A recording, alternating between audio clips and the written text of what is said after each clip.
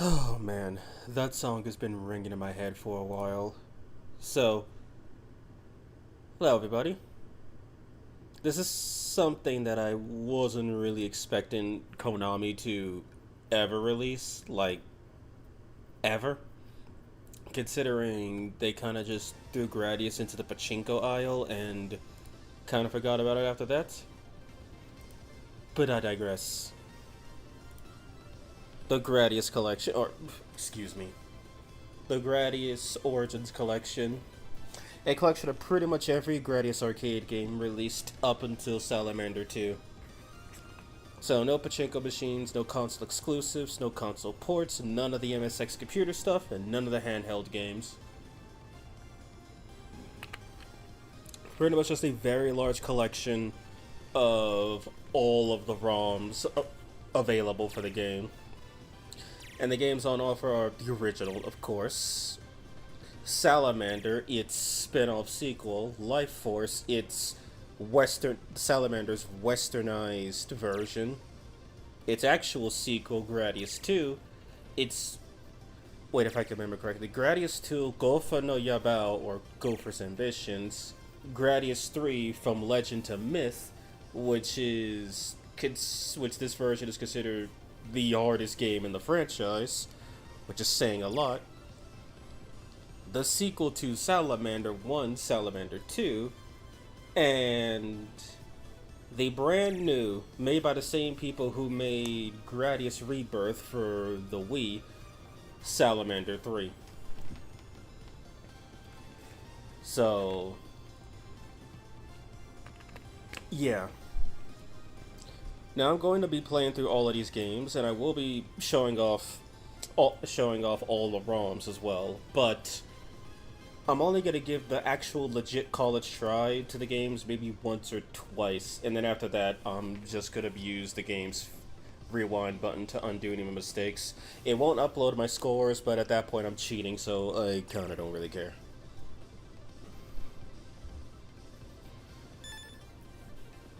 And then the game also has a full sound gallery with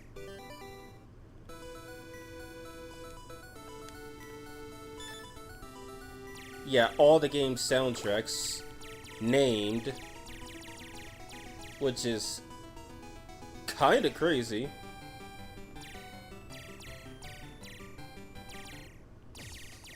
Including some arrangements, which, okay, that's pretty cool.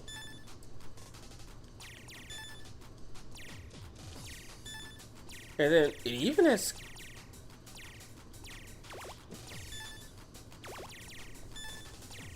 okay, I guess I just never, it looks like something from the Game Boy version, my goodness.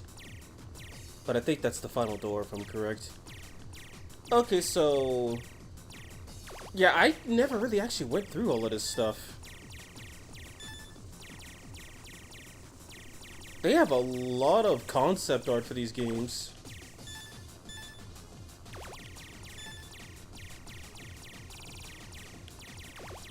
Concept art and models. Just really goes to show that they didn't just throw this stuff together. They really went all out to make it a full Origins collection. I guess we could go look through all of this after playing. Actually, no, because once we get into the games, I'm pretty much just going to be stuck there. That's what a bulk of the stream's going to come from.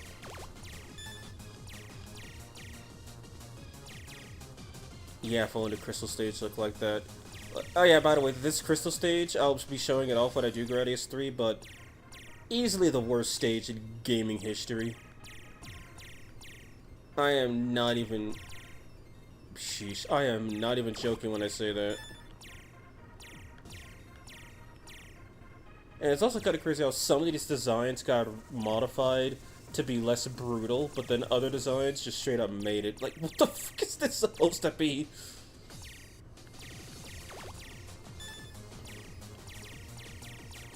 My goodness.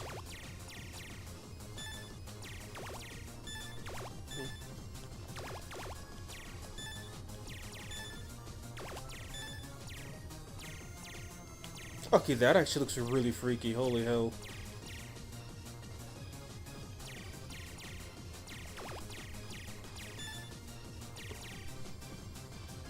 Hmm.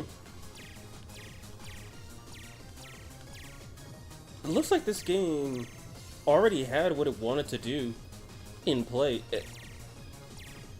Okay, I guess the NES version took some inspiration.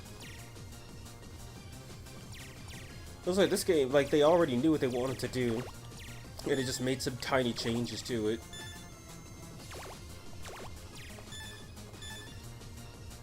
And you could zoom in on the images. I should have probably figured that one. But this stuff is so cool. Was that? Okay, yeah, that's all it had. Salamander doesn't look like it has that much either. Seems like only the main games had all of the artwork and stuff. And then a full guide to all of the enemies,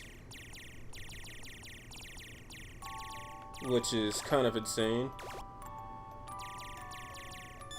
And then it also keeps track of all of your achievements as well. There's a few that I don't know how to get, basically because one of them is literally insane, and I think I need a second player to do that, but I digress.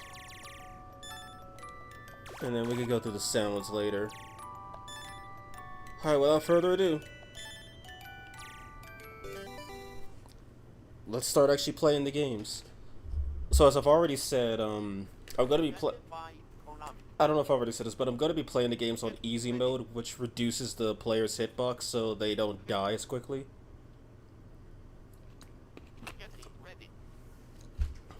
And my main reason for that is because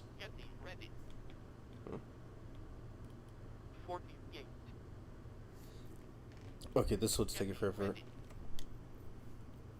Okay, there we go. So yeah, basically these games are pretty hard, and having a smaller hitbox makes them only slightly easier.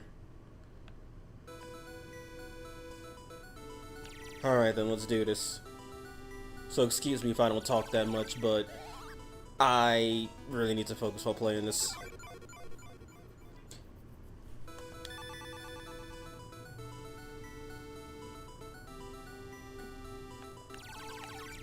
But yeah, I've played these games quite a bit when I was a kid. And I think it all started from YouTube or something like 10, 15 years ago that got me into these games. Even, I think I'm wrong with the timeline, it was probably closer to 15.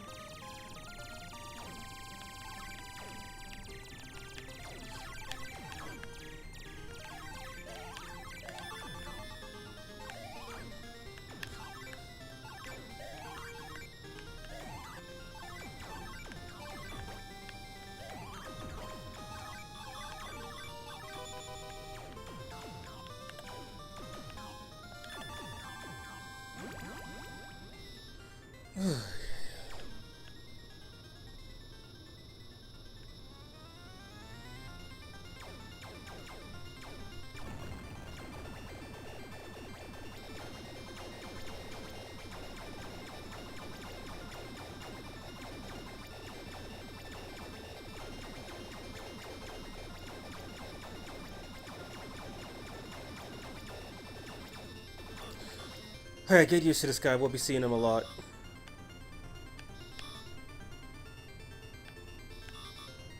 I can actually kill him before he self-destructs. Because I don't exactly have the firepower at the moment. Just to reach. And got him.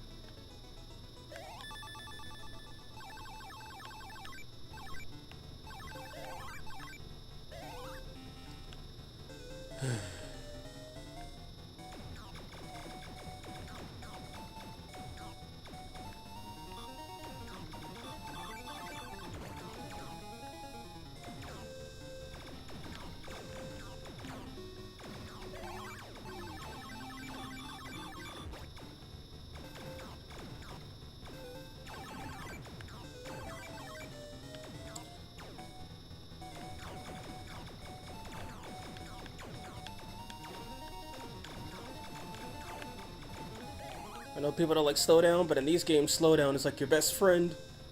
Gives you a minute to think.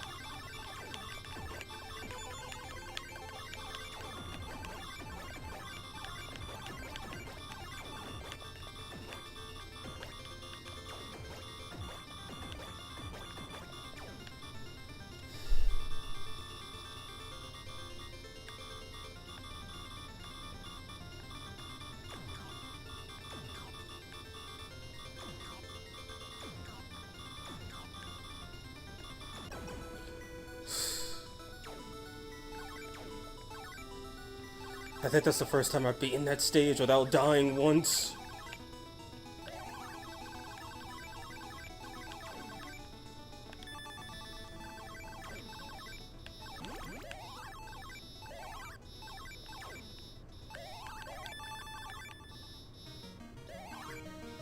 And that is the last power-ups we will see for the rest of the stage. Because the whole stage is just going to be this.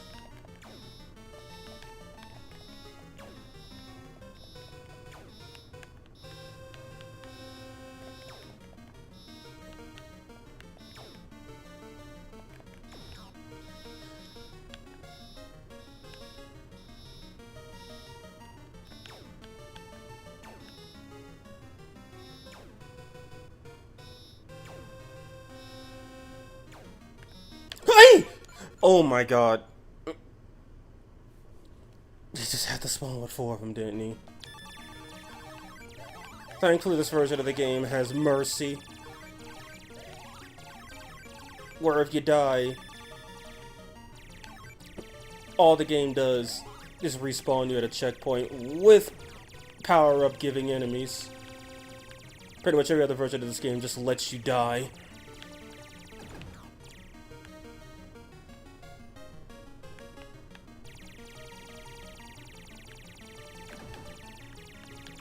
Okay, I think doing this with a laser might actually be the easier option.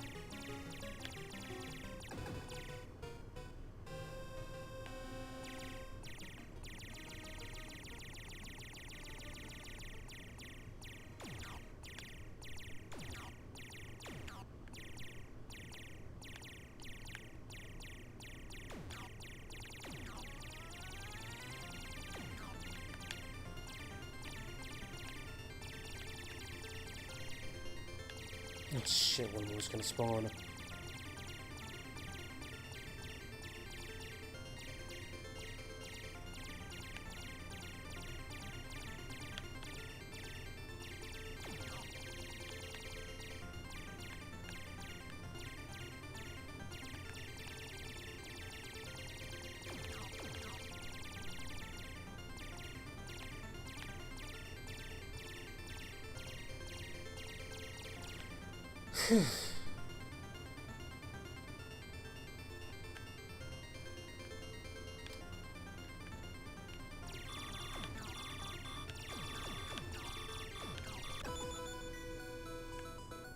Oh my god.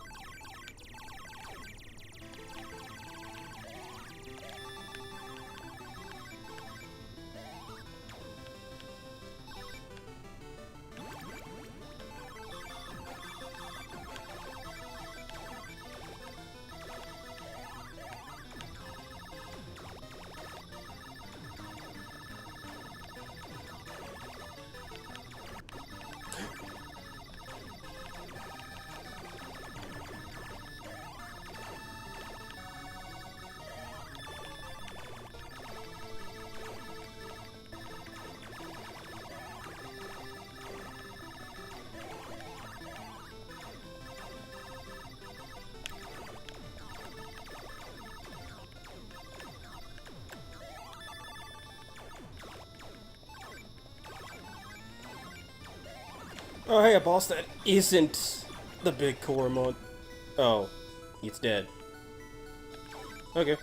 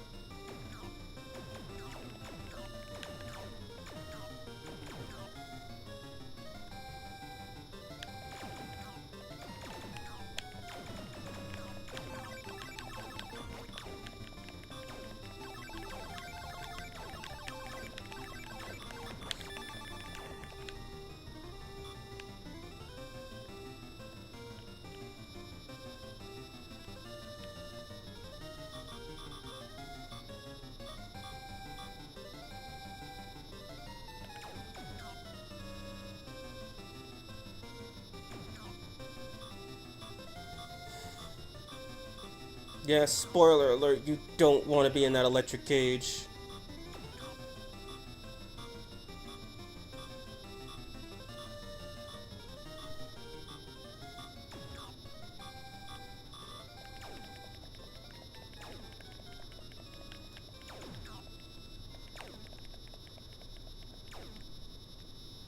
Time for the hardest boss in video game history.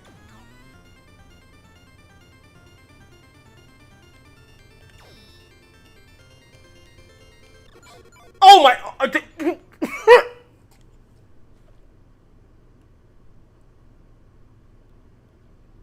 All because I scratched a wall.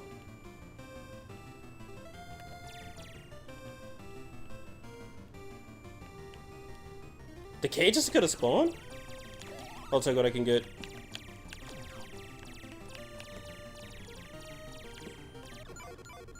Oh my god, of all the places to die.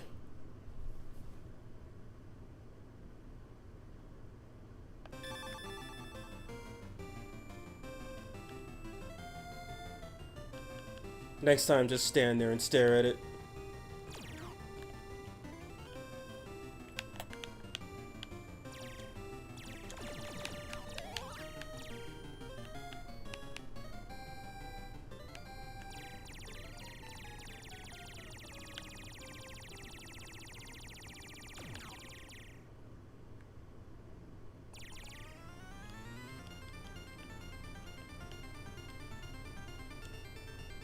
I'm just gonna pull a Sans and do absolutely nothing.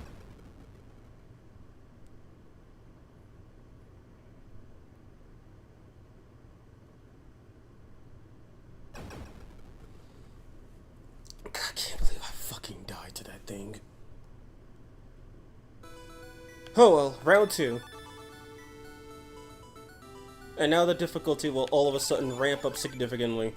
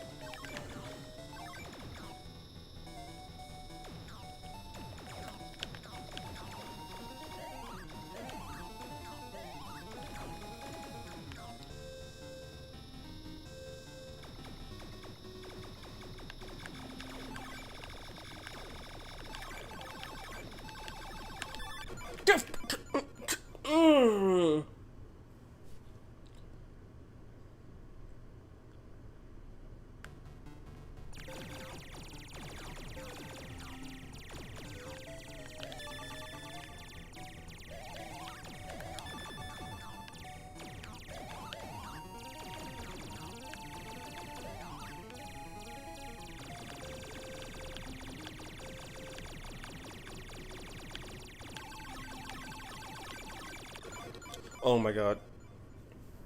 Oh boy, this might be the end of it.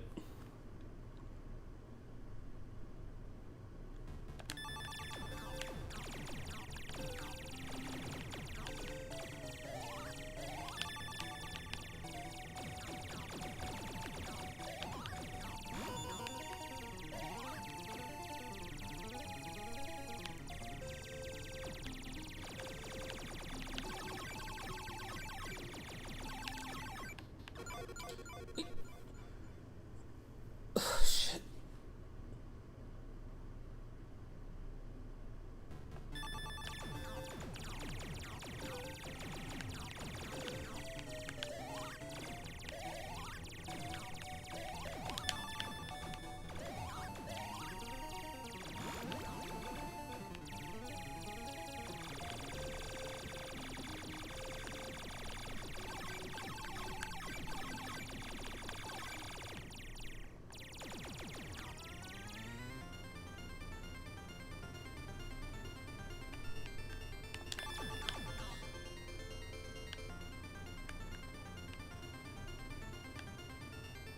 Of course.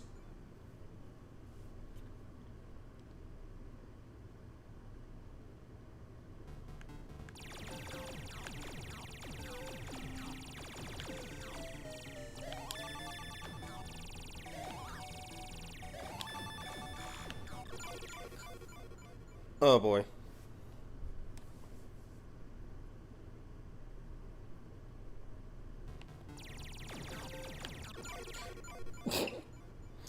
Yeah, okay, I don't think there's any way out of this one.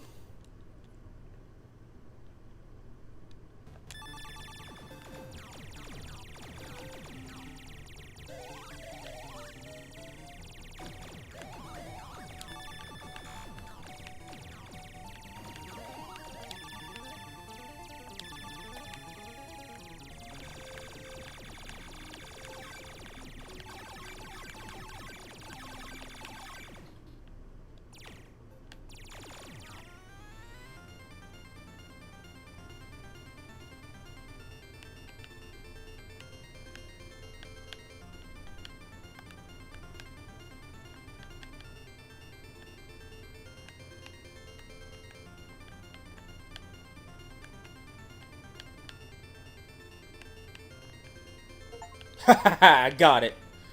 And there was no way I was getting out of that bullet hell alive.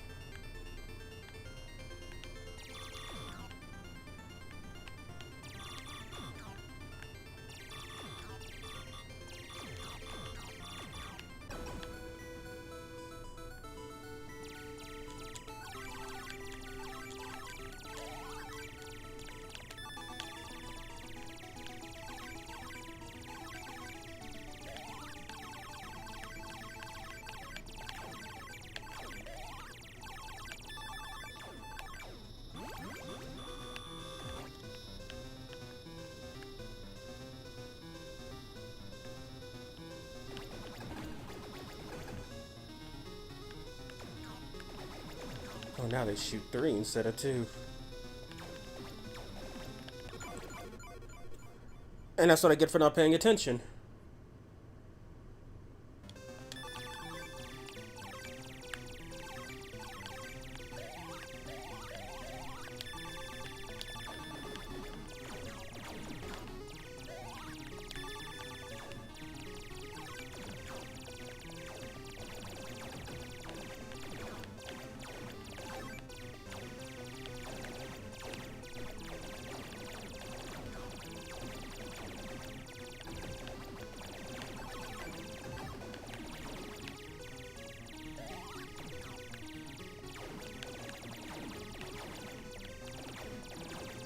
Oh, what? How did I move?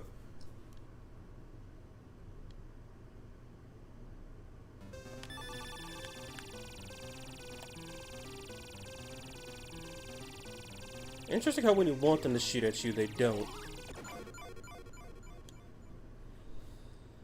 Okay, so once I die here, I'm gonna start checking out the other versions of the game, see if there's any real differences. Might be free power-ups, but they shoot way too much to take advantage of it.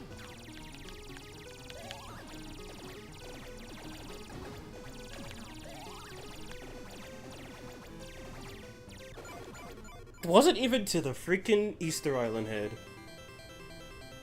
But 500,000, that's a new record for me. Yes, add ranking online. And yes, this game lets you pick your gender. It truly is diverse and inclusive.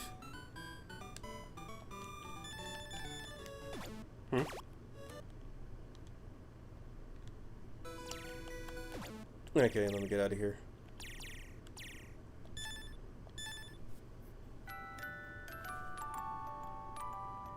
Alright then. So... I believe if I'm right, this is the only ROM that I've played. And this version, I actually had some issues when I was testing it out where I had input lag. But I'm only going to show it for a bit. Just to show this warm-up screen. Because it's basically the same except, well, I had input lag playing it. That's about it. It was either this or my controller. But yeah, the intro song that I play for the stream, it comes from this game specifically. And that song appears in no other Gradius game. Ever. And actually, let me see something really quick. Let me check my game settings.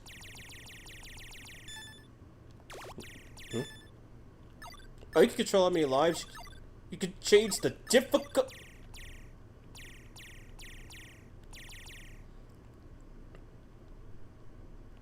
Oh.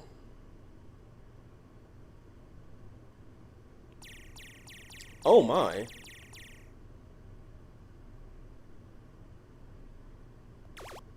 Oh, okay.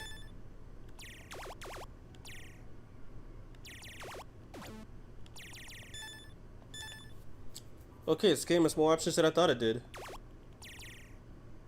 Difficulty ramps up rapidly in this version, but also allows continues. Alright, let's check out the North American version, which is harder than the Japanese version. Now for this one, I will be using the rewind feature. Just so we can see how bad it gets.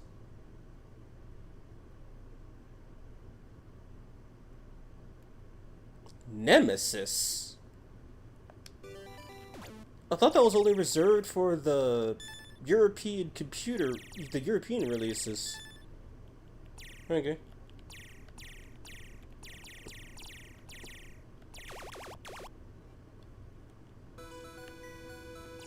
Okay, so this one just gets going immediately.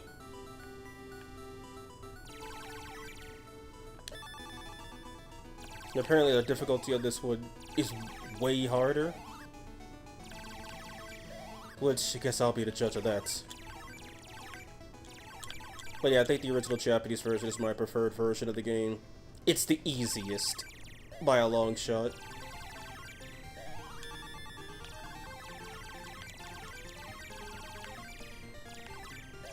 I hope there's a fast forward feature with this release, that'd be nice.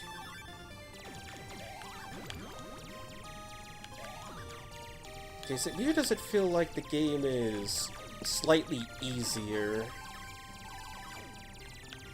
Or maybe I'm just tripping. Maybe I was just used to the hell that was known as Loop 2 for this stage.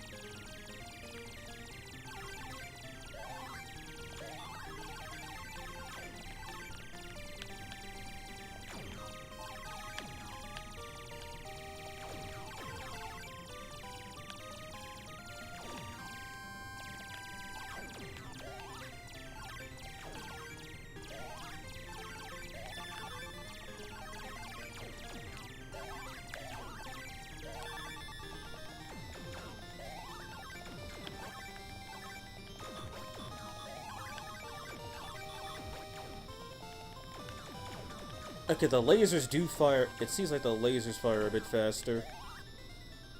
Seems to be it for the moment.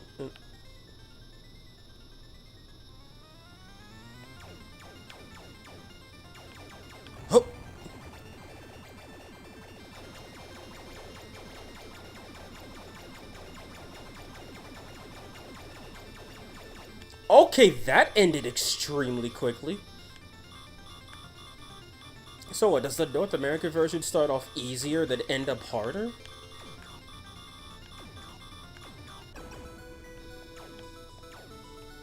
Oh, we'll certainly find out, that's for sure. Okay, nope. Stage 1 is actually way easier, but Stage 2, they already start throwing bullets at you on death.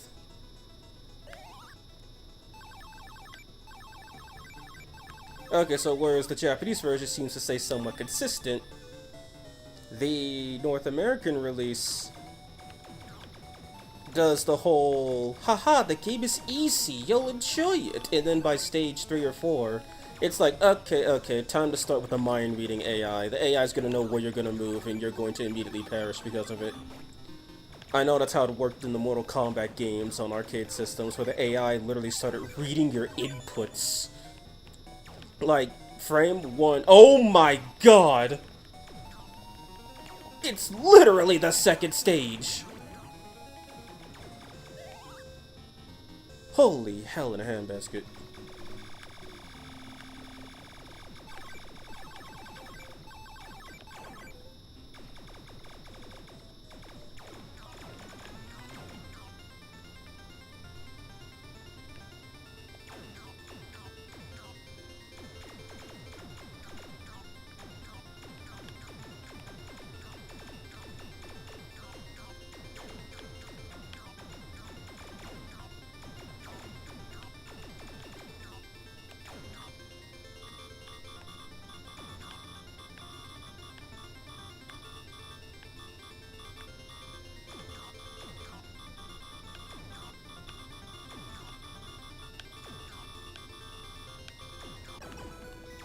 Easy enough. But my god, the myriad of bullets. Oh, and then that... Okay, so those things are called mothers, but... A mother spawned... Oh my god, they only spawned like one at the very end of the enemy rush. Or the stage preamble. That one, but now they spawned like 3 of them? Well, they said the difficulty ramped up quickly. They weren't kidding.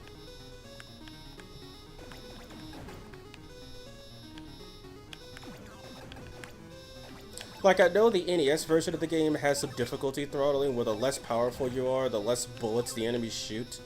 Which, I mean, that's nice and all, but... My god.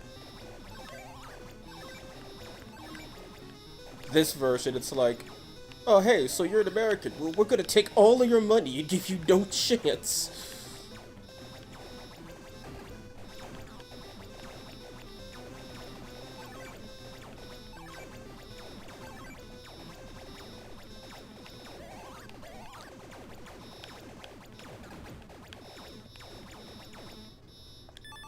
I don't know why I picked that up, I'm not even gonna need it for this part.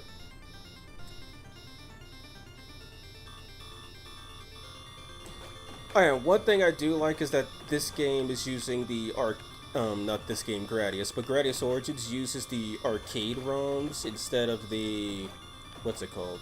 Instead of the, like, console ports, because the console ports don't have slowdown. And that makes a lot of the sections extremely difficult. Sections you could just lag out to barely survive. Yeah, they're just borderline. They're just really difficult.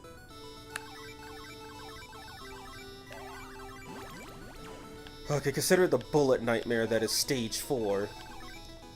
I wonder how much of a nightmare it will be when the difficulty is cranked up to 10 by the time I've already gotten here. Instead of, oh, the fans actually shoot. They don't just launch bullets on destruction. They actually shoot at you. Like the Famicom port. Oh dear, this is gonna be fun.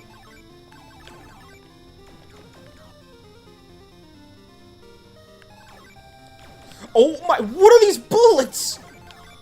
I thought I was playing Gradius, not Toho. And that, oh, that was a quick restart?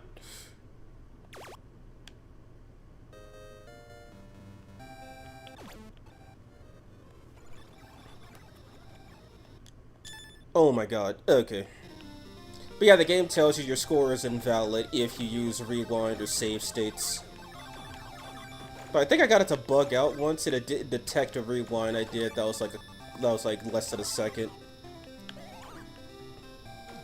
But I wouldn't put money on it.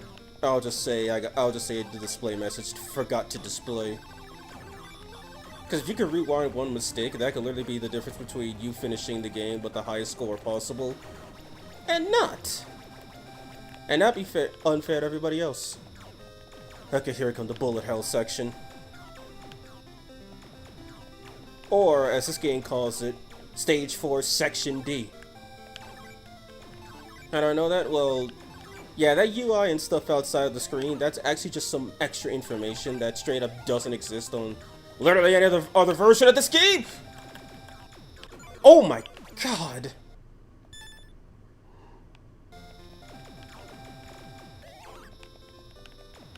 I'm surprised I only died, what, twice? Not counting that restart? Okay, 3 times. And yeah, the game keeps track of your deaths, even if you rewind to undo it. Which is kind of nice. Because I'll be needing it for one specific part of Gradius 3. Just so I could explain how bullshit that game is. And I will be playing the hardest version of that. Not when I'm actually trying to get a high score, but I'll be playing the hardest version of that when I basically show off the ROMs. And that's the one I'll be finishing. Because the game will still give you the achievements for beating the Gradius games if you use rewinds, but you cannot do it on the invincibility mode. All achievements are disabled on that, but you can still use rewinds and save states.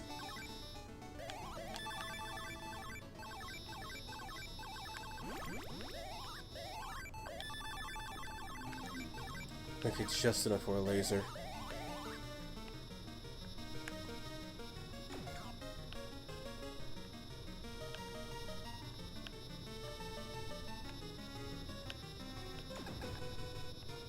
Yeah, I don't know if I'm going to be save stating or not. Actually, I probably will be. Who am I kidding?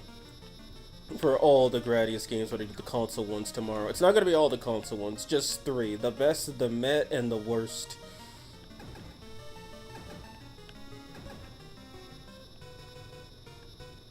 But I will say this, I will be save stating quite a bit, because I think I don't know if Gradius 4 has... I'll have to double check to see if Gradius 4 has options to change the difficulty. But I'll probably be playing on normal mode for Gradius Gaiden and Gradius 5.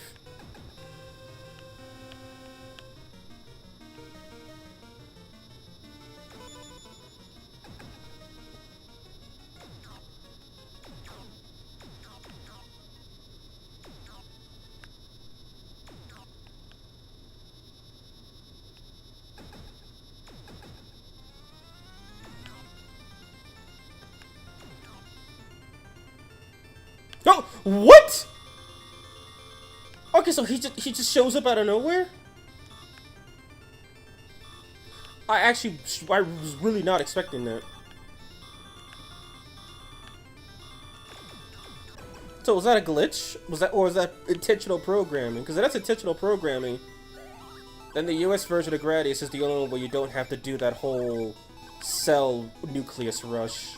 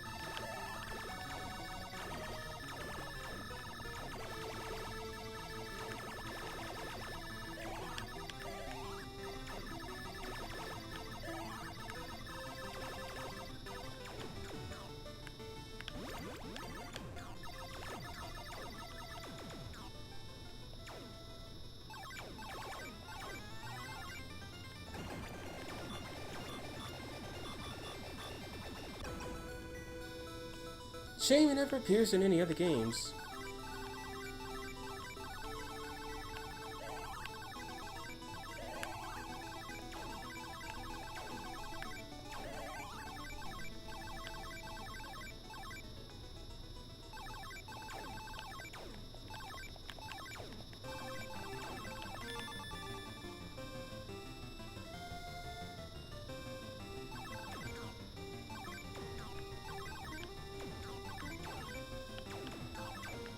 Oh my god, what the hell is this?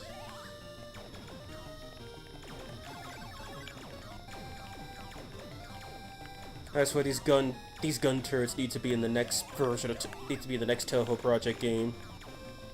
I think they're really auditioning.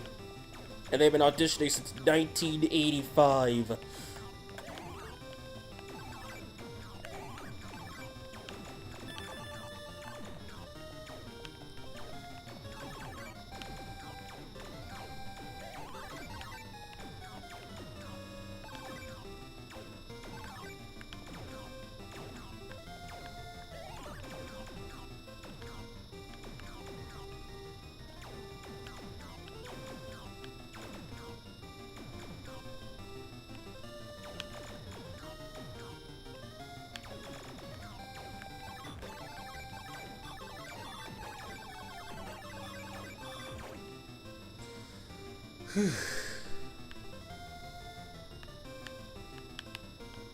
Anyway, since I'm using rewinds, I guess it wouldn't hurt to show why the electric cage is basically a death sentence. So for one, your bullets can't come out, but the enemies can.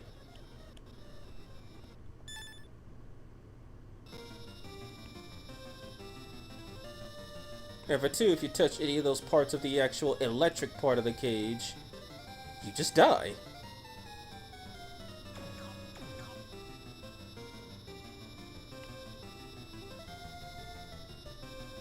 Seemed like that ended faster than it should have.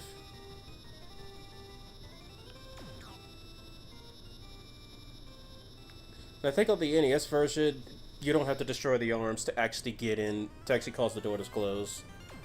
So, yeah, you can try to destroy them, then just wind up getting cooked.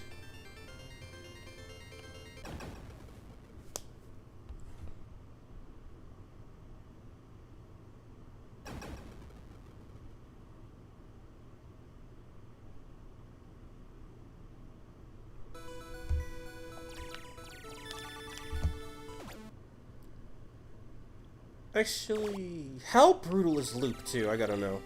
Loop 2 of Stage 1.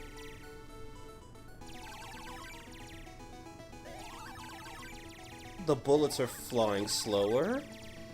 Interesting.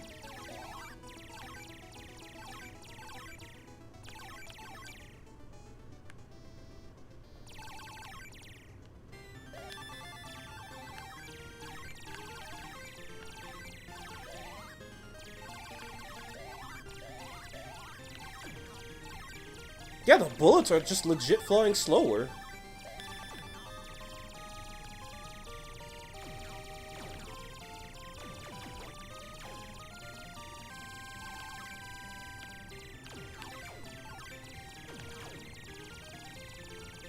So yeah, definitely the game starts off way easier than the Japanese version, but it gets way harder much quicker. Like, look at this. This is straight up easy. This is straight up doable. Like, no sarcasm. This is actually really easy compared to what I was dealing with earlier. But what's the Japanese difficulty is a consistent curve, or a consistent line in terms of difficulty. This literally is a curve where it just skyrockets later on.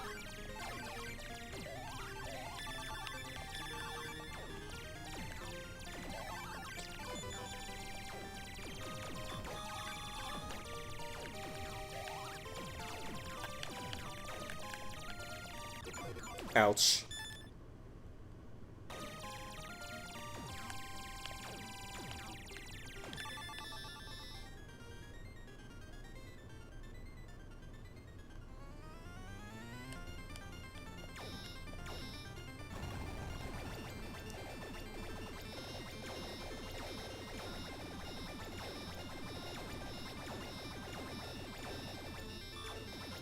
Yeah, the volcanoes just don't erupt as long as they should. Which does mean you get a chance to earn more points during this stage of the Japanese version. Okay, that's a lot of bullets. But now they're flowing at a higher pace.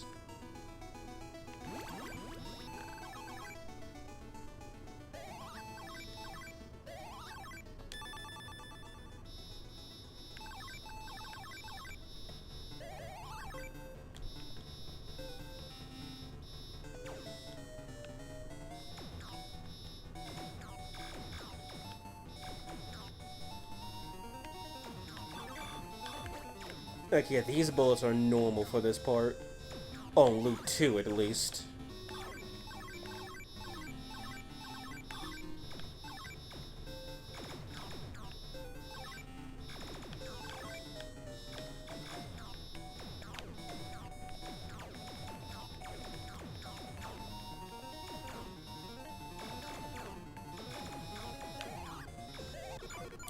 What?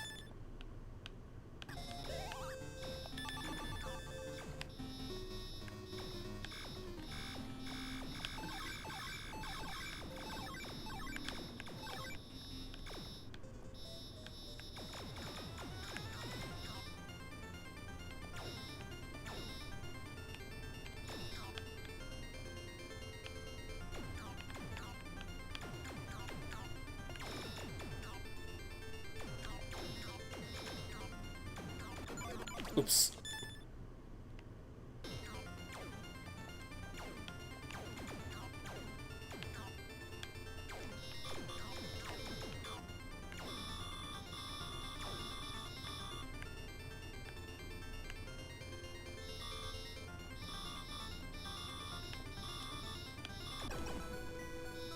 Okay, he already spawned.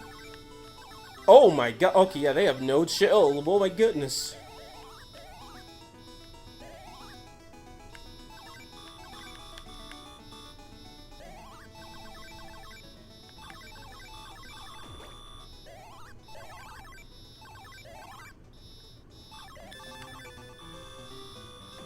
My shield died before I even got one.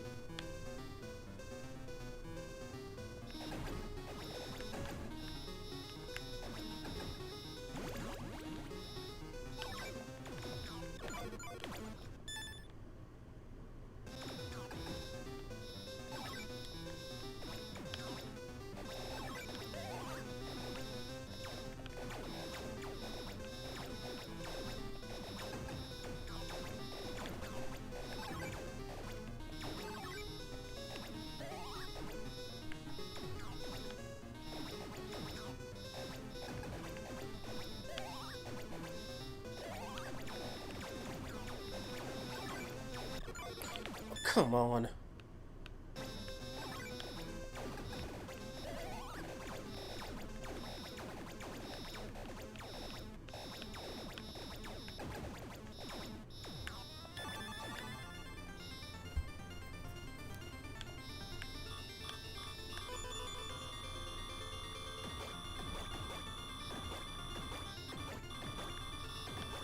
Well, it feels like I have less points. I had about 500. Then again, I did die repeatedly, which gave me more opportunities to shoot stuff. But I had about 500,000 before I even made it this far.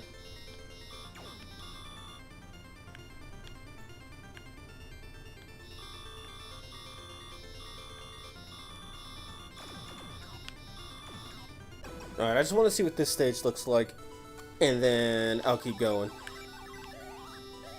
I'm still wondering if I should do Salamander or Gradius 2 next. Actually, no, for consistency, I think I'll just do Gradius 2 next. Since that one's gonna take a bit, since I need to do 2 loops up to stage 4. So I could show how that stage basically completely changes on loop 2.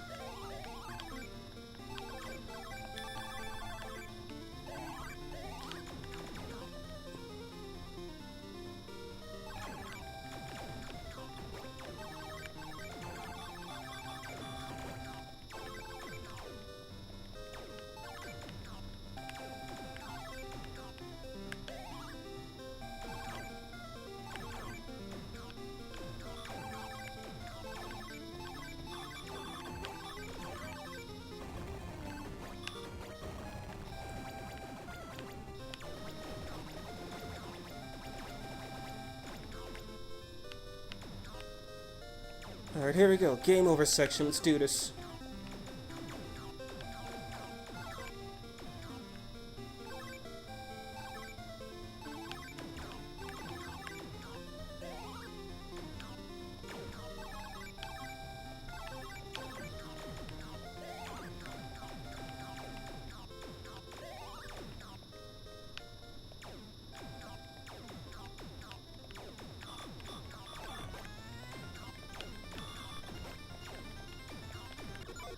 Okay, then.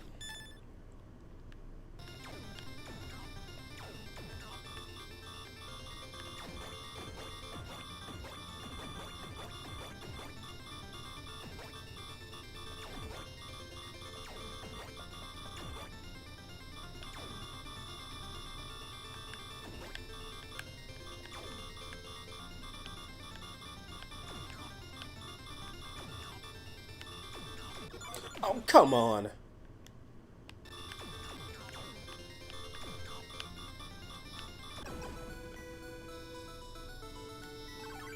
And that'll be where I'll call it for that. Just one more version to check out.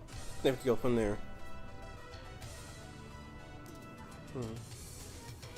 You're like your physical question. Well, hello, Project X Lightyear said, hello, Wolf King. How are you doing today, man?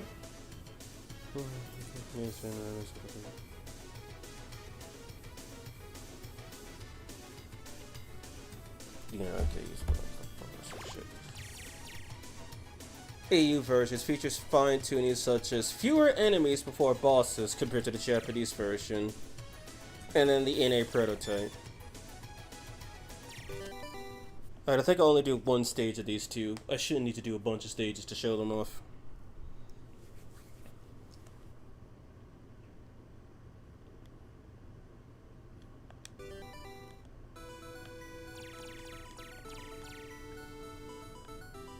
So maybe the European version's the easiest of them all.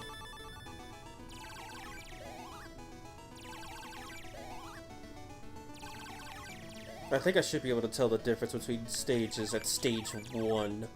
So I shouldn't have to play through the game again.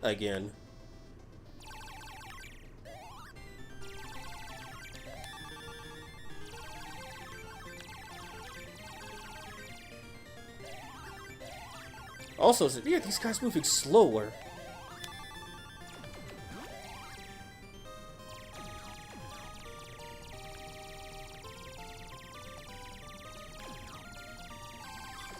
They're moving slower, they're not shooting as much.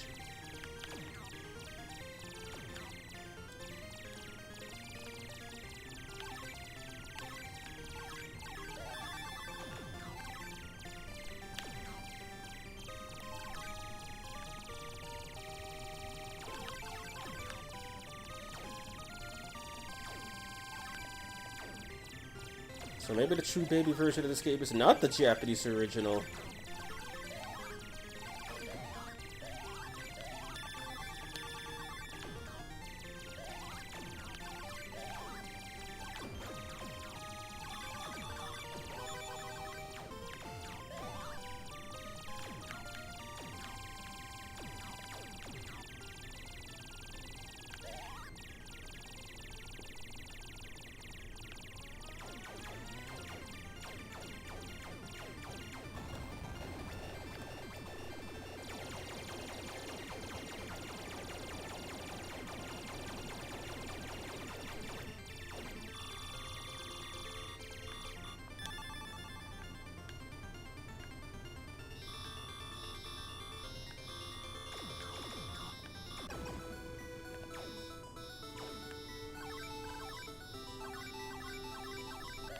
Doesn't really feel too different. Maybe it'd be noticeable something like stage 4. Wait, can't I just start from stage 4? I just thought about that. On the train. Oh, there's no training mode, so I can't. Alright then, what about the prototype?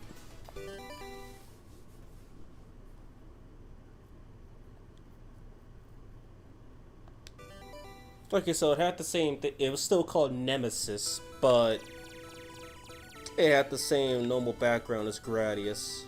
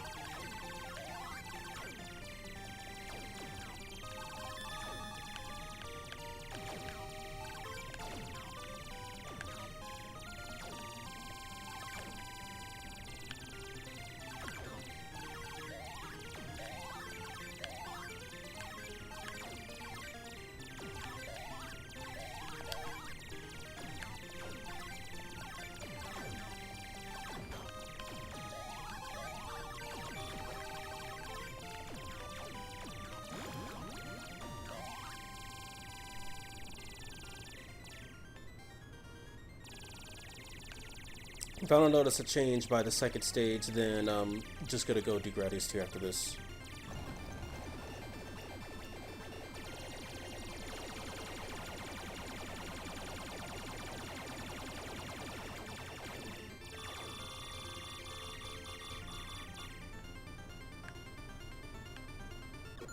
Okay, that hit.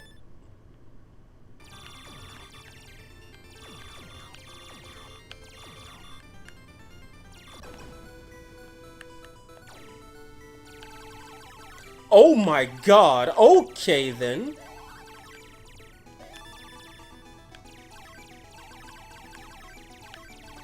Yeah, good thing this version didn't go into production. Oh my hell.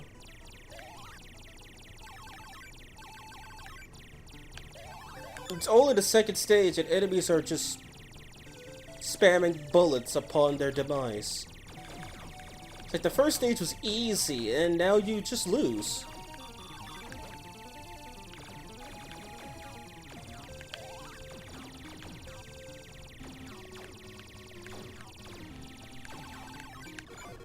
Like, literally, you just lose.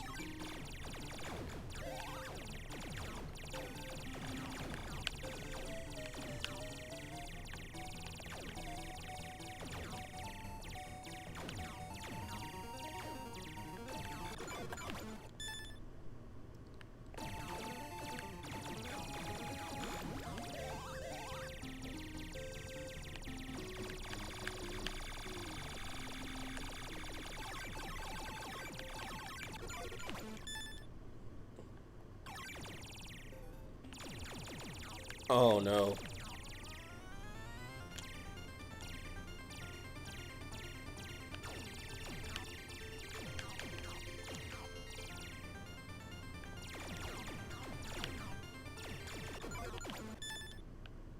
Actually, I think we get the point, but I want to see what the next stage looks like. Just the intro part of it.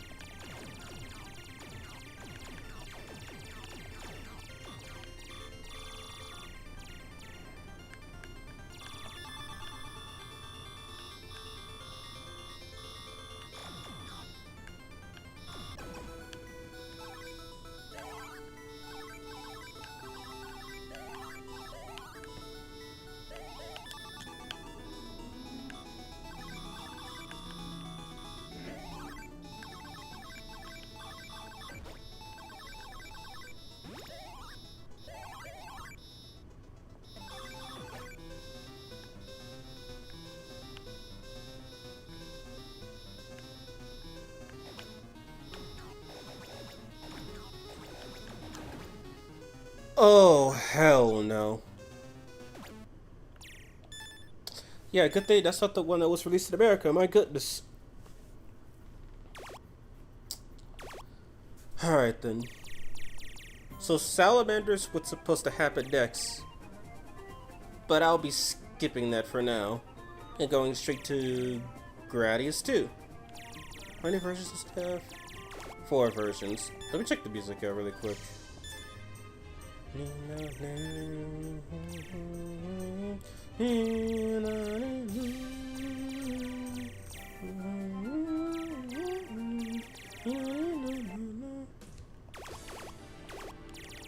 Alright.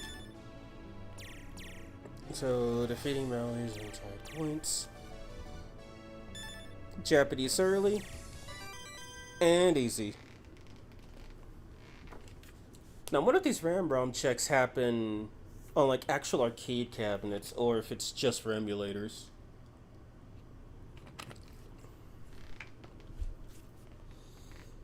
So this game does actually have an introductory sequence, but actually, if I let it play long, if I just let it sit here long enough without doing anything, it should load up the intro sequence, which shows that Salamander is canon to the Gradius timeline. And if it... Or I guess it could just not do that.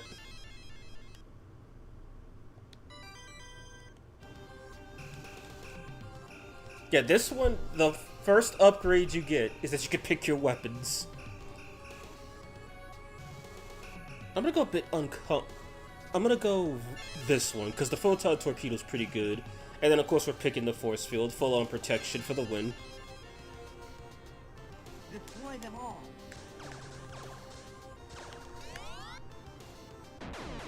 Oh no, I perished.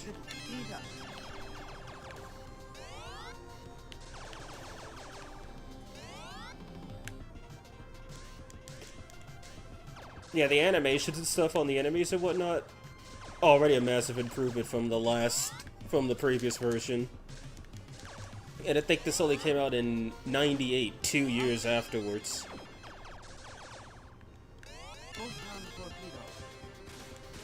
The only downside to the Photon Torpedo is that it launches the missiles directly downwards, as opposed to at an angle like the regular missile. But, as an offset, the Photon Torpedo pierces all enemies. It'll keep going until it hits something that takes more than one hit to blow up, or just completely stops it. So really only walls can stop this missile.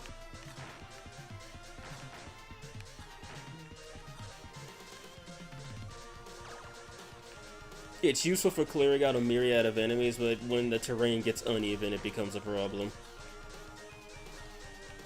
Or unreliable is what I should have said.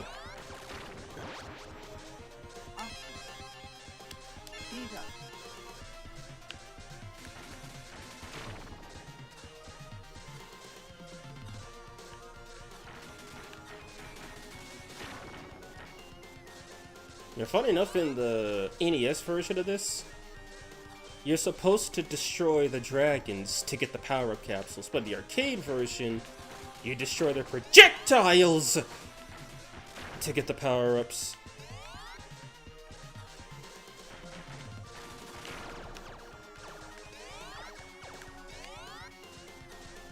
I don't like this.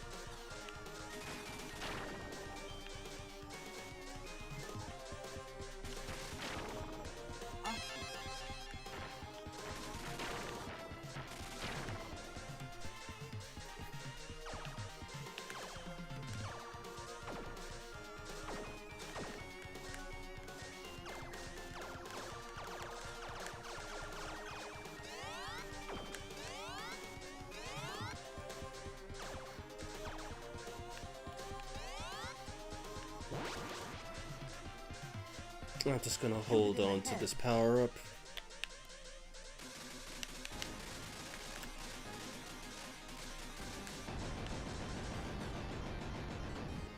Ripple laser.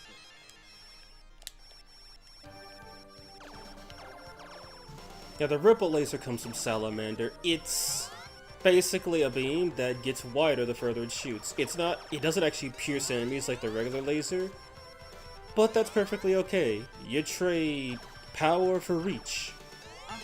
And sometimes actually sometimes actually clearing the screen is more important than killing everything quickly.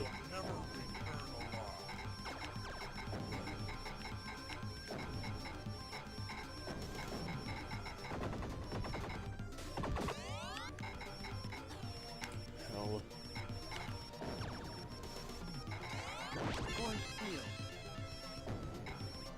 But can their bullets can reach.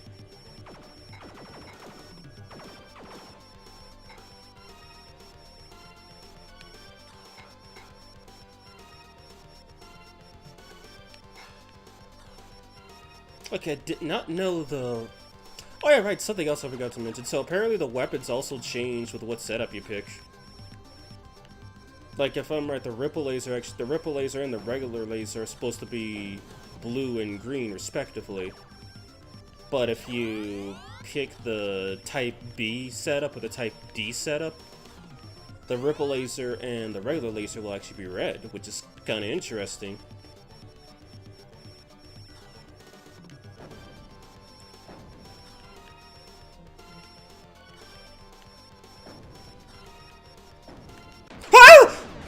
Oh, fucking hell.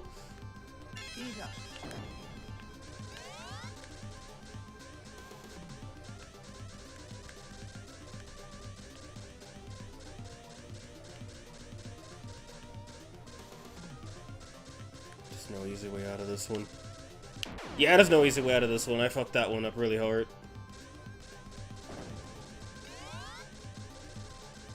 Photon torpedo.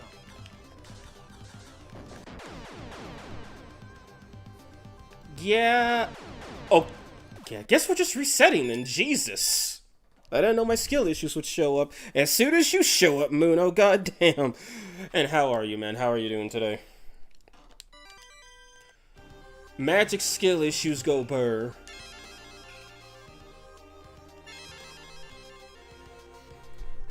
Deploy them all. Okay, let's try not to get surprised again. Speed up. I said I'd give it the college try for each version, and I meant that. Yeah, I could have just started rewinding, but I'd rather not. Since that invalidates my score and all that.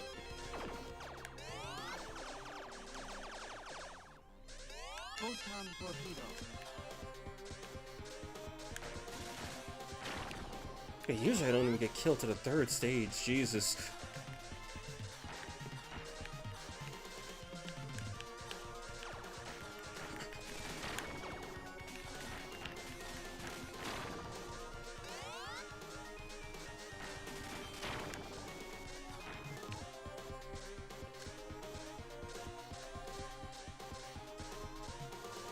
Yeah, I think for the second stage, just could use the V-shot double.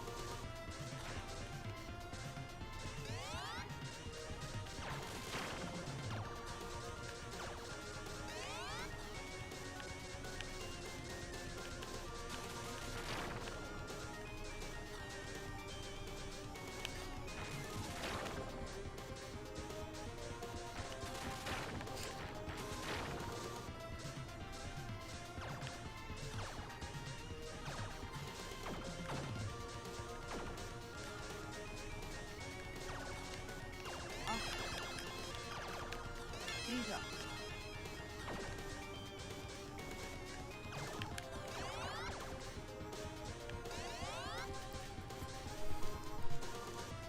Shoot it in the head.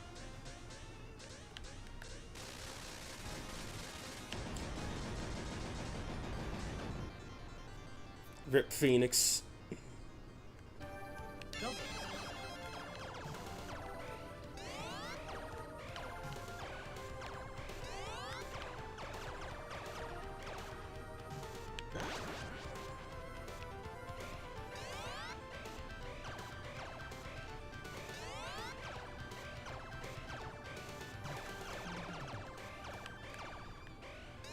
Force field.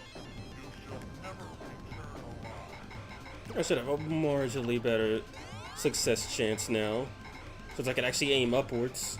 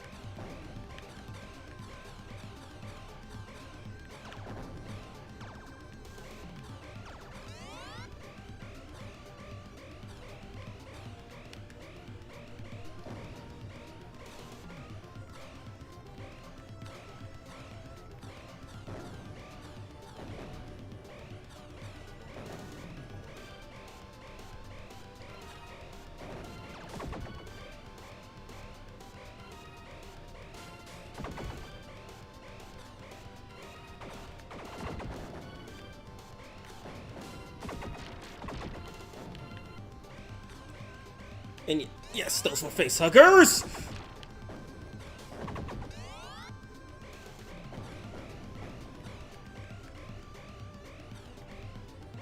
Ripple laser.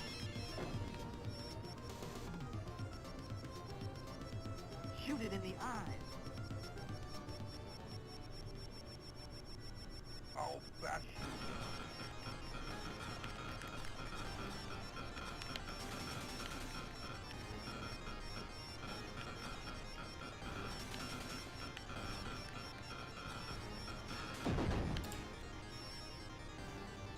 My shield just got annihilated.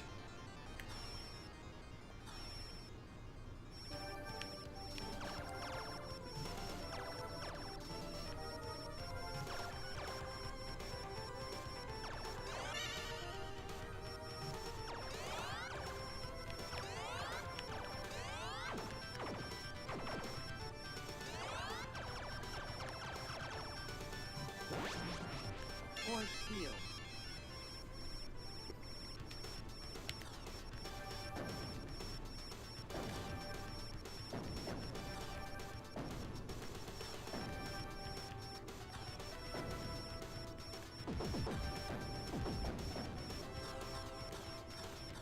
Okay, yeah, this stage does not like photon torpedoes.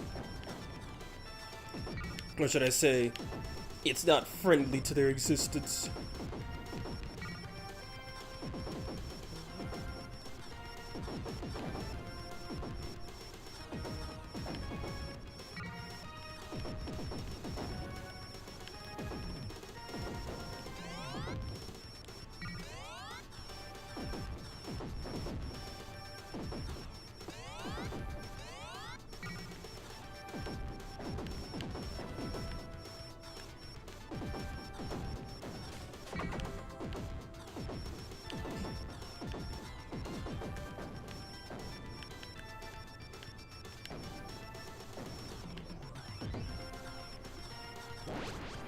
Never mind, this stage is potentially a game over stage, but we won't get to the true game over stage until the next stage. Gotta bounce back up. Get past, or else you just get crushed. Oh shit, that ain't good. That ain't good!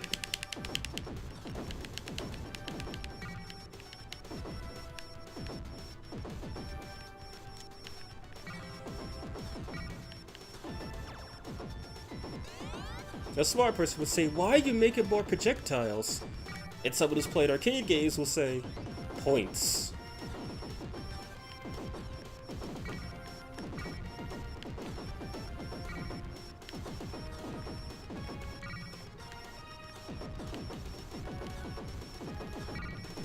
If this game had a weapon edit, it would be the easiest game in the series.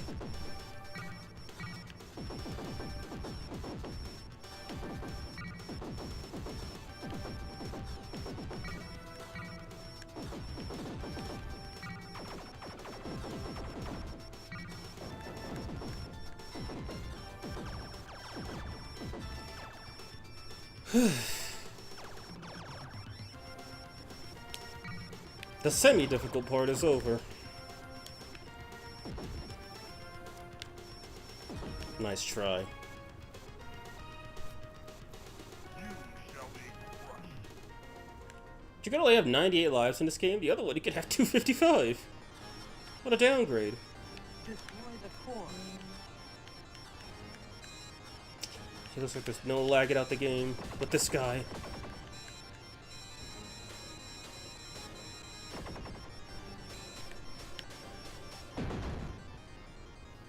Whew. Now for the hard part. I'm sorry to disappoint anybody if they thought that was going to be the hardest stage on Earth. Nah, we're coming to the hardest stage on Earth.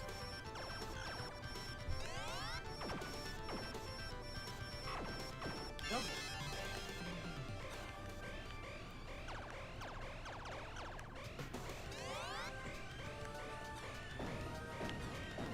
Yes. Back to the volcanoes, and now they have cliff sides.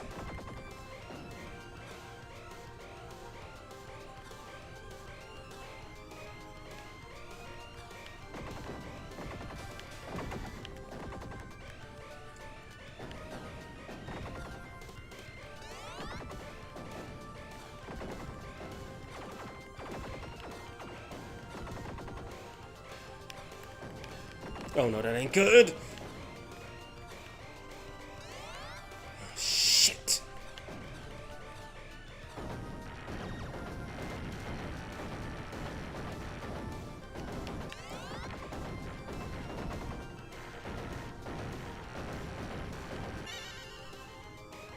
Yeah, 2 volcanoes that erupted instead of 1.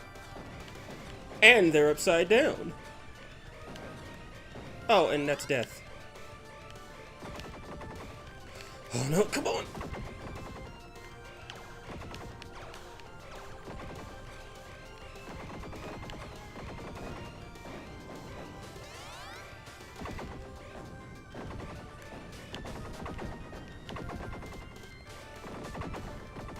Oh my god, I lived that.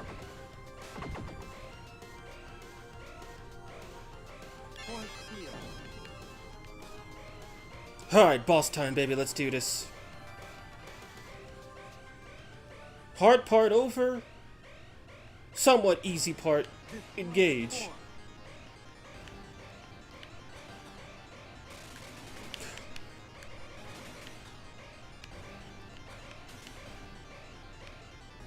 Destroy the core. Yeah, the missiles will break your force field before they kill you. The laser just kills you.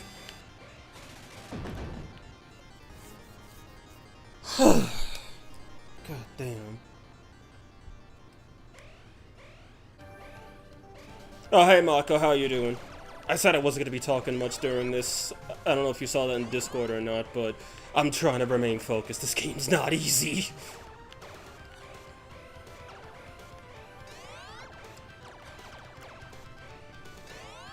Ripple laser.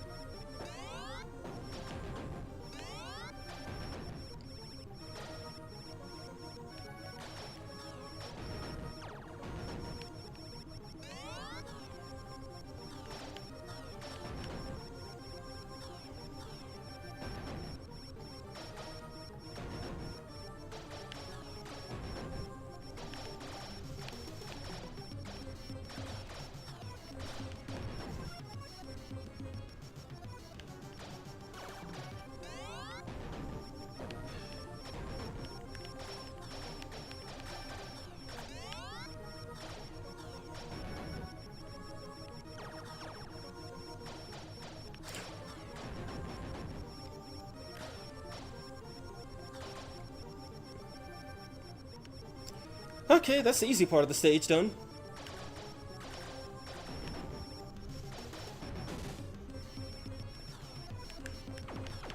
Force field.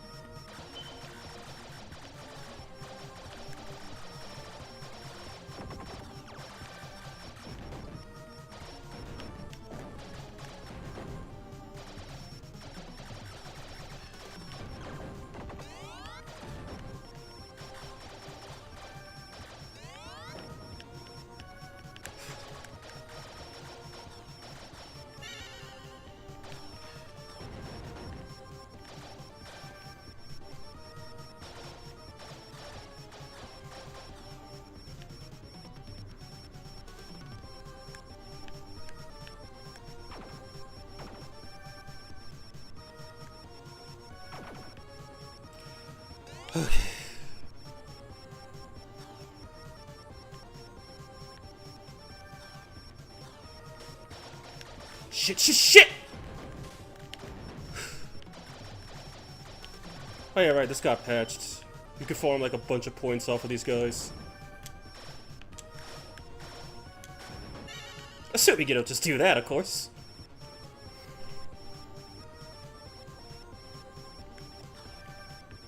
Shit.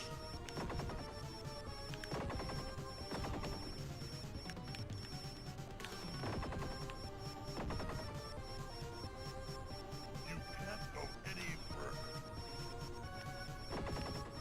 I blew them up too quickly. Shoot it in the mouth.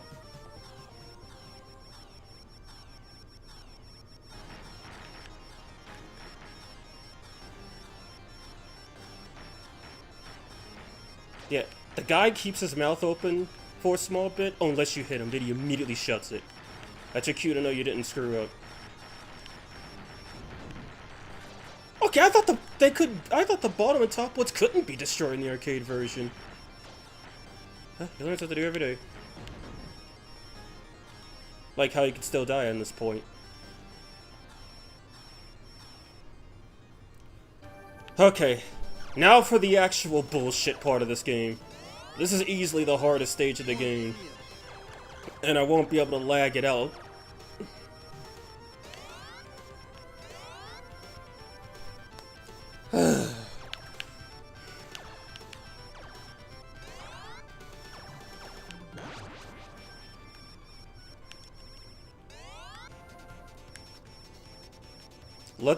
Let that song name say the whole stage for you.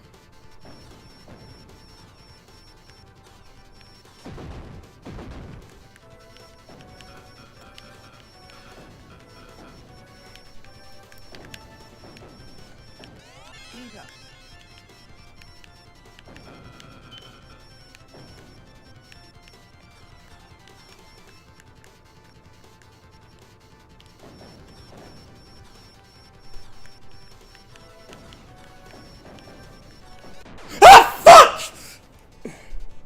Giga. Giga. Giga.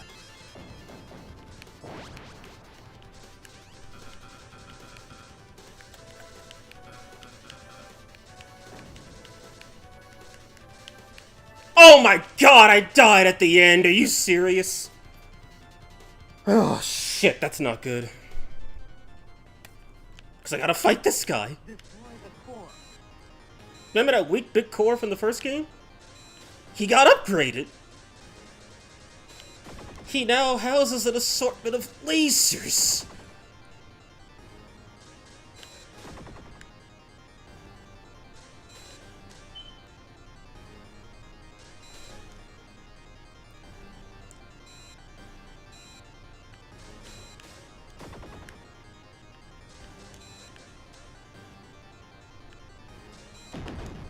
At least we did destroy one of the cores. The arm it's on stops working.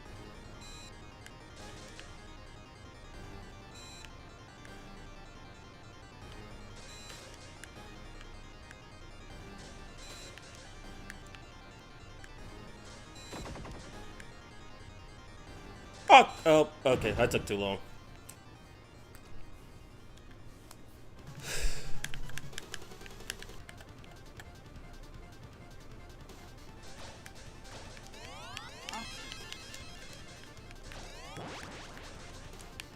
Ripple laser.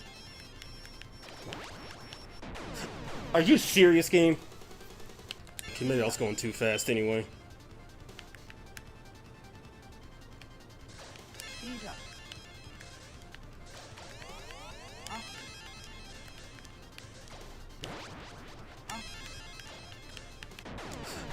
I died. Giga. Giga. Ripple laser.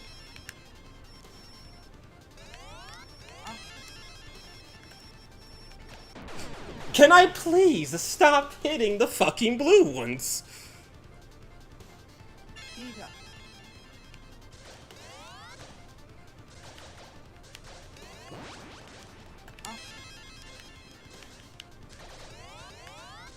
Ripple laser. I guess I can't stop hitting the blue ones.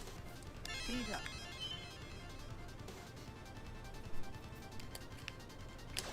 Giga.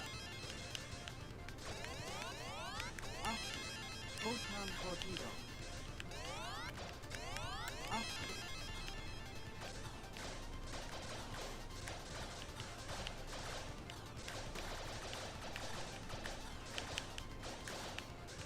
Okay, here we go. Oh, we just beat his brother, and now he's back for revenge. Destroy the core. He seems peppy.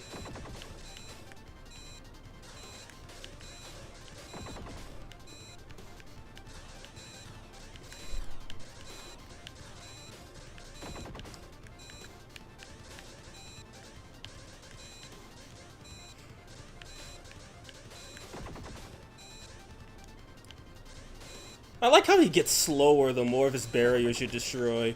Almost like he's slowly realizing that he's screwed.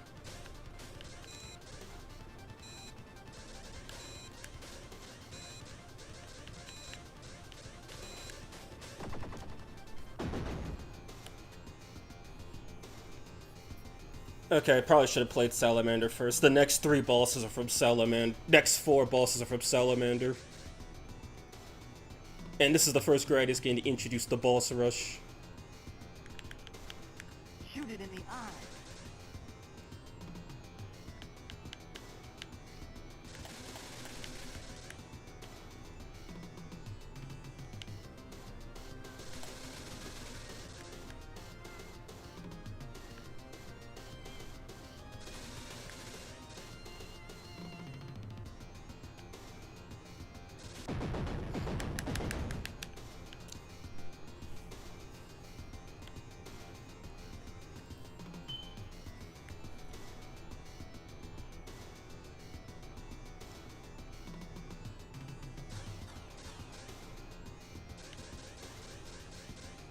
Destroy the core.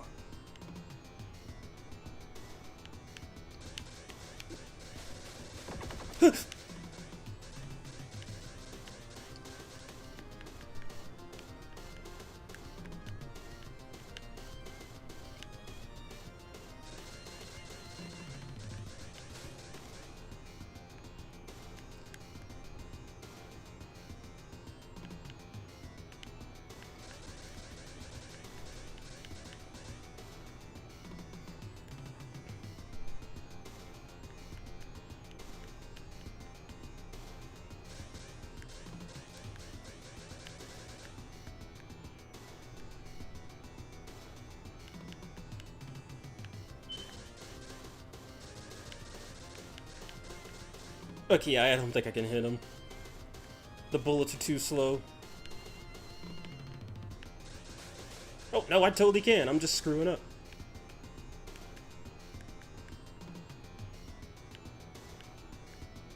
And he's dead.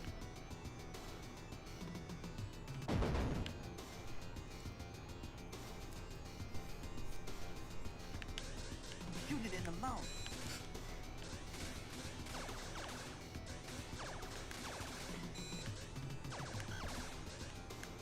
Shoot it in the eye.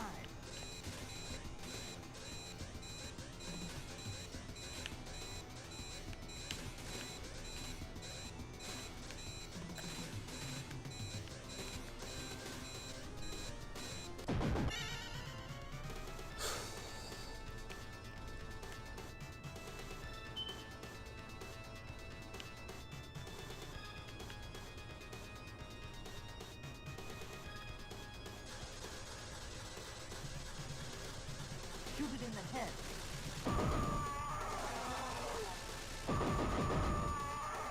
Oh, yeah! Okay, I pulled off a glitch. The music was supposed to change, but I killed them quickly enough. Destroy the core. Also, fuck this guy?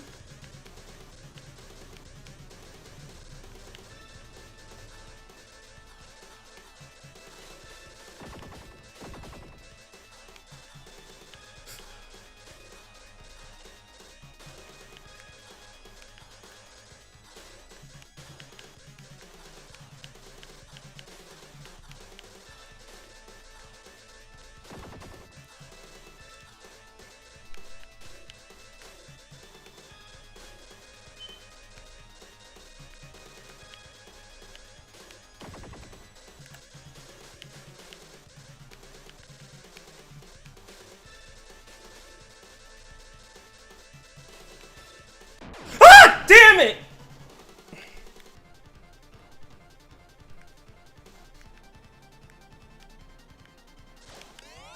Speed up. Option. Photon torpedo. Speed up. Am I just gonna die to these guys again?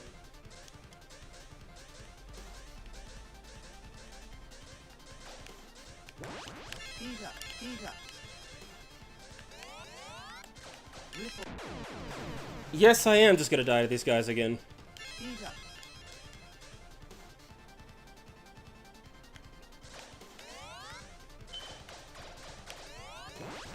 Option.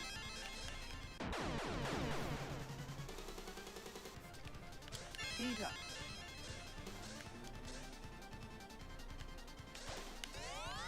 Speed up.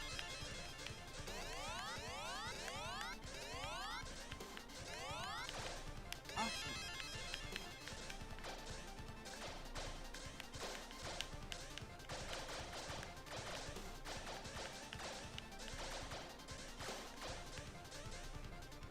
Okay, so there's no checkpoints during this boss rush. Typically in the console games, Core. there's a checkpoint after each boss you kill. But no, you gotta do this one in one go.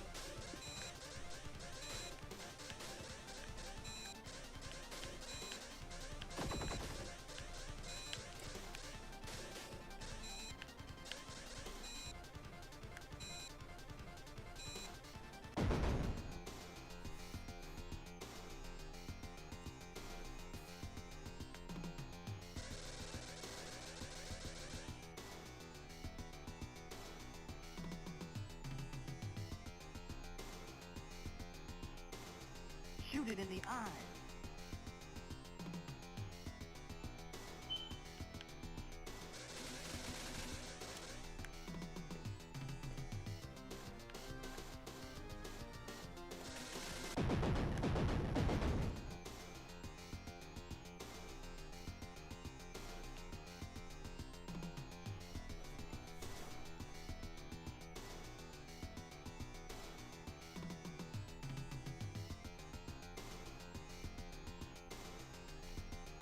Destroy the core.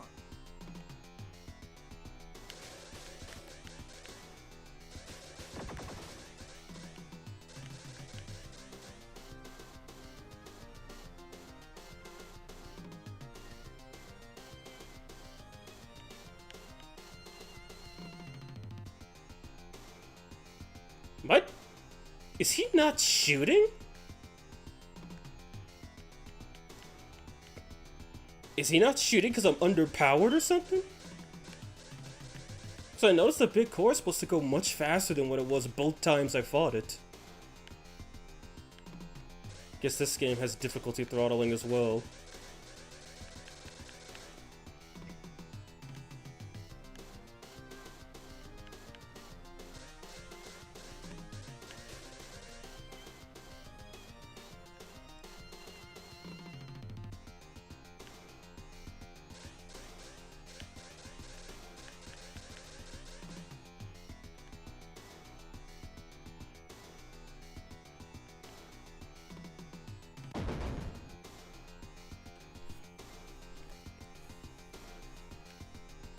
Shoot it in the mouth.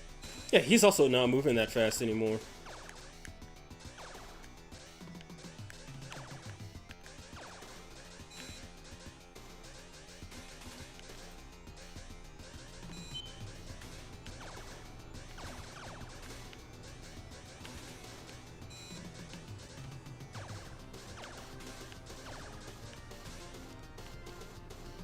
Shoot it in the eye.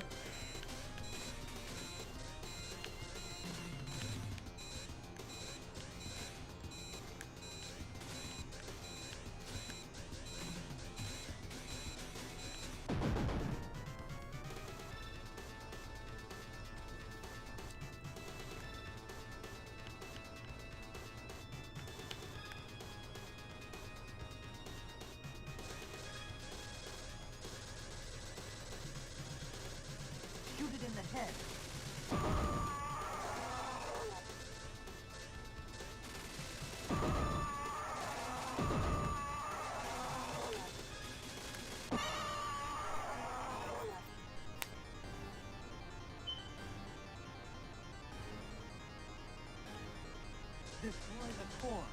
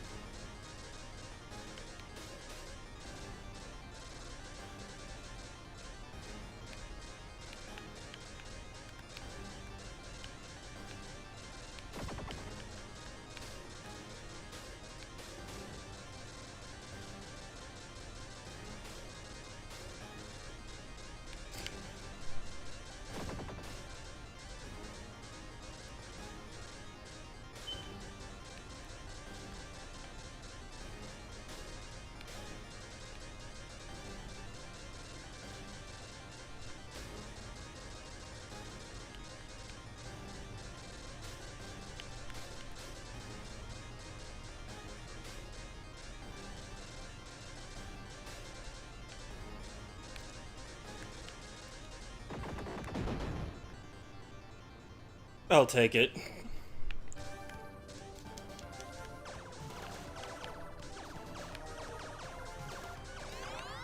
Photon torpedo.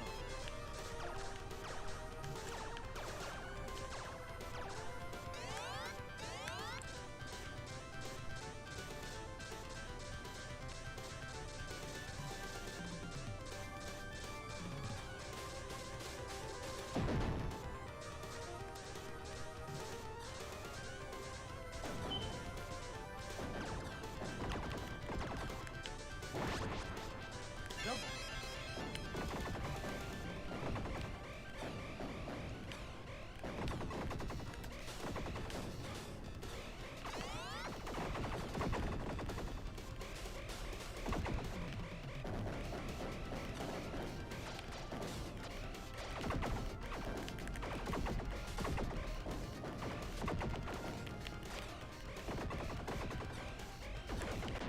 For fuck's sake, I hate these guys. Oh, they put you in a really bad spot.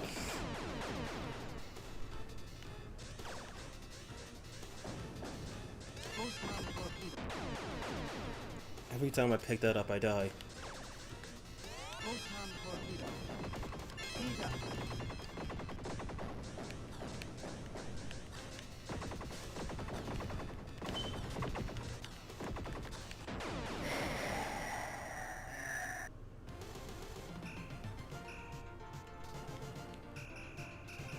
That's actually the furthest I've made it in the game.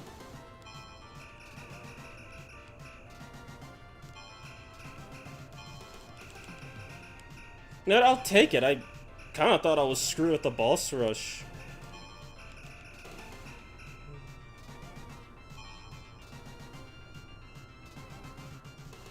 Wait, this game has continues? Yeah, that's what I thought. Add high score. Oh, let's check out some other versions of this. Dots looking different. It's space. Now repeatable cheese in it. For a sec, I thought from the description, I thought you were 40. My bad. Alright. Wait, no.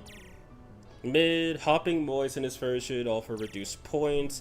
Adjust the threshold for extra ships. It takes other measures to prevent players from excessively racking up score. And then we'll check that one out last. So this one reduces the Maui points from the 5th stage. Then this one adjusts some other stuff.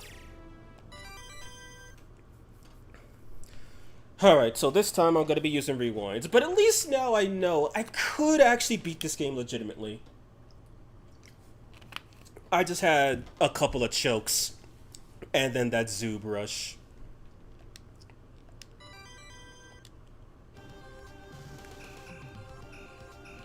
Okay, this time, pick a different weapon setup. We'll do Spread Bomb, the lag magnet.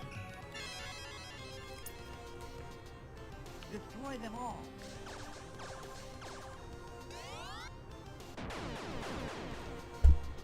Oh! Destroy them all. Oh god. Oh my god. Excuse that noise. Mic fell off of its pedestal. I'm sorry, guys. Excuse that noise. Alright, by the way, pause button. Heat up. Also, I just noticed the color you make when you die also changes depending on what weapon setup you use. Not sure why, but I guess it's a nice touch, or maybe they just all use the same color palette and it's to save memory or something. Spread bomb. Oh yeah, by the way, here's the spread bomb. That's the spread bomb! It's the only missile you can use that's actually effective against bosses. And it is really good.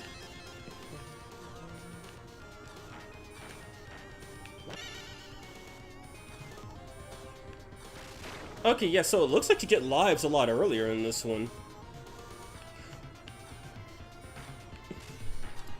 So I know the way some arcade games go, it's like first extend at X score, then next extend at X score, and sometimes it just follows the X2 score, and other times, well, that was just your only extra life. Don't die. Heat up. So yeah, I know it's possible to get infinite points on the early version by just grinding the jumping Maois, since the screen will not advance and they will not self-destruct. Meaning you could effectively get infinite life, or I guess 98 lives. Meaning on a theoretical basis, yes, I could 180% beat this game. But as my good old college try showed, my best is currently not enough.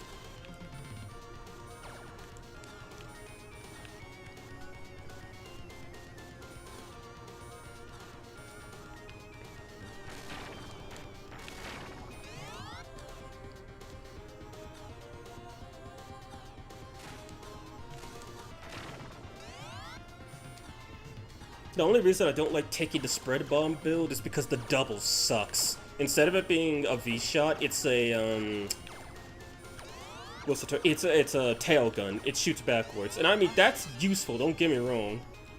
There are quite a few sections a tail gun would actually be godly. The same way, there's many more sections where shooting up is actually really good. Let's eviscerate this guy.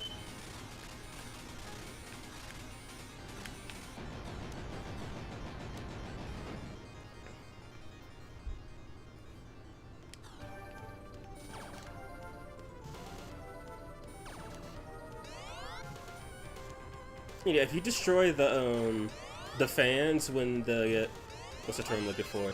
If you destroy the fans when they're just spawning, like when you can see the spawn point, that just kills all of them immediately. But you can only really do that with a regular laser. It doesn't work with a ripple laser or any other shot for that matter. You'll never return alive. Force field.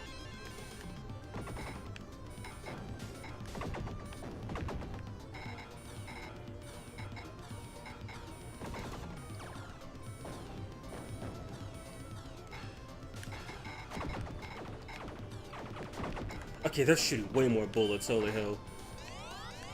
So I don't think there's any difficulty changes to this game, unlike Gradius 1 and Gradius 3. I think it's all pretty much just the same game.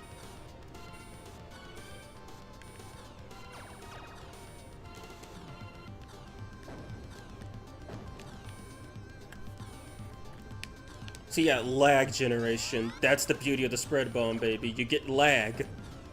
And lag at a game where everything is flying at you is always a good thing.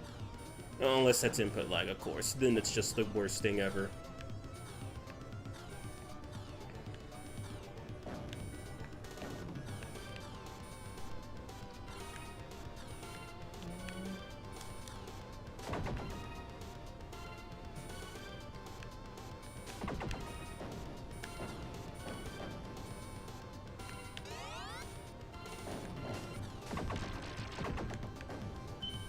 Force field.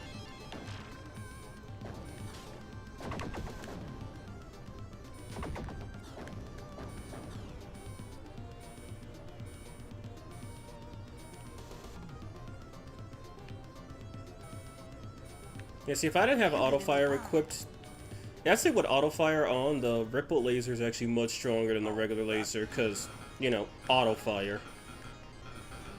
But without auto fire, the regular laser is much better. And also, something I like to say is that the auto fire in this game is actually pretty good, like Gradius Origins, because usually with emulators, when you enable the auto fire, the laser will auto fire, which means you'll just shoot small beams instead of the full extend like this. You'll just be shooting things like this with auto fire on, which makes the laser pretty useless.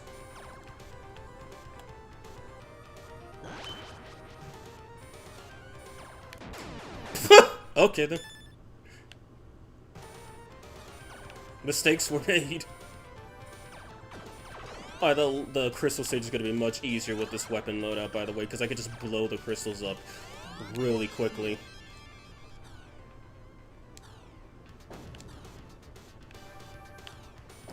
And also, since the ground tracking missiles don't like this stage, Spread Bomb pretty much loves it.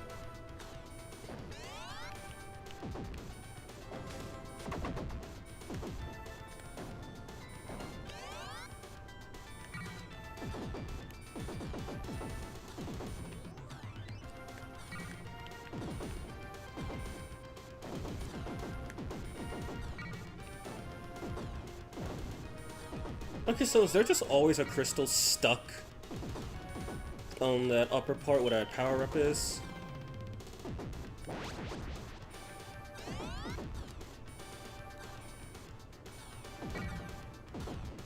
Oh, yay. Now, I know what some of you guys might be thinking. If I'm just going to be showing stuff off, why don't I just actually, you know, just use invincibility mode? Well, for one, because I haven't actually beaten this game, so I could get the achievement. And two, well, because it's more fun. It's more entertaining to watch me get frustrated on a part that it has yet to come up yet, but you guys will see it when we get to Gradius 3. Also, I got some trivia about myself! That was stupid. I'll give some trivia about myself when I reach Gradius 3 and I start playing on the arcade mode with the rewinds, because that game was something I wanted to play like when I had less than 100 subscribers and was getting less than 10 views a video, and I kind of just didn't do that. And of course, all of my new current subscribers know nothing about this because, aforementioned, nobody ever watched me play those, and you know what, I don't blame anybody for that. But I made mention that I wanted to do a full playthrough of Gradius 3, the arcade version, for like a 500 sub special, and thank God I am going to be a normal content creator and just say this: that ain't happening. I am not beating that game in full. Even on the easiest version, I will not beat it in full. That game is a nightmare, and there's one stage in that game that is specifically designed to annihilate your quarters. Coinstar will run out of if you try to rob a Coinstar, you won't have enough coins to get to put into the machine to just beat that one stage. Those who know, know. Those who don't know, I will show. But I probably won't be making it that far, legitimately anyway. Plus, I want to show off the version that is basically the hardest game in the series. So look at this lag generation, it's awesome.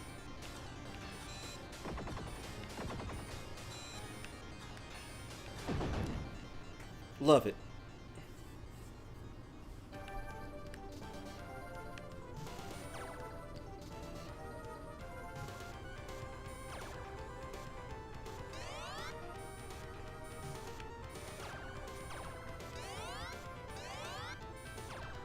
Yeah, so with the spread bomb setup, it looks like you basically have to stick with the laser the whole time, or the regular shot, cause the tail gun is pretty useless when most of the enemies are coming from either the top or the bottom, and every now and then an enemy shows up from behind.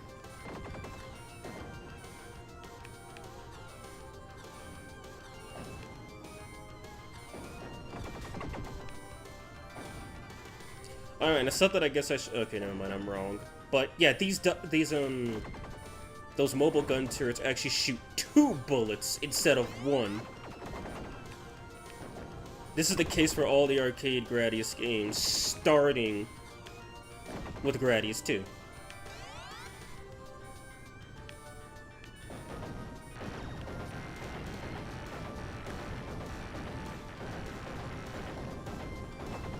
You can get a lot of points for getting an option with a spread bomb in there. Thankfully, the volcano eruptions not only end, but they're also super erratic. So there are just certain angles that they might not even be able to hit you at, if you're lucky. Oh crap. I gotta take that one.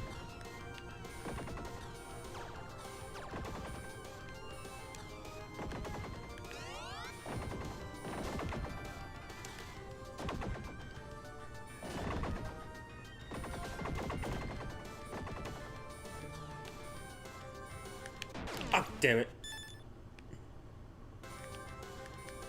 Oh, no.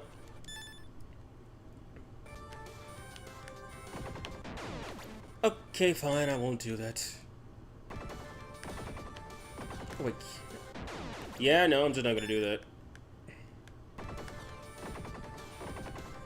If you have the tail gun here, it could get you a lot of points, but really a V-shot won't do much either, because they're at such an angle where the V-shot can't hit him.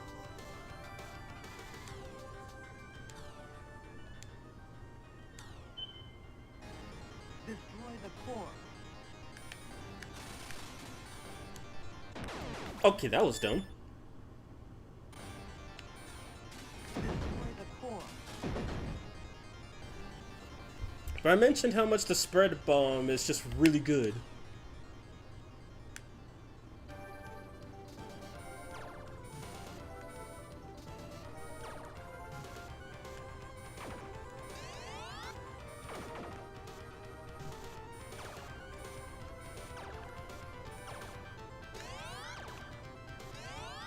Force field.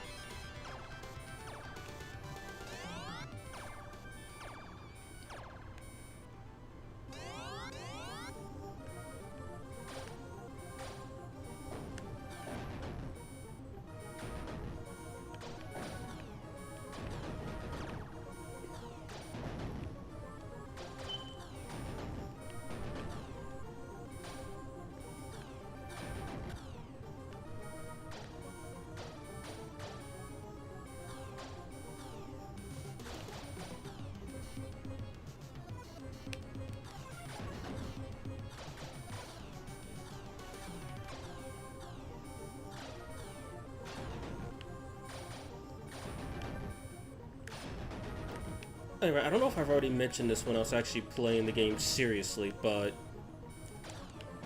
this is the only Gradius game where A, the red Mauis look different. It's also the first one to introduce them. And 2, where if they can't actively see you, they'll just look back and forth waiting for you.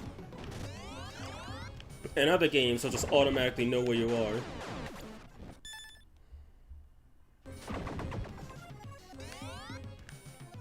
Also, these ones are the most aggressive in the series because they shoot so many shots.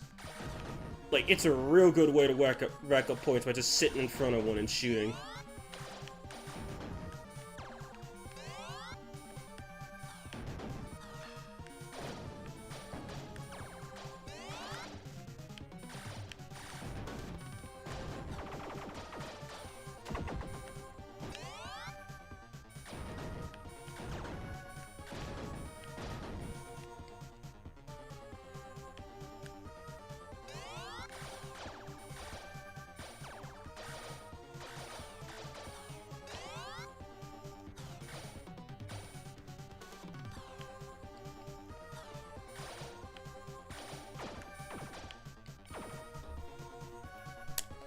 Okay, so they said these big dudes no longer give points, and I think they used to give like 1,000.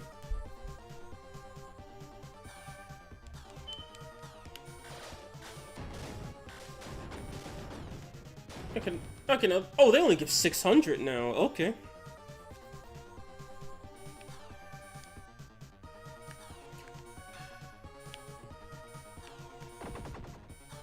Yeah, these guys are shoot. No, I know I was at full power by this point. This is the same. So I guess we'll get to see what the boss rush and the big core Mark II look like at maximum power. Really, a blue one? Shoot it in the mouth.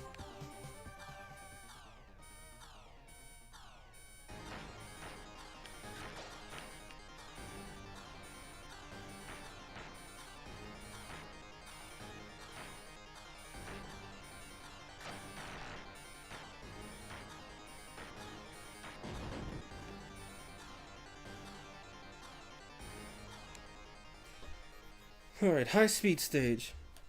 Whoa, pretty much. Oh, and if anyone's curious if Mauis are just something that appears in the nah, they appear in pretty much every Gradius game except Gradius 5, which Gradius 5 is notorious for removing some of the staples of the game, of the previous games. It's like, it's still a Gradius game at heart. It feels like one when you play it. But it doesn't have Mauis, it doesn't have volcanoes, it does have a high speed stage, that's actually pretty interesting. But yeah, no Mauis, no volcanoes, or no volcano stage, I should say.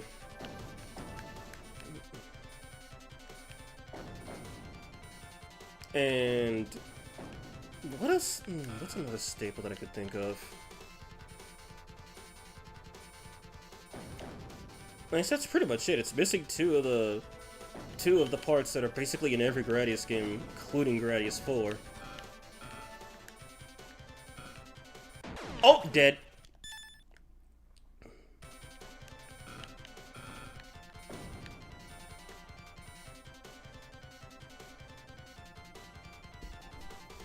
Okay, let's see how much more difficult this thing is with a full suite of power. Destroy the core. Okay, doesn't seem that much harder. In fact, it seems easier because I have a full suite of power. I'm guessing players probably just thought, oh hey, it's just another big core. Then it opens its arms and kills you with its myriad of lasers.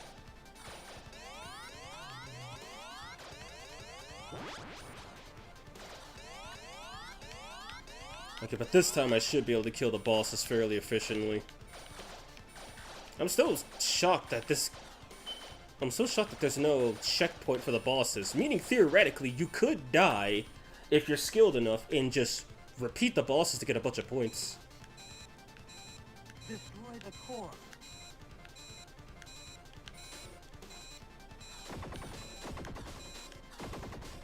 I don't even need a laser to beat him. Case in point.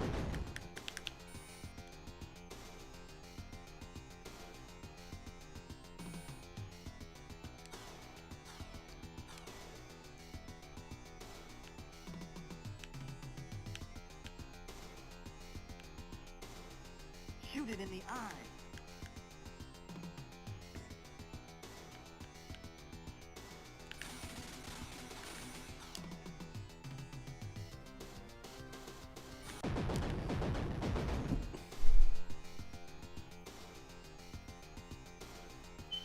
Alright, now this thing should be easily killable since I have a way to get past its protection.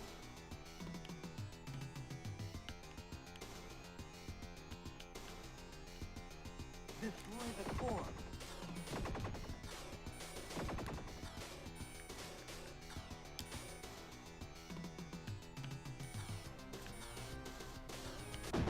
Yep.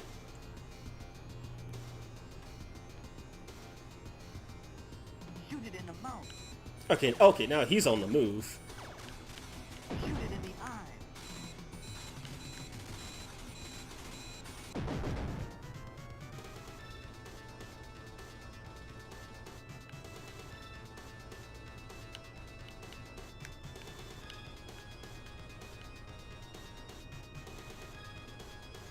He must have a jacked up ROM or something, because usually I see this thing Goodbye.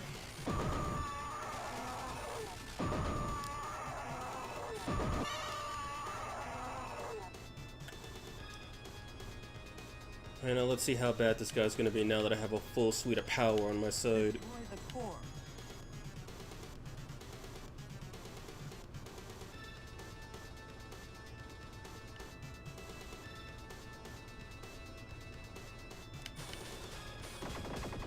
Doesn't look like I can't... Okay, there's not enough going on the stage. I can't lag him. Which is funny, because in Gradius 3, you can lag it. Yeah, you rematch this guy in Gradius 3. It's another boss rush.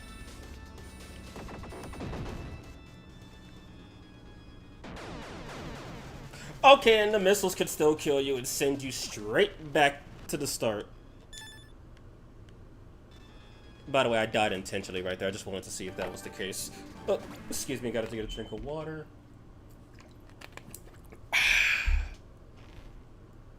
Back to it. Now, I'm not even sure how useful a tail gun's gonna be here, but I'll give it a shot. But it couldn't be more useful than a V-shot. Also like how basically every weapon in this game has voice dialogue. Oh, and by the way, a lot of these games were released Japanese exclusive, so I want you to take note of all the not Japanese in this game.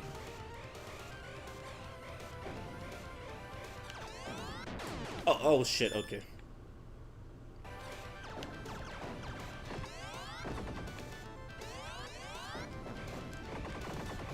The tail guns are on a different firing time, so both bullets don't have to exit the screen for you to actually shoot backwards, which is good.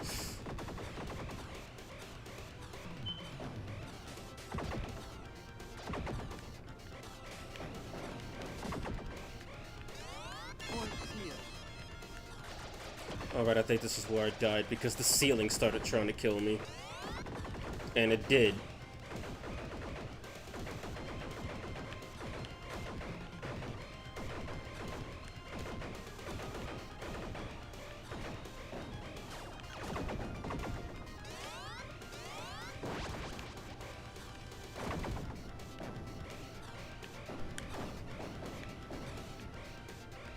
And here's the gun wall.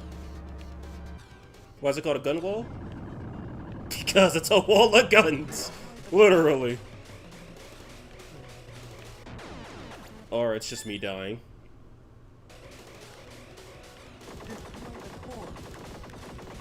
Now, unlike the console versions, you can't destroy the enemy dispensers. If you could... Wait.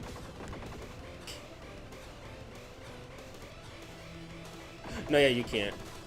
If you could, then this would be very easy.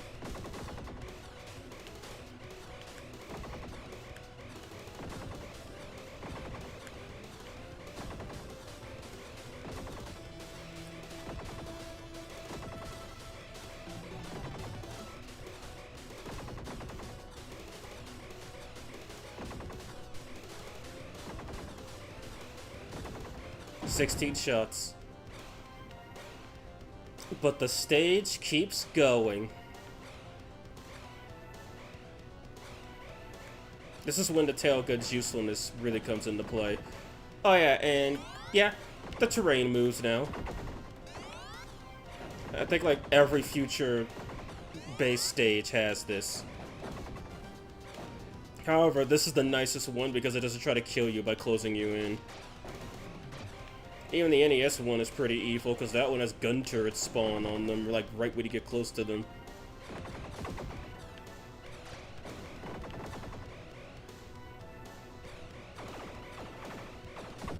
Oops.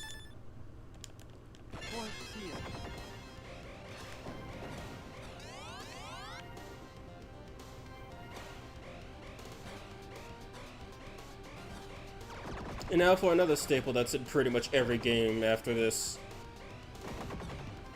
Walker enemies. In some games you could blow these guys up, which just turns the stage into a slow crawl as gun turrets keep trying to kill you. Or, you know, it beats the stage, depending on the game. But in this game, no, you can't blow him up. You just have to not get crushed by him, which, considering this is the first one, it's actually pretty easy to not die to him. But you have a higher chance of getting killed by all the bullets flying at you.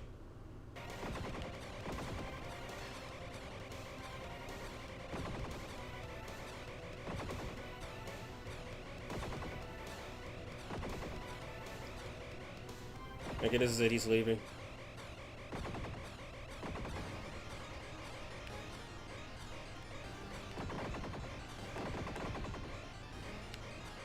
And time for another staple that will always be a thing since Gradius 1.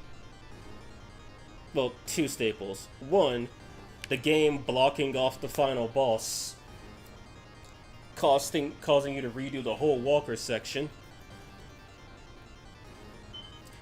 And two, the strongest enemy in video game history.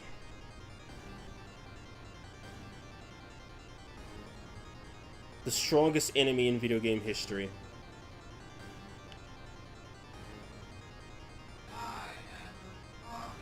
See, he said it. He's the strongest.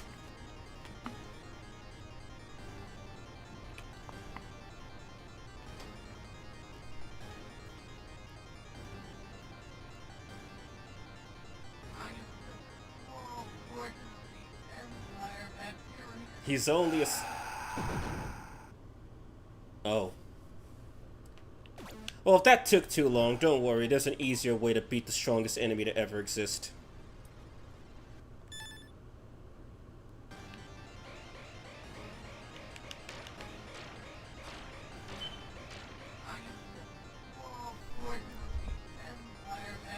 I remember the Parodius version, so this is where it's from.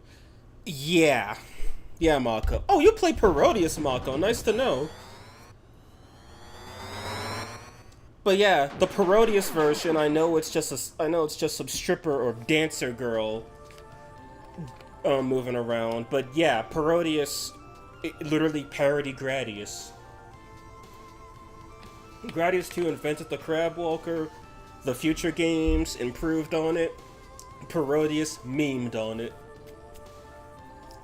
Which I guess I'll probably poll it after the console games tomorrow to see if people want to see more of Gradius. Because there's like 3 portable games I can do. There's the ports, there's the MSX computer, and there's the Parodius trilogy. And there we go. Beat Gradius 2. Destroy them all. Oh my god! The game just started and the enemies are already shooting bullets. Yeah, okay, Loop 2 and Gradius 2 starts off nuclear immediately.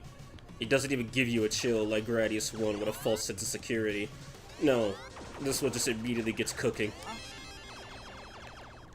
And I mean, I'm down for that. Red bomb.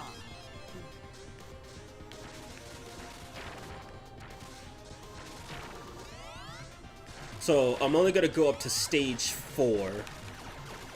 And then I'll check out Vulcan Venture, which is the international version of the game. Specifically stage 4, because for anyone who wasn't here, stage 4 is the only stage that is completely different. It's the same stage theme and everything, but it's much different and much harder. But you know it's a volcano stage at this point, so you can probably guess where I'm going with that one.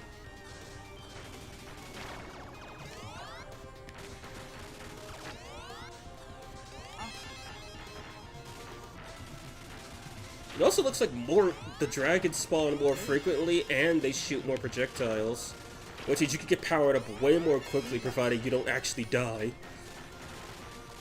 Oh my god, it's lagging.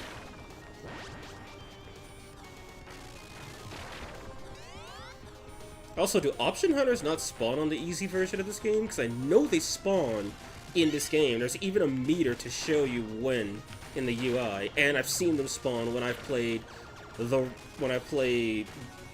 the arcade machine emulator. And I've seen them on YouTube as well, so maybe there's an op. 7 lives, easy, that, demo sound, boss rush music. Turn this on to allow the music to change during the boss rush zones in shooter battle. Wait, really? And prevent noise distortion from playing when rapid fire with the ripple laser. Interesting. Game over on 100 lives. Prevent the game from ending when reaching 100 lives with the extended feature. Wow. So if you reach 100 lives, just game over immediately. That's funny.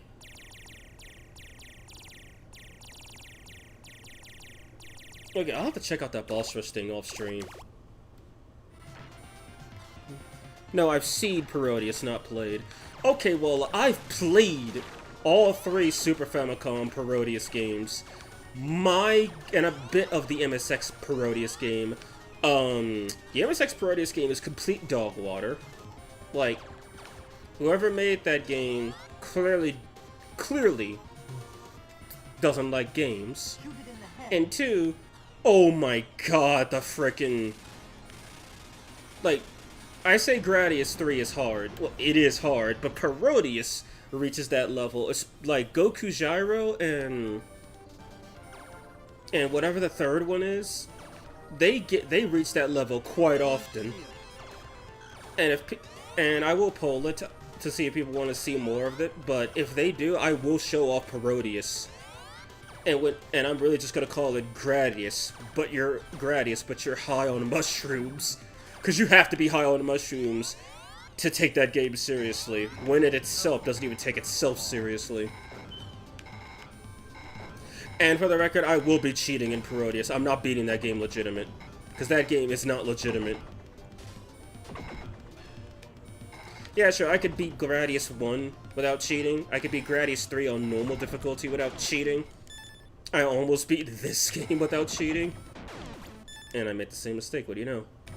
But I ain't even touching Parodius without save states or an invincibility code. And actually, I think I'm not even going to use save states. I think I'm just going to use the invincibility code. Screw that. Game wants to play funny, well, we could play funny too.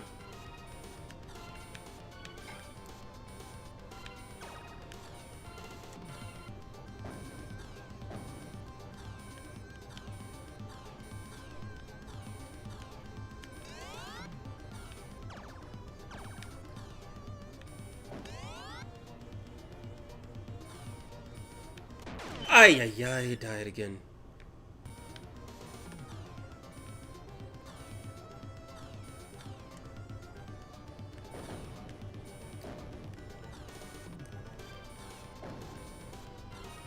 Yeah, and I know there's one arcade version of Parodius, but I can't find a way to get my hands on it, whether via cabinet or whether via cabinet or files. I can't find a way to get my hands on it. And even then, I don't even think I could stream that one, because one of the bosses in the game is a Tanuki, and he has testicles and is wearing a condom. So I'm not playing that game. I might be able to get away with Master Therion and Orihime and Reni, but I'm not getting away with that one. Shoot it in the eye. I'll bash you.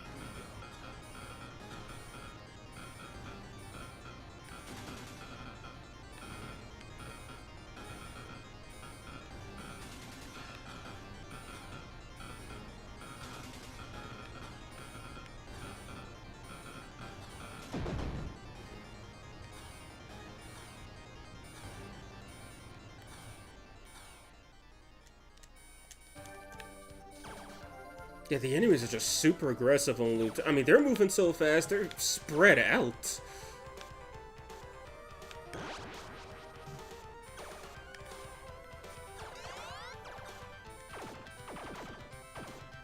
And if I'm right on Loot 2 with the boss rush, I think the only difference is that the bosses explode into bullets. And the ones that shoot bullets shoot more bullets, and they move faster.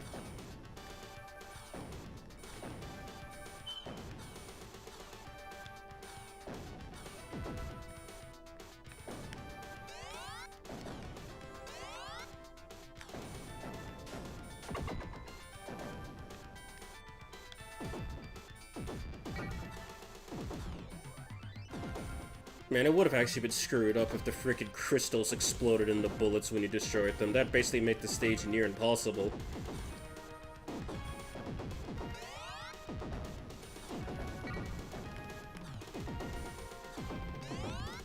No, I gotta see something. Okay, wait. Okay, power-ups don't give points in this game. I know in some games collecting the power-ups does actually give you points, which incentivizes you to screw up your strategy for that high score.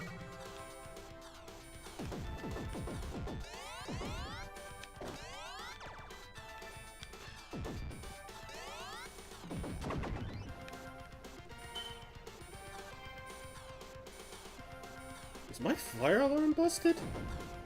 I keep hearing this ringing in the background.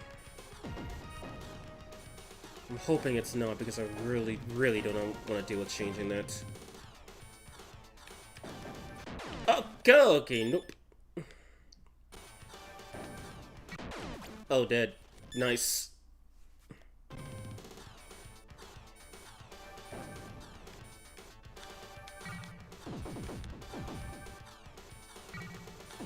Not even gonna question how that one that shot at me didn't kill me.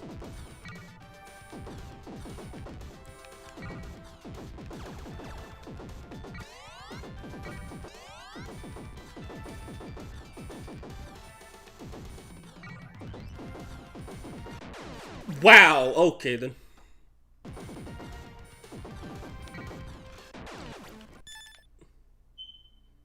But I really do like how the game does actually keep track of your deaths after you use a rewind or a save state. That's actually kind of cute, I like that.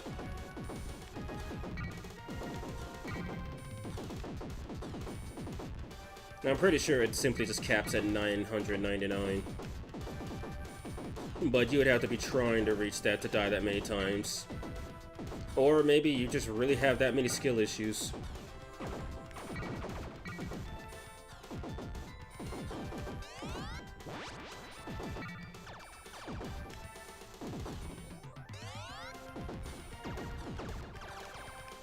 Oh, come on!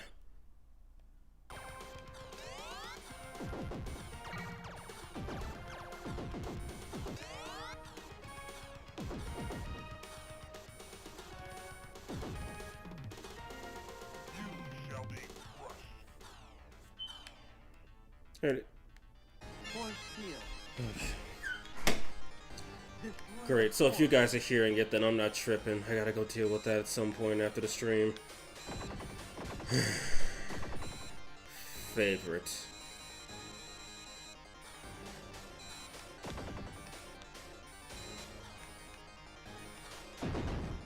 So yeah, he explodes in the bullets. Okay, here we go, stage 4.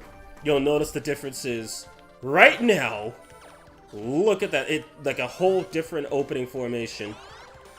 Where they throw both of the opening forms at you. And kill you.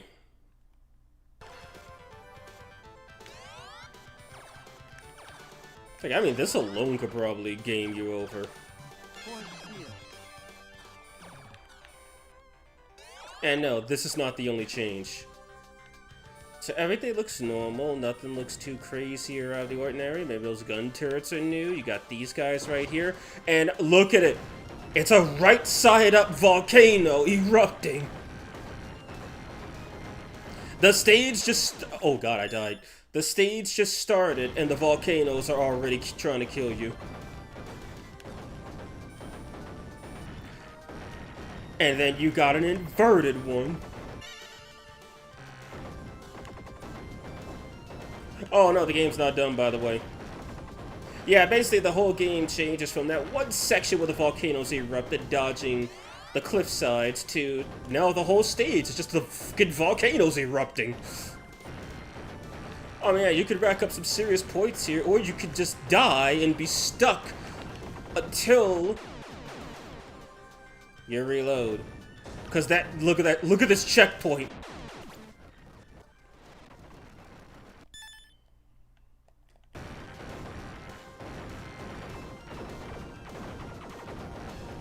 This is why the V-Shot double is superior.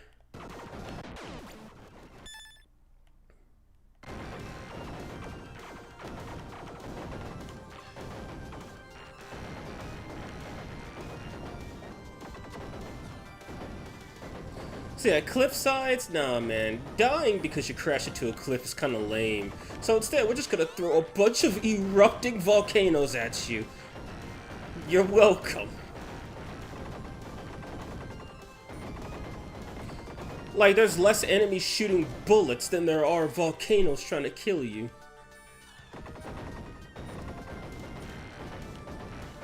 I say that and then a bunch of bullet shooting enemies show up. And I don't even think they could shoot that many bullets because of all the freaking rocks in the screen. Oh, by the way, this part's funny. If you're not in front of this volcano, consider yourself dead. Because of that. Oh. Okay. Destroy the core. Destroy the core.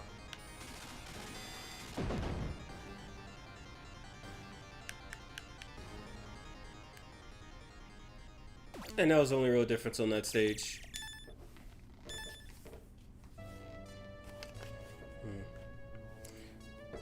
I will say Gradius is really amusing. Some of my favorite bosses in this series are Eagle Sabo, not saying its full name, Yuko, Reza, and a few others. The one thing I do like about Gradius 3 is that the boss rush is kind of interesting because they throw the big core, the first boss of Gradius 1, and then some ghostly chick, the first boss, the mystical ninja, at you. And it just buffs their movesets, and it actually makes them a threat. It's a genius idea. It's like, haha, it's the first enemies you kill, and then it's like, double haha, they're actually good now. I like that. That's an interesting twist.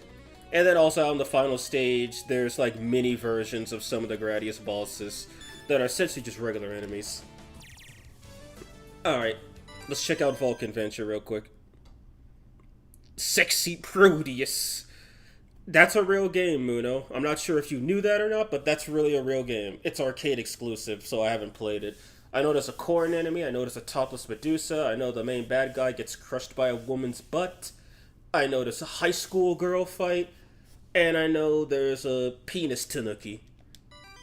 And I wish I was joking about that one. Okay, let's do the two. Actually, no. Let's do the two-way setup. That's the only setup that I haven't shown off yet. Destroy them all. Oh wait, I only have 3 lives? Oh right, I'm playing invincibility mode. Two-way missile. The two-way missile actually does make up for the tail gun shortcomings. It's not as fast as the V-shot double, but it does fire directly above and below you.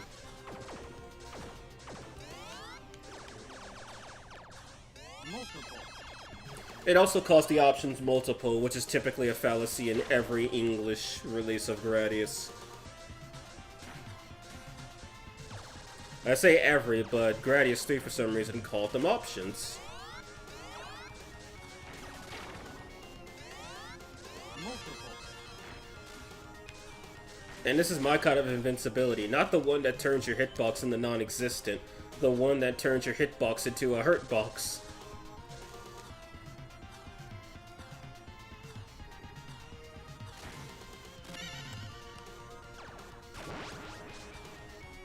Yeah, otherwise it doesn't look like the game is that much different. Ega.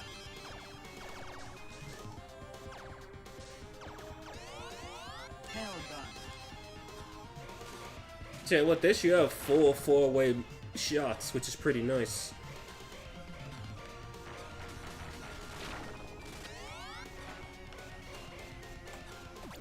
Alright, let's get out of here. Tanuki. Yes. Alright, Gradius 3 has a few versions to show off. This one, I only gotta check out the weapon edit mode. This is the one I'll be playing. This is the normal version, and this is the hardest game in existence. But we will get back to that shortly. Alright, Gradius 3. Oh, Jesus, that's a lot. Alright, let's do this. Asian International. So yeah, this game never made it to the US. It only made it to Asia. So it left Japan, it just didn't leave the East.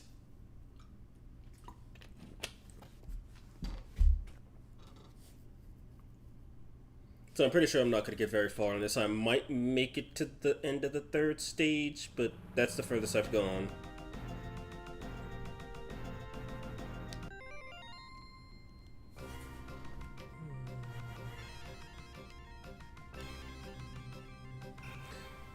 I guess I could probably show off all these versions of the missile too. That wouldn't be too bad of an idea. Regular missile. The upper missile's garbage, by the way. The vertical...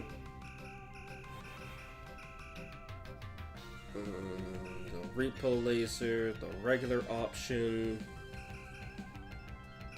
the force field because it's pretty powerful, and you don't have the option of the Mega Crush. Okay, then I guess we're restarting the game. Look at that. Yeah, the weapon edit in the arcade version is nowhere near as good as the weapon edit in the console version. The console version's weapon edit is actually the best choice. And also the console version, for some reason, has the best version of the twin laser, which is, good.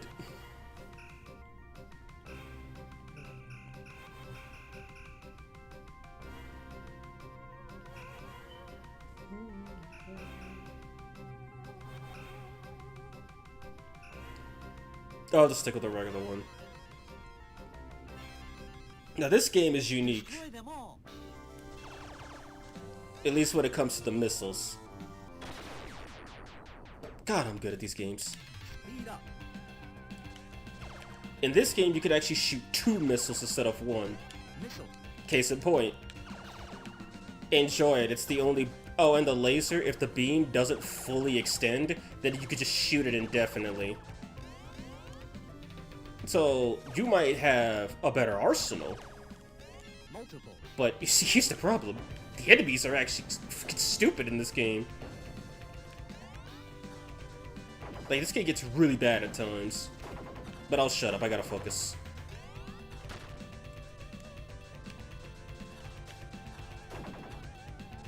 Oh, but I will say this one last thing. That explosion effect is purely cosmetic.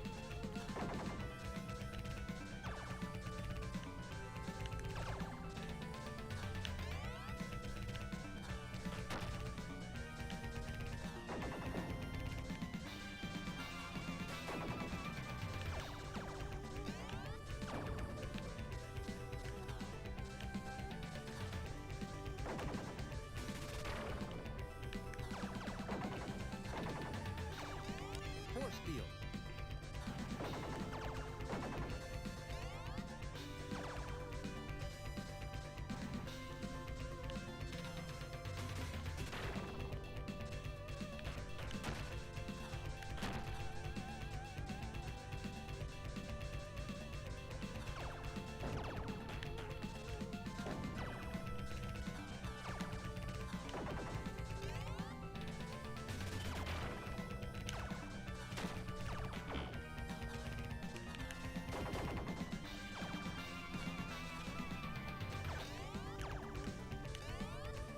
Laser.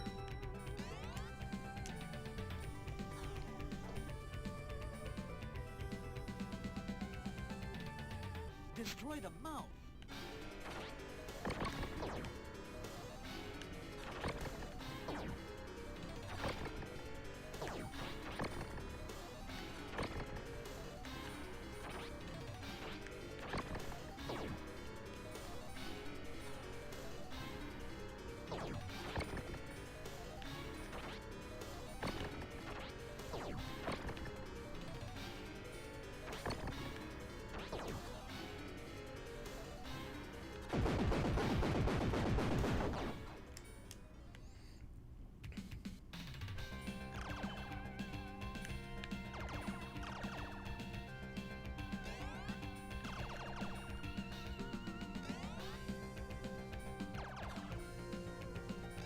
Multiple.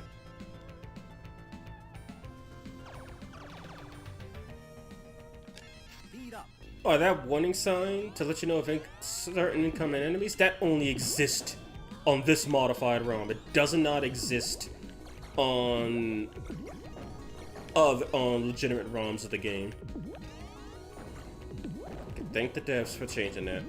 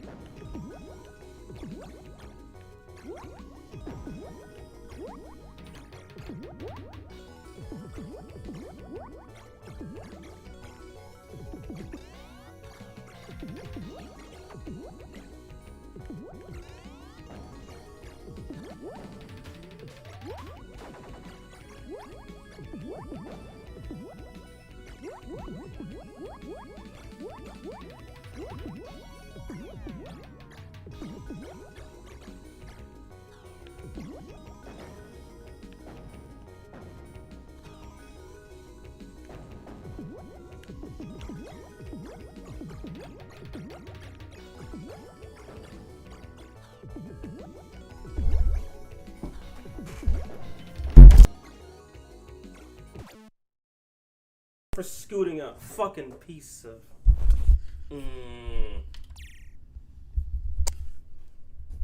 Dearest apologies for the noise again. And that kind of just threw off my whole flow. I don't like that.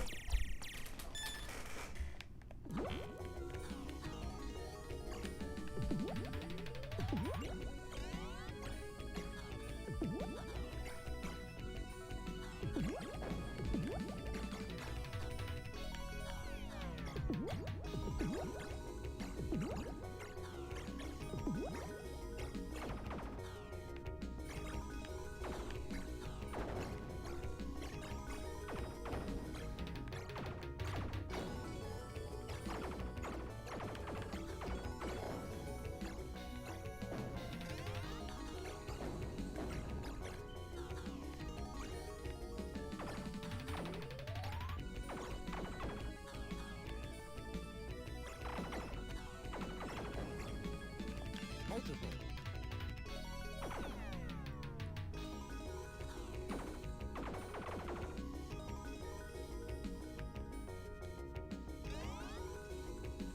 Destroy the eye.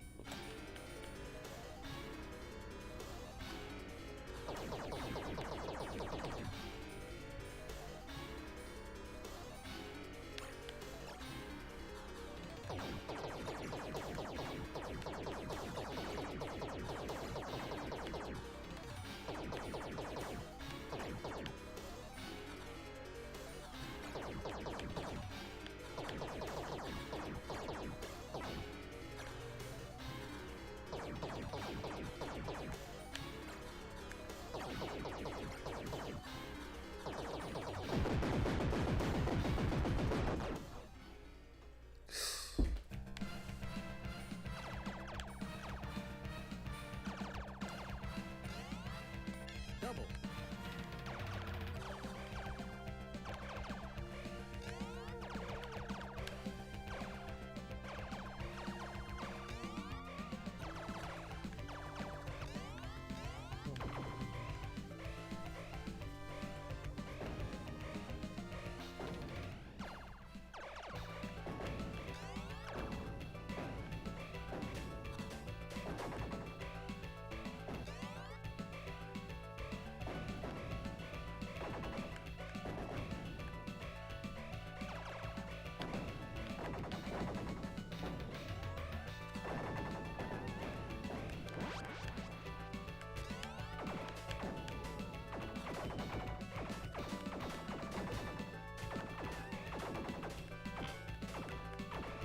I gotta angle my ship correctly.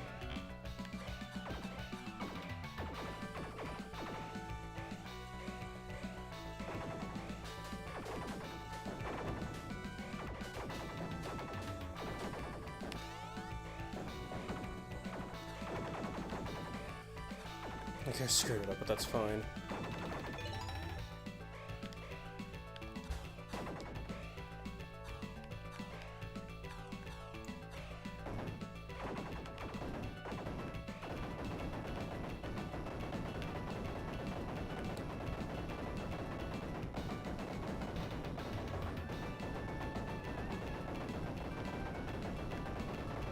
God damn it!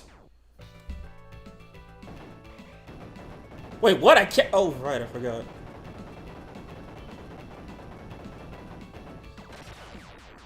Are you fucking serious?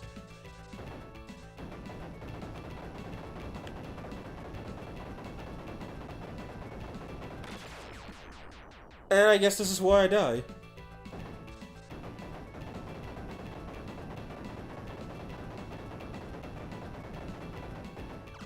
Yeah. How am I?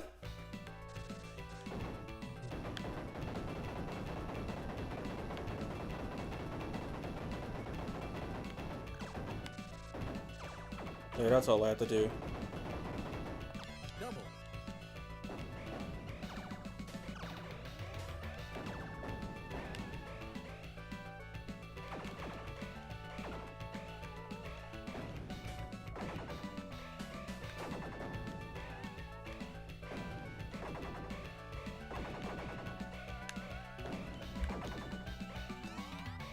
Missile.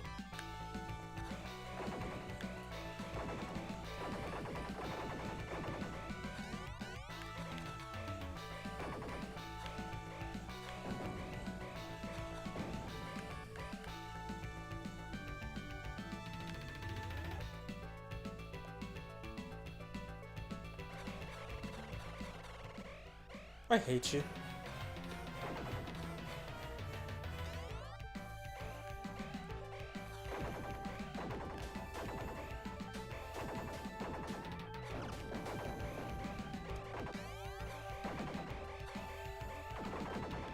Multiple.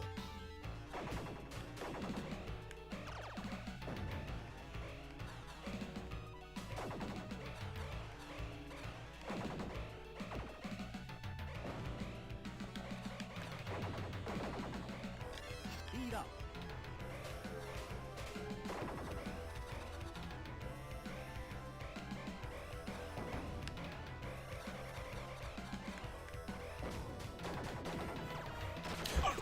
Oh my fucking god, what the shit?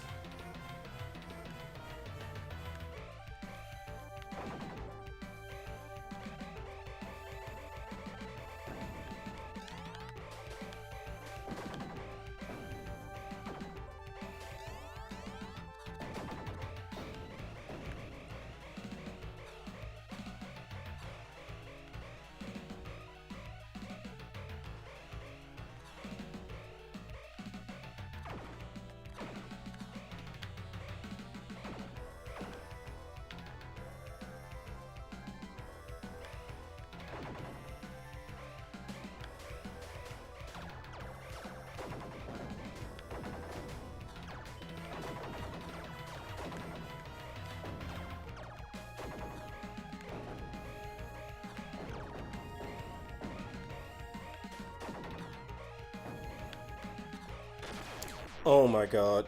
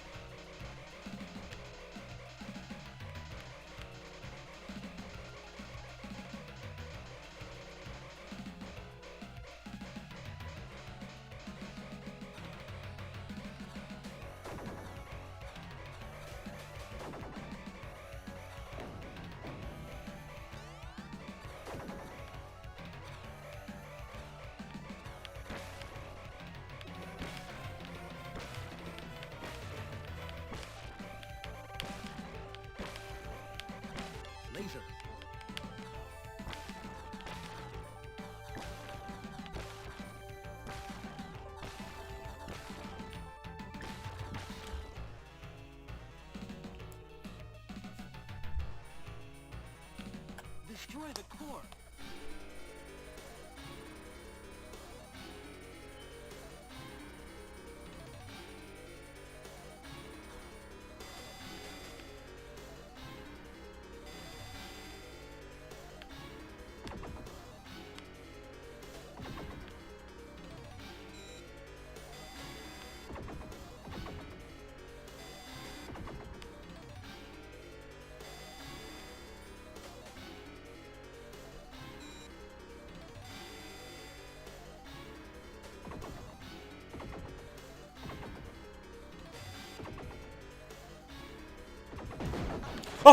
Oh my god.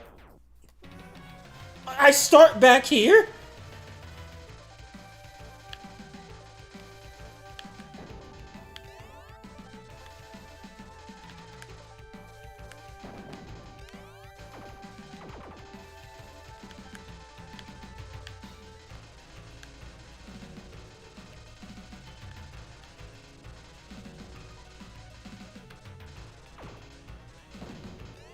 Double.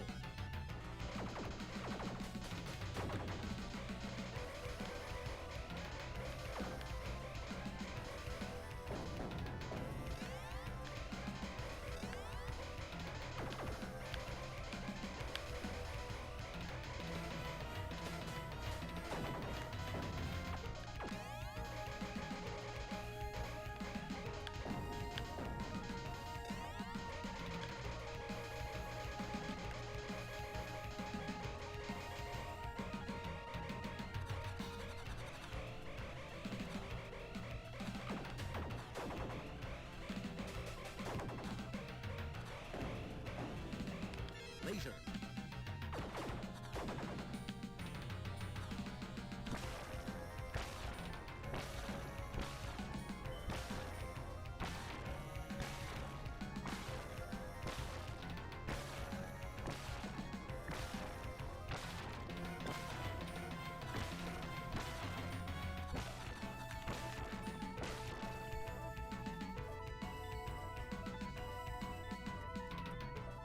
Destroy the core.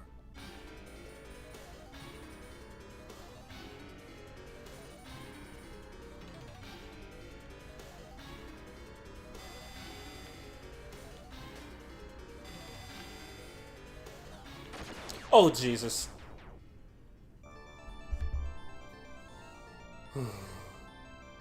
No, it's actually not surprising since Japan, Game. the Mame Tanuki is a folklore yokai, also a Megaton, has a scrotum that can stretch to useful objects. It is usually they use them for raincoats. Also, it's 8 tatami long. Sheesh.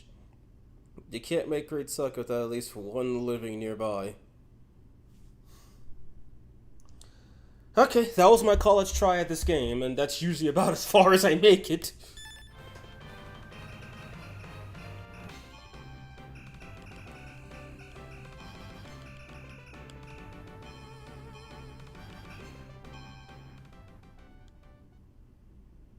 Alright then.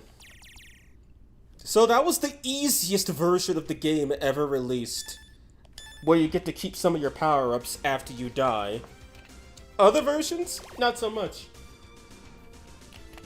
The Japanese version is usually what people play, the Japanese new version. But this one...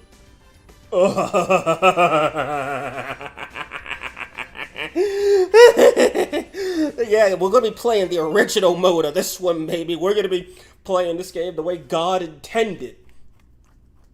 Okay, no, maybe not God, but definitely Konami before they had the license to make Yu-Gi-Oh cards.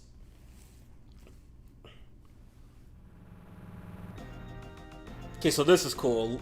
1985, Gradius. It just goes through the history of the game. The history of the series, really quick.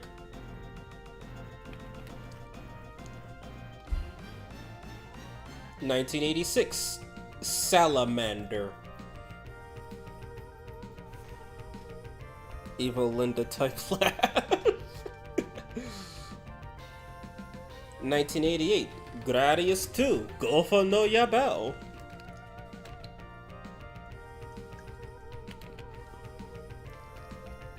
And then finally, 1989, considered one of the best years for 8-bit gaming.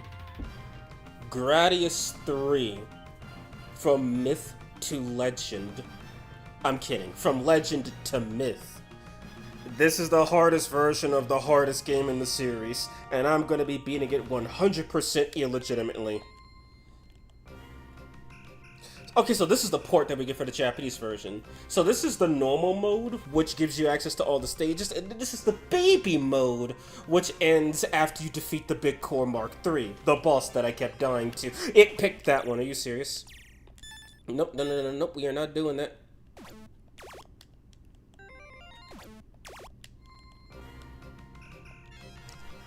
Okay, so usually what people do when they play this game, they pick this option. Because they want to lag the hell out of it. That and the spread bomb's still useful. Destroy them all. Hmm? For a second I thought I was in invincibility mode. Them all. So yeah, this is gonna be the hardest version of the hardest game in the series. And I'm going to be suffering through all of it. Speed up. Thank God for rewinds. If it weren't for those, I would just use save states. So this version has more bullets, more enemies, less red enemies. And it's just overall a less pleasant experience. Multiple.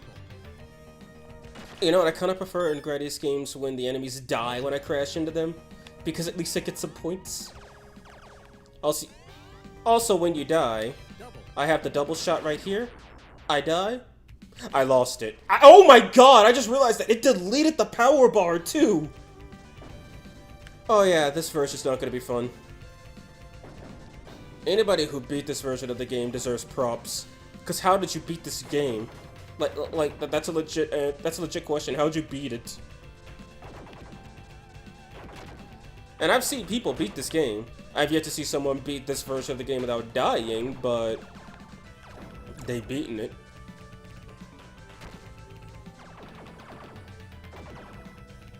Multiple.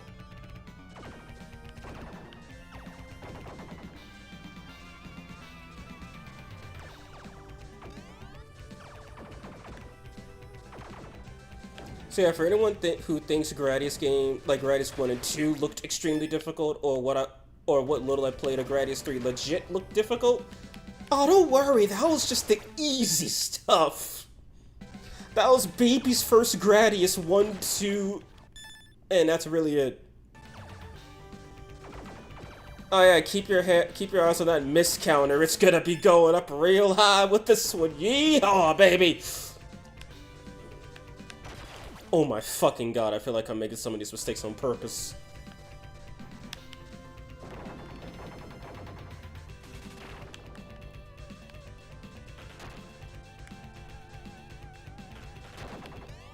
Missile.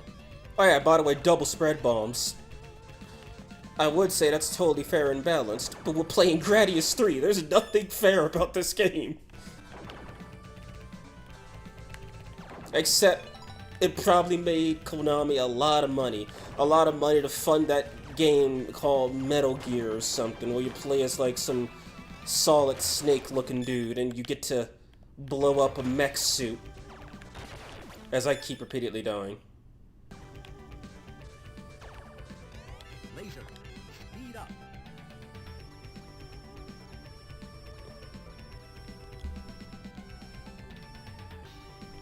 Destroy the mouth. Oh my god.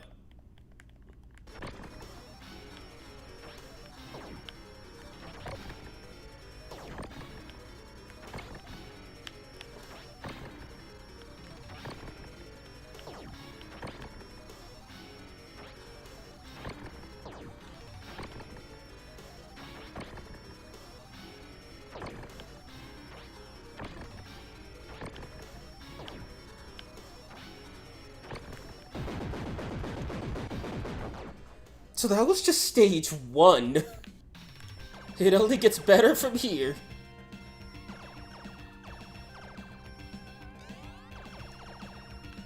Actually, I need to see. I never checked. What's the game settings set to? Okay, 3, normal. Now let's put this to hardest. Who needs life? Demo sound. Original soundtrack. Original. No, I'll keep it on original. Stereo. Mono original. Stereo sound for the Salamander stage music. Mono remix stereo. Original stereo. I want to hear the remix one actually. Type E. You could disable the Type E slot. Display the current size of the force field based on durability. Fixate bolt that occurs when acquiring 2 or more capsules at the same time. Stolen snake option behavior. Fixate bolt that occurs when an option owner steals a snake option. Achieve a fixate bolt that converts your snake option to a normal option after retrieving it from option hunter. Fixate bolt that causes the score to differ from usual number of points with destroying hatch type enemies. Fixate bolt that causes you to die instantly after completing a stage.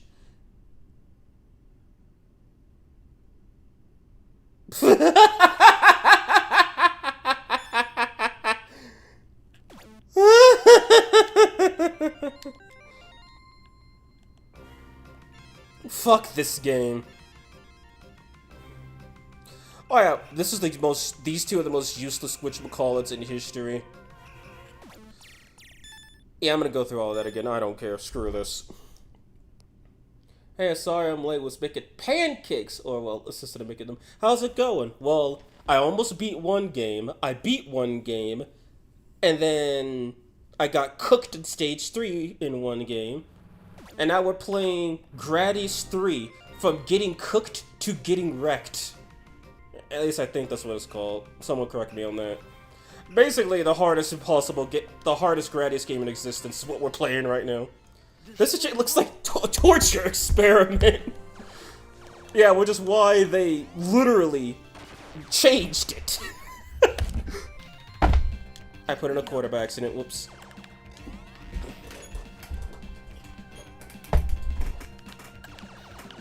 Yeah, no, this version of the game is absolute bullshit. Now, I actually don't own this version, nor do I have a ROM file for it. Or, should I say, the files for it. Like, the only version I really ever play is the Asian version, and then the Japanese new version. Every now and then, when I didn't know the Asian version existed. And personally, if you're gonna play this game, play the Asian version. More red enemies, less bullets. It's still not easy at all, but at least it's doable. Like, I made it to stage 3 without dying once. But I think I died, what, 7 times?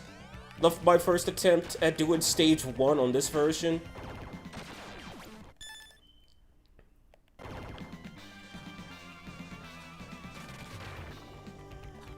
So, yeah. Like, when people say this is the hardest game, like, I'm not even kidding. And also, there's one specific stage in this game that I think I might just make a video on. Like, I might just clip the stream of that stage, just make a whole video talking about the worst stage in video game history. Now, I know what a lot of people are saying. The worst stage in video game history? That's one hell of a claim. Well, anybody who's seen gameplay of the stage I'm talking about from Gradius 3 Arcade knows exactly what I'm talking about and probably agrees with me. And anybody who hasn't seen it, well, you guys in the audience today, you'll 100% understand where I'm coming from with this. Like, oh my fucking god. Oh.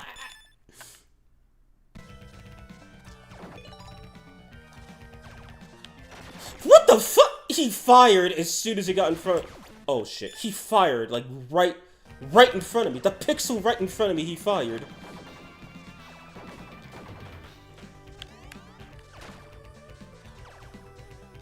Like, Konami, like, I'm serious, Konami probably made millions off of this version of the game alone. Just in the yen equivalent of quarters. Destroy the mount.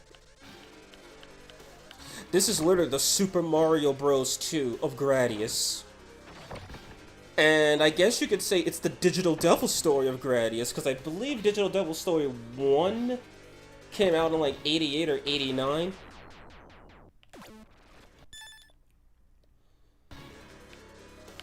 So I guess you could say Shin Megami Tensei is the Gradius of JRPGs, as Dark Souls is the Shin Megami Tensei of action RPGs, as Elden Ring is the Dark Souls of open world adventure games.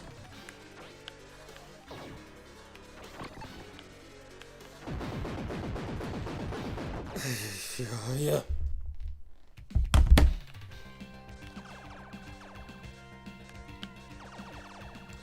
Yeah, there's a very specific reason why I remember myself just thinking before I could reach 20 views on a video, and before I had even a decent subscriber number, aka something above 10. I was just thinking to myself, I was just saying, you know what, for the 500 subscriber special, guys, I'm going to play this game in full. And we're just gonna have a long stream of me grinding the game until I beat it. Hey, me, YouTuber me, from when he was starting 1 year ago, 27-year-old me. Shut your goddamn mouth and do not make promises you know you will not be keeping. Like, just from seeing the first stage, you guys are already saying this is torture. Well, here's the spoiler. That was just the first damn stage. We still got, like, maybe 9 more? I forgot how many stages are in this game, but I think it's in the double digits for sure. And one of those stages is probably my favorite, and the other one is the worst thing to happen ever. Like, for anybody who thinks Nocturne on hard mode is hard, including me, this game makes hard mode single, a solo, no solo, half press turn, enemies get 1 extra full press turn Nocturne, look fucking doable. Like, I'm serious, I'm pretty sure somebody could beat SMT3 Nocturne without attacking before beating this game, without dying. I'm willing to bet money on that. Because of that one stage.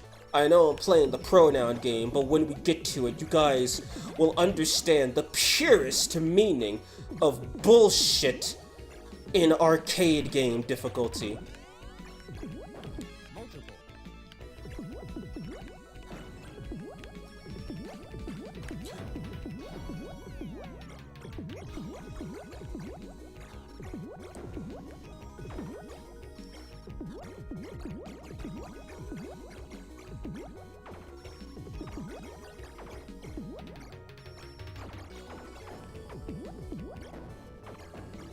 Oh, that's cute. So they have to be in the middle of the ripple laser to be hit. They can't just hit the center. They can't just hit the actual ring. Oh my god. Oh, I didn't see that. What I also didn't see was all these bubble bastards.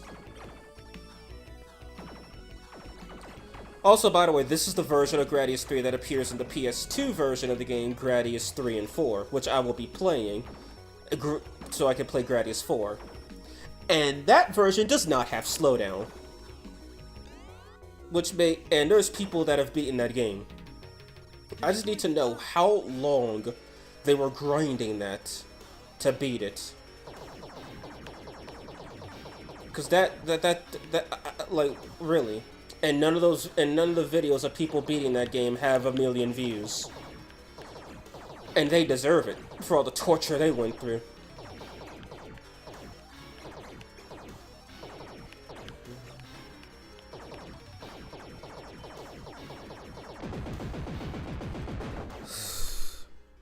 The feeling when Dark Souls is feeling like the Dark Souls of Souls games.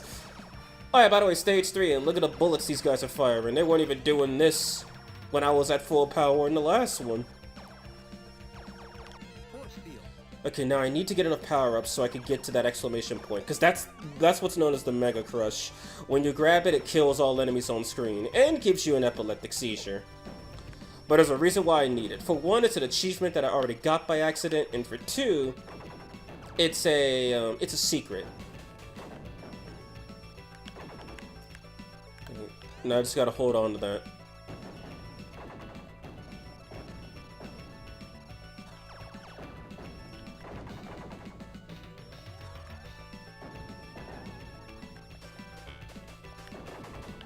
Alright, the force field has double durability in this game, but that doesn't mean a damn thing. And kill! The secret changes the music. And kills you. Oh, fuck.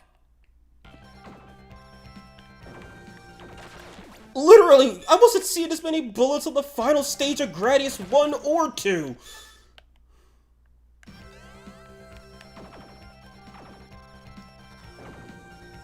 This is when the tail gun comes in handy.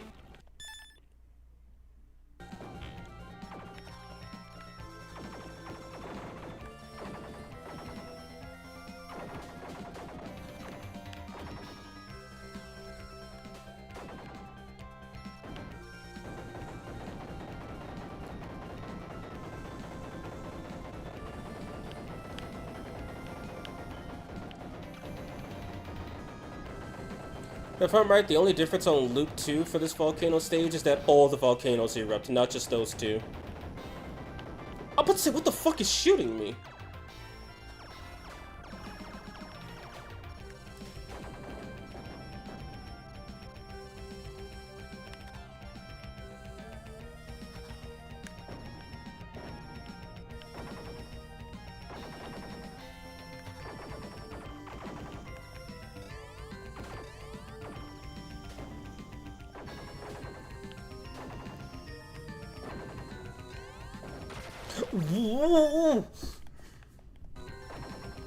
Oh god. Okay, I flew right into that one. And then I didn't even move to dodge that one. And then he Mario'd me! You'd think I'm bad at this game. Just by seeing that one scene without context.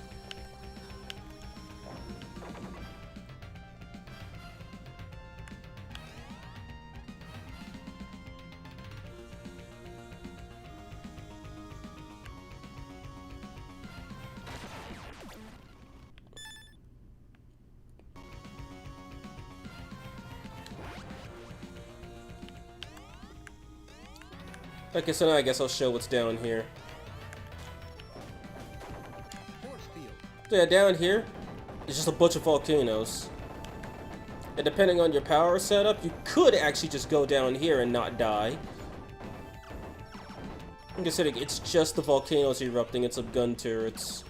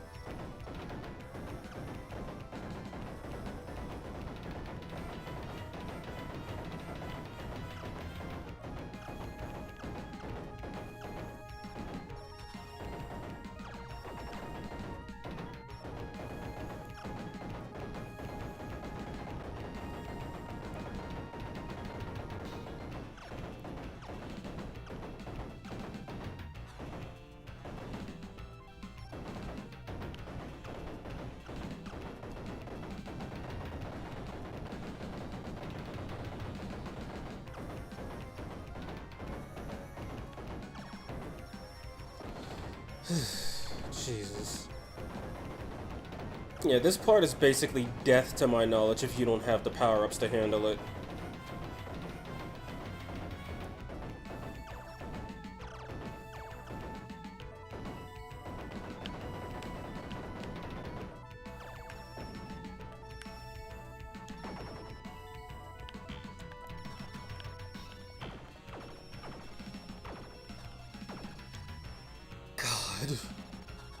When you realize you're privileged to not have played the Japanese early version legitimately.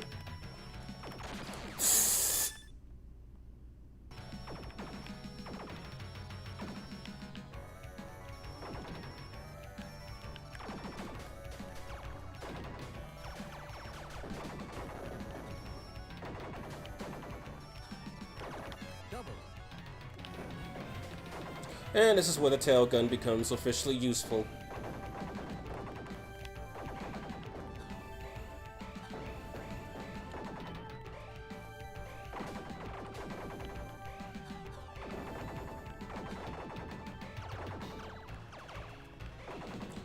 guess you have to destroy all 6 of them to get a power-up. That's, funny?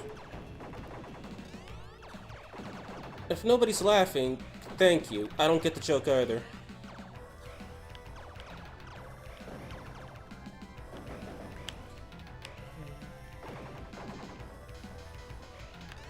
Laser. Even seems like bigger ripple lasers don't tear through this stuff. But the options do, holy hell.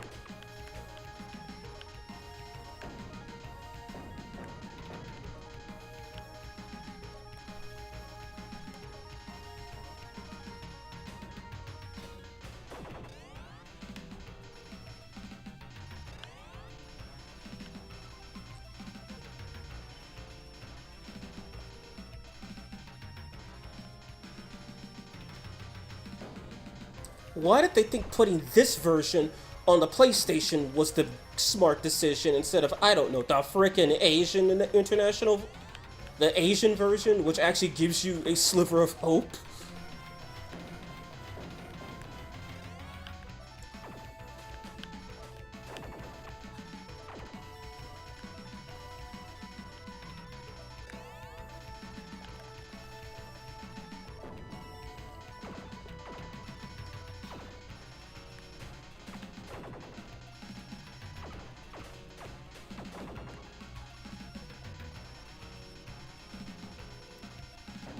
Oh yeah, these rocks do actually appear in the Super Nintendo port of this game, but you can actually blow them up.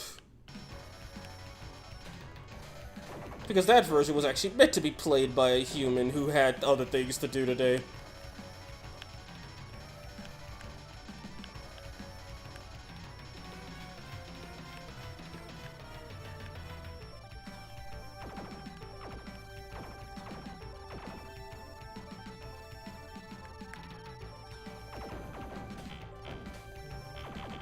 Oh, well, that didn't work.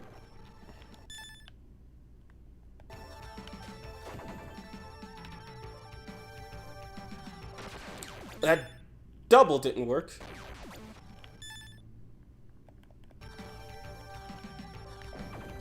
Okay, so I guess I'm just suffering with those guys. Like, also, look how fast these guys move.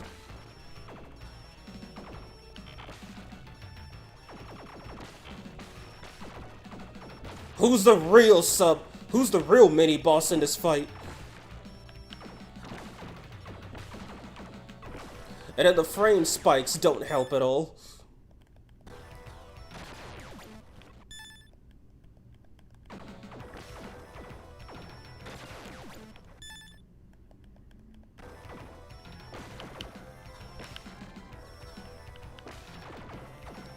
Ay, ay, ay.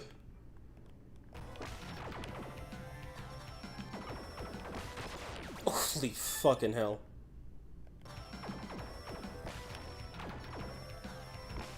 How long is this thing gonna produce enemies?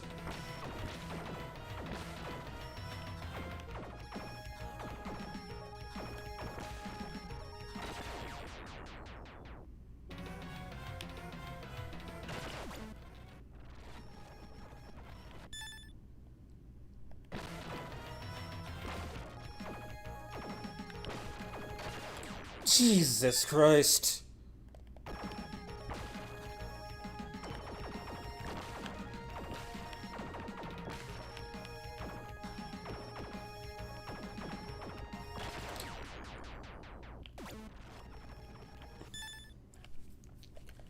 I'm literally just on this one section. When I did this on the Asian version, I got past it, both legitimately and illegitimately.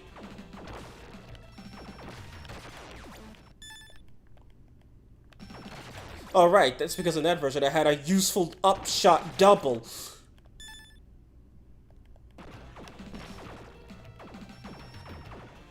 That one dispenser is designed to just punish you for not having an upshot.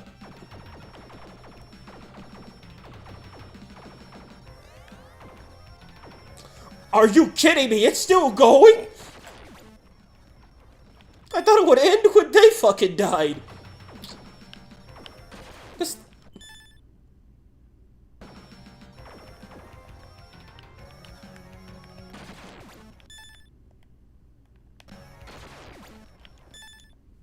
Oh my lord! Destroy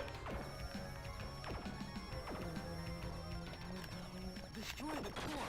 Destroy the core! Immediately dies. Destroy the core. Can you stop for half a goddamn... yeah, yeah. Oh my god. Because those things do have a limit. Oops. Those things do have a limit in the console version. They don't produce forever. They can activate twice outside of that boss fight, but they don't produce forever. And so there's an achievement where I have to let this thing time out. Timeout is when it closes its cores and just kills you. Self-destructs, I mean. So I'm not gonna shoot it, so I don't accidentally damage it. Oh, dang it, I didn't reverse far enough.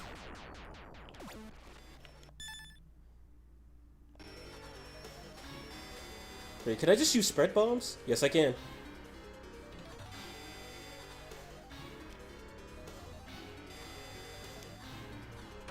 Damn it.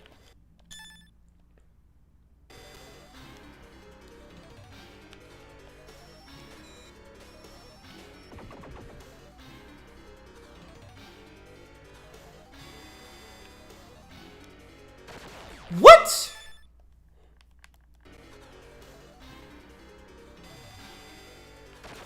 Oh, that was a good one. We're already at 50 deaths. I don't even think I've made it that high in any of the other games. In general. I shouldn't have backed up.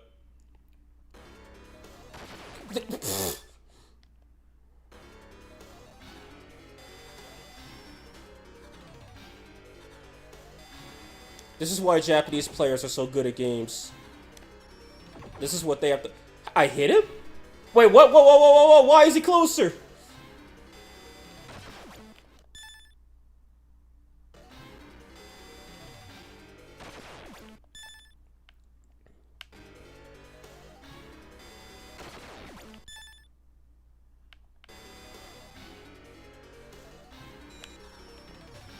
Oh my god, I'm hitting him.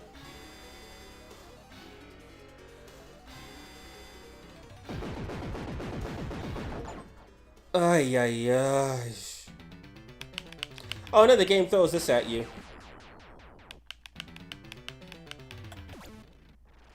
This section's actually not that difficult.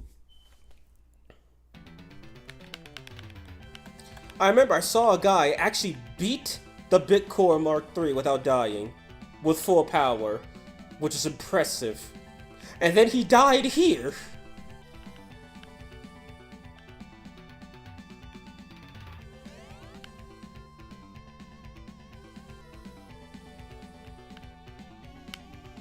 Like, he died on this part of the stage. This was the easy part and he died on it. And then he just kept dying until the game's over. Which is kind of fucked up. It's like, you beat the actual hard part and then you die to the funny joke part.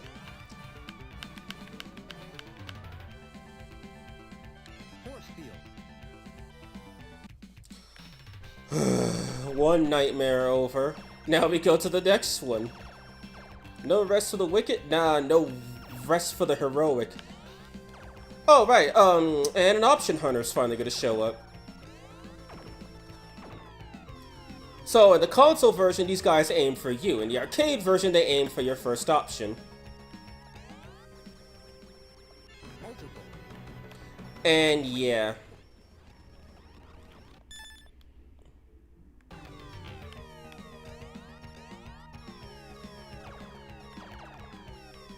At least they give off an annoying alarm to let you know they're coming. And I think Gradius 3 Super Nintendo port was actually the first game in the series to introduce them to the console players. Oh my god, wait a minute, they shoot that many on loop 1 for this version? They don't shoot that many until loop 2 on the Asian version.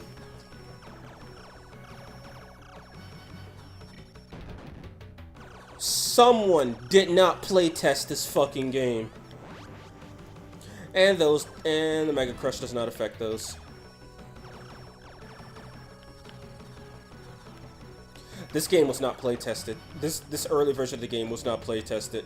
All they play tested to do was make sure you didn't instantly die from a stage transition or something. And even then, I think they might have fucked that part up. How do you get past this part? Do you not? I know you do.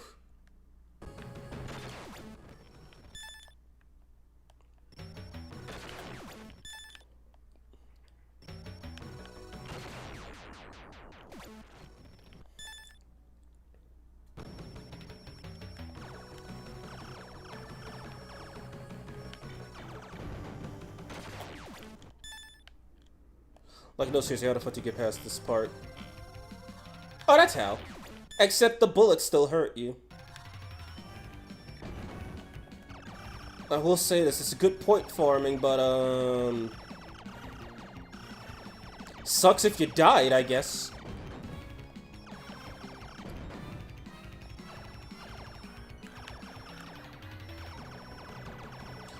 If I'm right, this is the only Gradius game after Gradius 2, the arcade version specifically, that doesn't have the red Mauis. Thank fuck.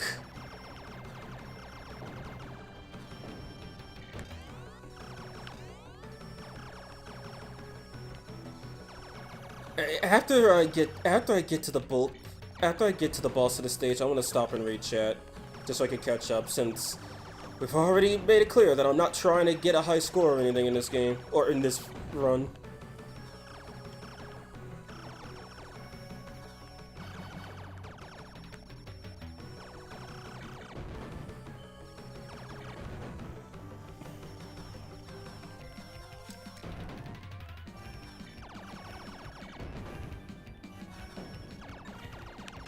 Oh my god.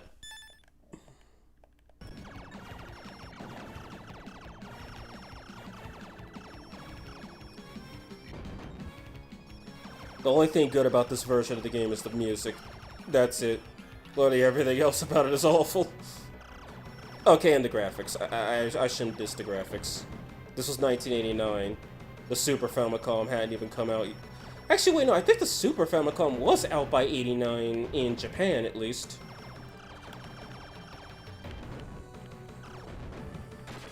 Fuck.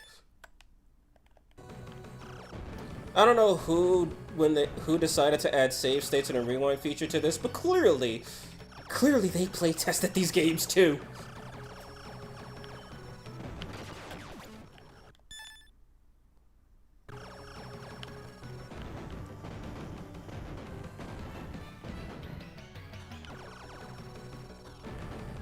Okay, now there's actually a really funny part here. It's not right now, it's after these guys. Look at this, the Wall of Maui. Either you kill one or you die. Classic video game design. Kill an enemy blocking the way while the screen pushes forward. If you don't have enough power, you just fucking die. Infinitely. Until you run out of lives. I'm willing to bet one of the people who won that fucking Salamander arcade thing made this stage. I'm willing to bet money, because this stage is really a money stealer too. Okay, switch it to the tail gun. Oh, you'll see why. So those jumping Maui, they were easy. Those guys stuck to the wall, they were also easy. So here we go. An asshole. In the most literal sense.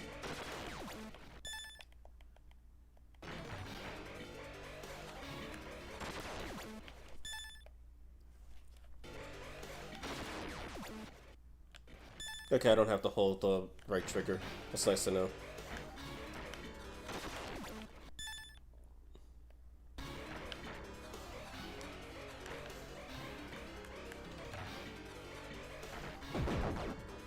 I don't even know if I killed him. Now check this boss out, baby!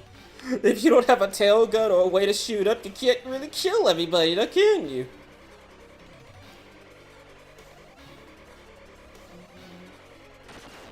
As if it was gonna be that fucking easy. Actually, let me rewind a bit. I think I could kill him.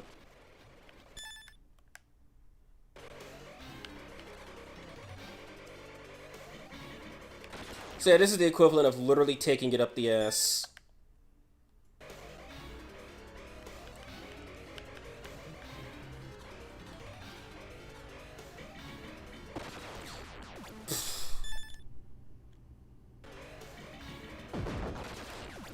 The fact they absorb the shots and get fucking fatter off of it.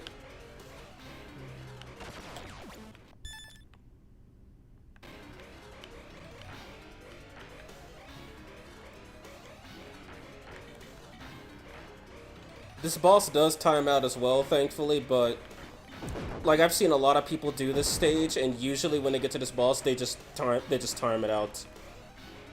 So I mean, the three up top are basically unhittable, unless you have a double that could take care of them, because you certainly won't have a laser. And if you've got the upper missile, congratulations, you're not making it this far. Actually, yeah, I could do that. I could probably just, when I beat this game once, I could show off the weapon edit stuff, just so I could prove a couple of points.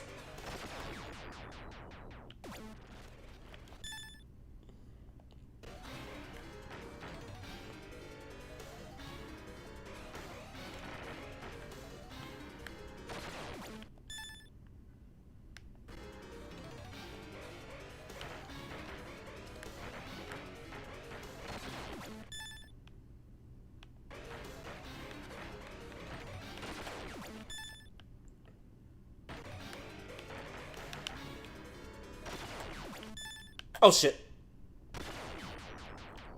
Oh, thank God that did not count as a death. But that did.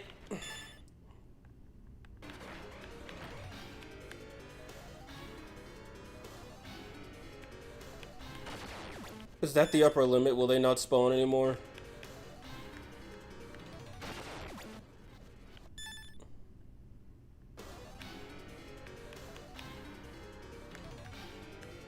Yep, that's the upper limit. Oh my God. Okay, time to catch up with chat, dear God. That joke Toho players dodging all the water droplets in the shower should now apply to Gradius players. It should, cause jeez, yeah. Okay, what sadist made this level? A guy who probably won an arcade cabinet. Cause I know Konami held a contest for Gradius 5 level creation, and the top 5 winners won a free modified copy of a Salamander arcade cabinet. The ROM doesn't even exist online. And one of those winners is confirmed to have made the worst stage in gaming history. The only people that can play this game are masochists. Dio. Okay, and I'm pretty sure someone made this next stage too. I'm just willing to bet money on that. The final stage is going to look easy by comparison once I'm done showing you guys all the regular stages. So I'm willing to bet the volcano stage, that stage. Okay, not this stage, just the next stage, I'm wrong. This stage, the enemies aren't the problem, he says as he dies. Oh, we're almost at 100 deaths. Yay! We're gonna be at 150. Minimum. And I don't even know if I'm trying to aim for that or if I'm trying to set expectations. This stage I'm pretty sure was designed by Konami, especially since it reuses assets from Salamander, which I will be showing after this, since this is the last Gradius game.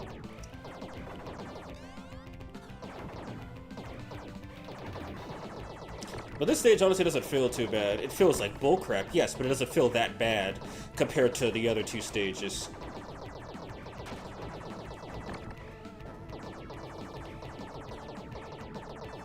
I also like how in Gradius 2, the double shots were on different timings, which didn't screw you over if the top shot didn't disappear or the bottom shot was still on screen. Yeah, this version, no, both shots have to be off screen for you to shoot another one. They nerfed the doubles just to get some extra quarters. And at least in Gradius 2, I can argue and say I died because I choked. And then got stuck at a really bad part. But this game? Nah, you just die.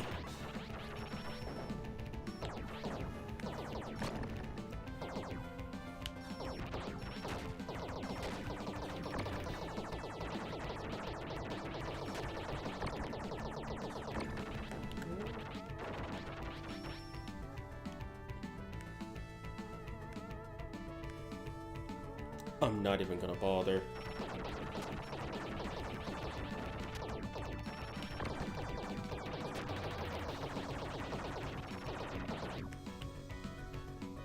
Shit.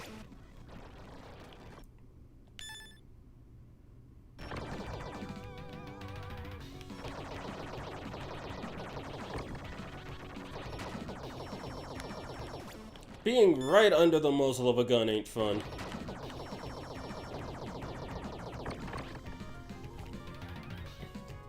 And if you're wondering why I'm letting these walls regenerate, it's because there's a glitch in the game's programming, I guess, where a bunch of cells of the wall will regenerate. It won't even come in order, which could get you killed pretty easily.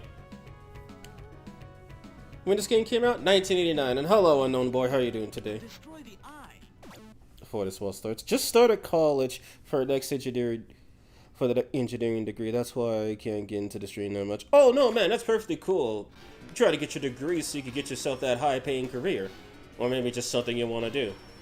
Either way, I don't blame you, man. I wish you well on your degree.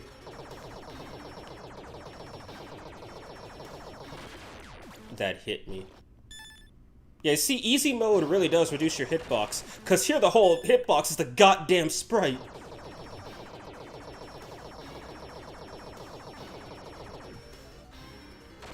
Anyway, the spread bomb's pretty good for this boss. Enough said. Oh, he keeps... Oh, I thought he only fired when his eyes were open. Fuck me.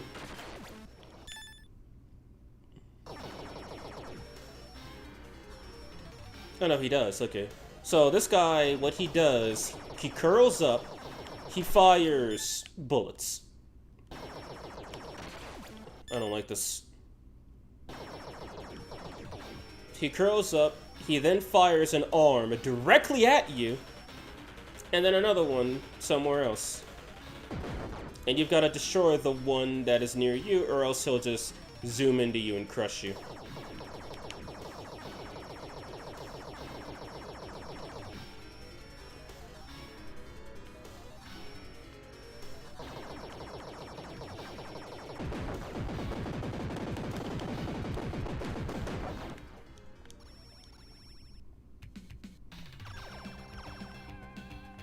I swear, it's only Gradius 1 and the console version of Gradius 3 where those crisscross enemies give you 2 power-ups instead of 1, depending on which formations you blow up.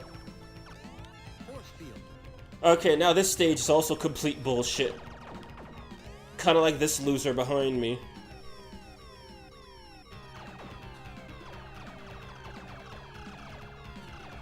Yeah, this stage exists in the console version, but you see those tiny fireballs that I can't blow up? They're at least destructible in that version.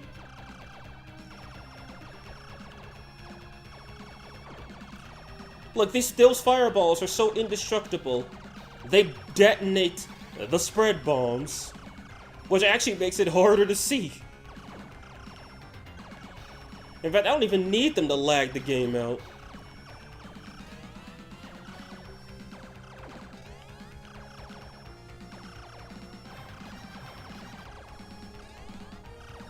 And Mega Crushing does not work.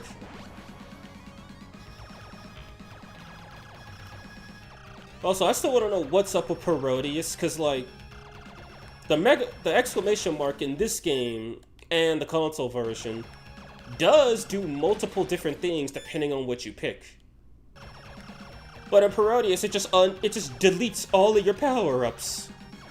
And then it's like, oh my god. Okay. Lag. Help.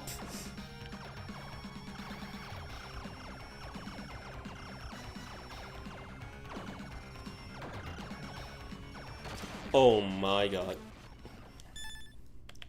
Oh, 105 deaths. Yeehaw, baby.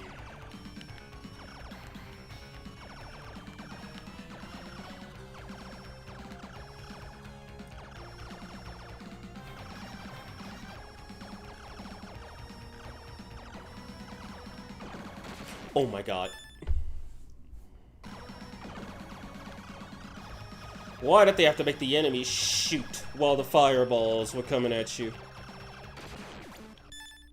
Like, there's more bullets on this stage than I think there's any other stage of the game. Because, unless you want to count the volcano rocks too.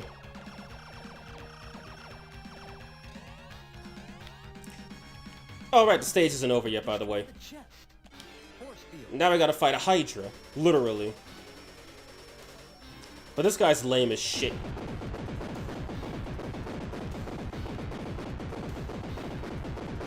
That's the real boss. The Vulture Dragon.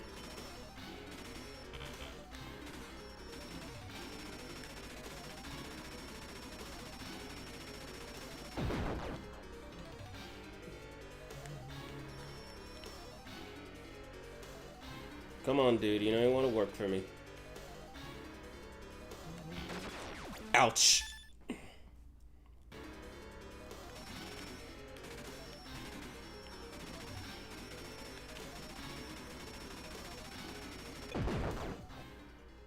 In the console version, his body parts actually kill you.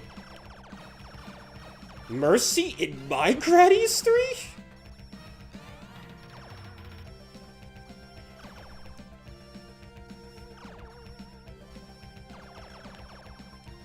Alright, so no, that's King Ghidorah. That's King Ghidorah. Well, he kind of sucks in this game. I guess Vic Viper truly is the goated one. The goated child.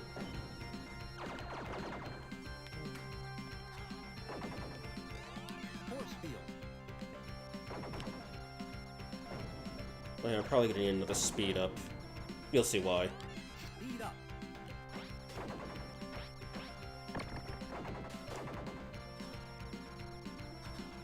Now, usually in plant stages like this, these little bulbs right here, if you blow them up, nothing happens.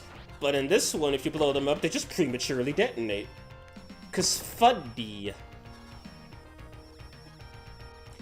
And if those things touch you, they'll grab you and drag you back to the flower and kill you. AKA, they'll force you to crash into the stage.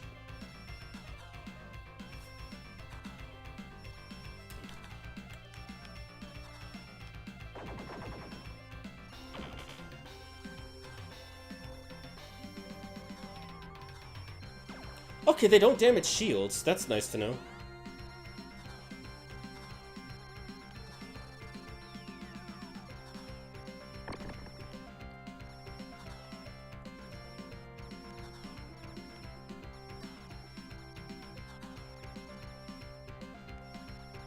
To think it wouldn't be till the advent of the internet that people wouldn't see these later stages in Gradius 3. At least in Japan. Since we just straight up didn't know the game existed!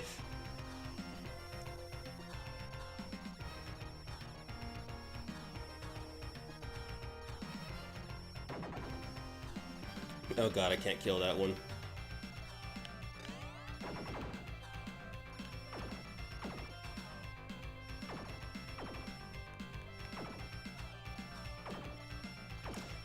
So I hope the last few stages weren't too hard for you guys. I hope you can understand that this is a well-balanced game that has some issues with its level design. Because the next stage after this is gonna be... I'll put it like this. If anybody who beats the next stage, like legitimately, regardless of whether they die 0 times or 96,000 times, automatic respect. Every Dark Souls player who could beat Dark Souls without taking a hit or missing an attack, losers compared to these guys. You will all understand real quickly. But first I gotta deal with this guy, and I think I'm dead. Yeah, I'm dead. I'm way too close.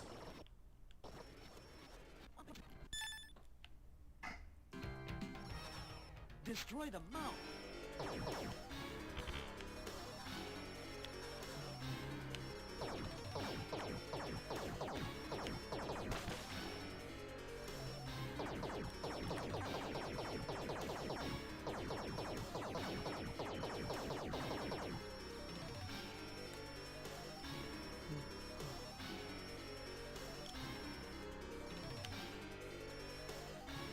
Oh wow, I'm missing. And dead.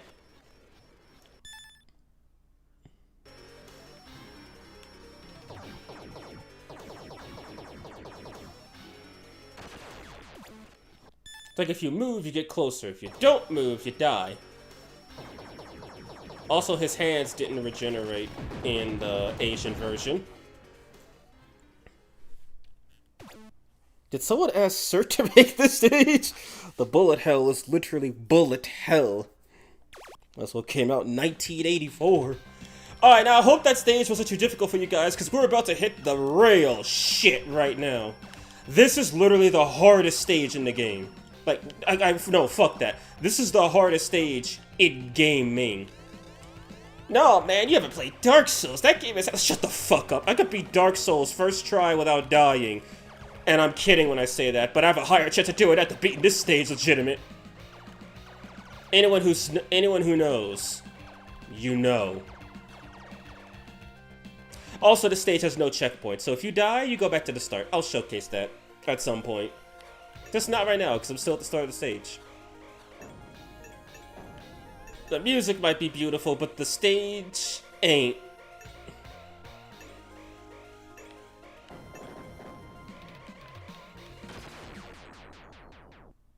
And back to the start.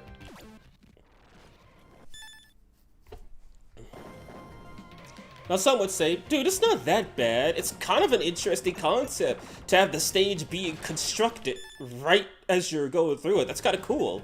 And yeah, that is kind of cool. That's not what I'm talking about.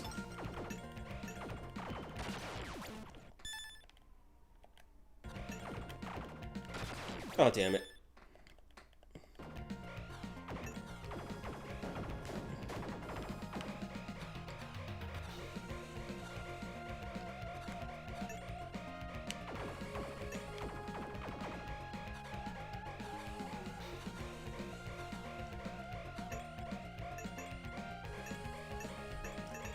So yeah, the stage looks cool so far, right?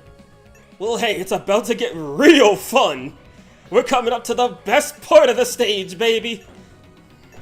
The best designed stage in human history. Right here, baby. Let's do this.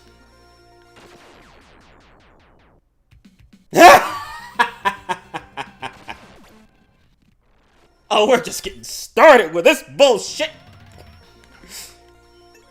There's a way you're supposed to beat this stage. I've seen people do it, but it is so luck-based.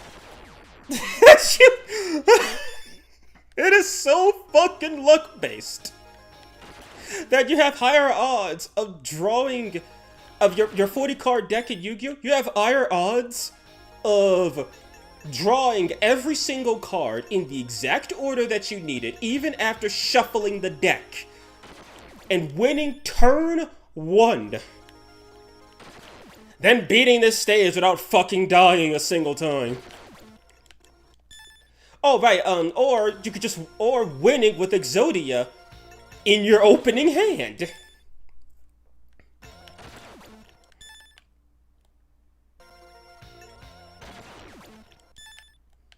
Anybody who thinks I'm fucking crazy and just overhyping the stage? Nah. Play the game yourself. Play the fucking game yourself. This shit is disgusting.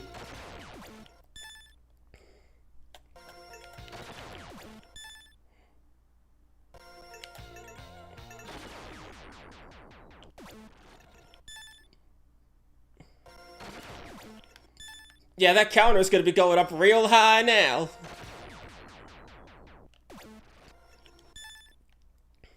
Oh yeah, and that fucking option hunter is gonna show up. And it's a special one that waves up and down, making him harder to dodge. We're not even halfway through, by the way.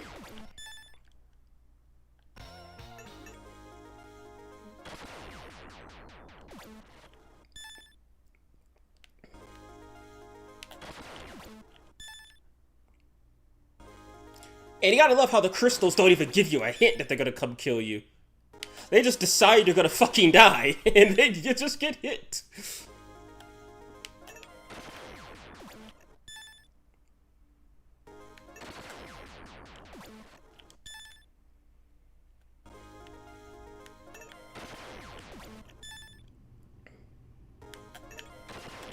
Can I not escape that one? Nope, she's got enough room to make it through. And you can't lag it out either, because there's not enough going on stage.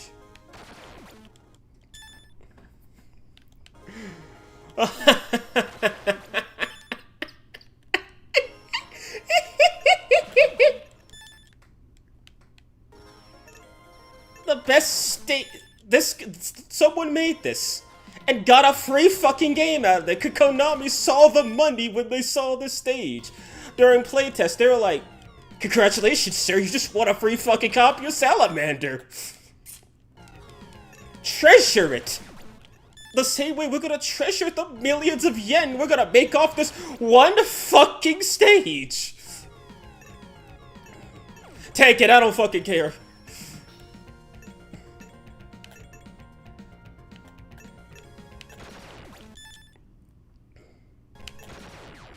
Wrong angle, shit.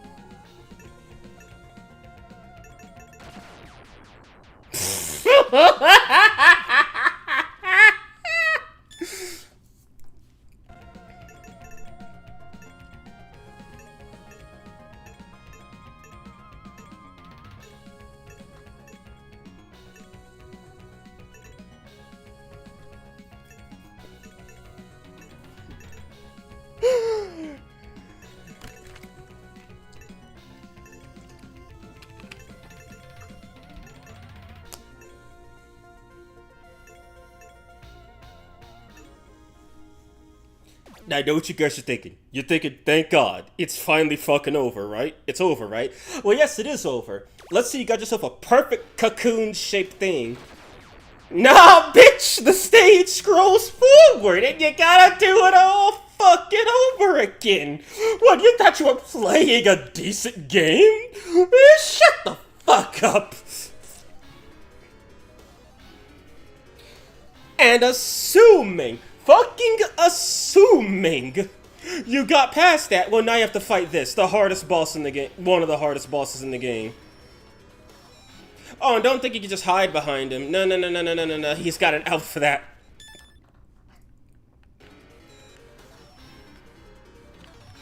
This guy's so bullshit, he doesn't even appear in the console version. They replaced him with something else.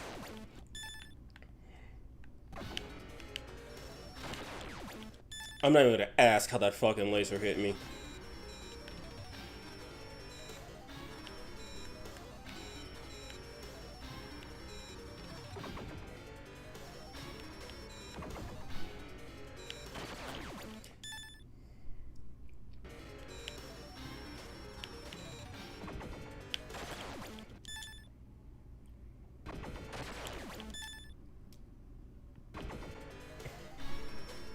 Their hitbox is bigger than their sprite.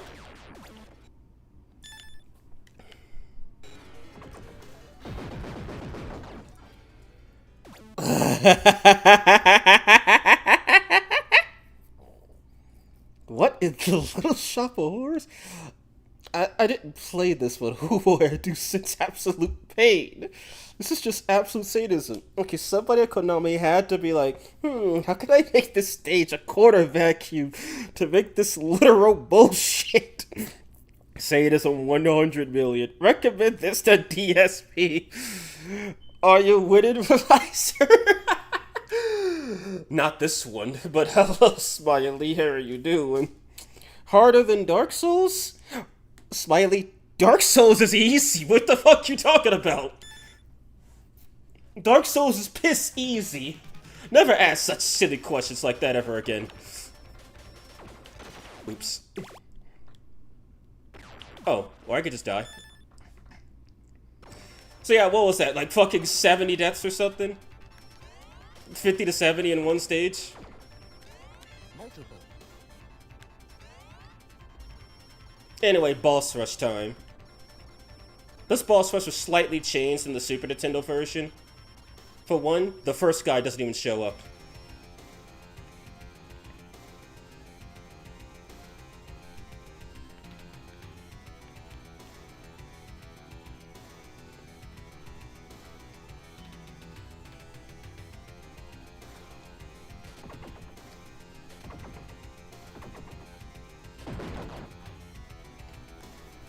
Too easy.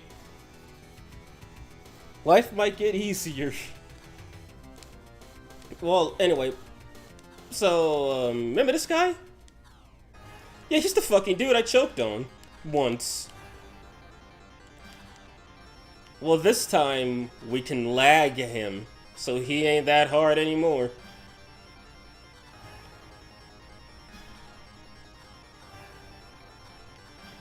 But yeah, I'll say this. This boss rush is actually reversed in the Super Nintendo version. It goes easiest to hardest, not hardest to easiest. The bosses also have their own unique music instead of a remix of the Gradius 2 boss music.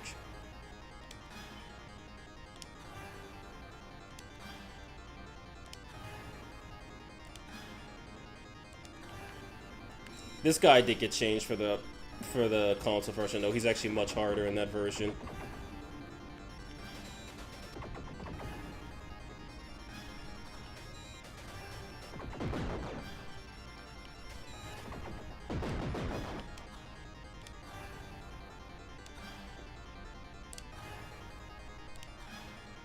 You'll probably be so burnt out from the last stage, assuming you made it, that these guys might actually kill you. And this is the only time the Crystal Core ever shows up vertically. It always spawns from behind in every game it shows up in. And I know that because it shows up in Odomedius. Actually, wait, no, that's a different version. It's not the original version from Gradius 2.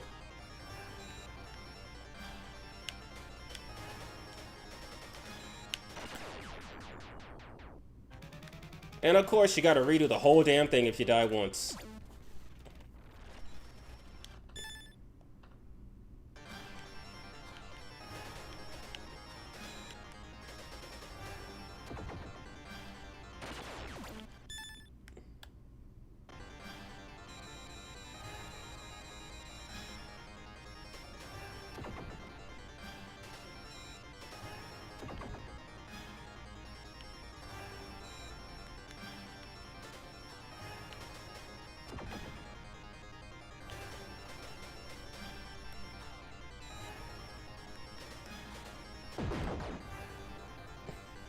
I think after this game, you might need 6. Shit, no, stress reliever. I might. Okay, this guy was actually buffed. So they changed his missiles. They now home on to you softly.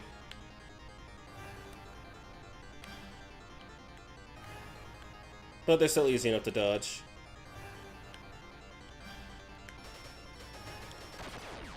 Until that happens.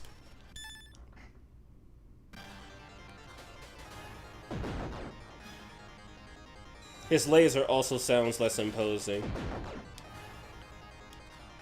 But yeah, the boss minus this next boss, the boss rush is in reverse in the console version. It starts from that and then goes all the way to the covered core. Then you fight this thing. What is this thing? Oh. This thing.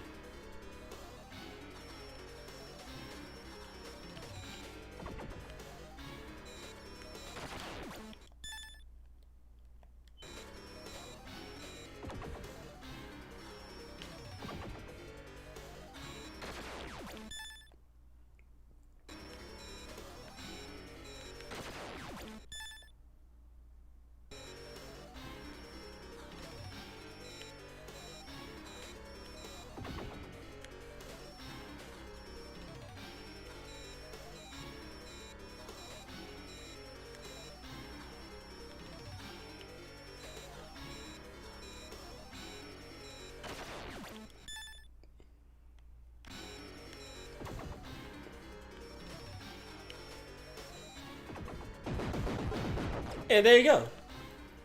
But the stage keeps scrolling. But the stage keeps scrolling. But the stage keeps scrolling.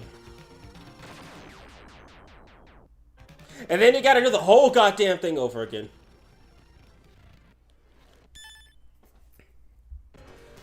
Okay, so what you have to do is you have to actually go into the crater it came out in. But you wouldn't think that since you couldn't go into the other ones.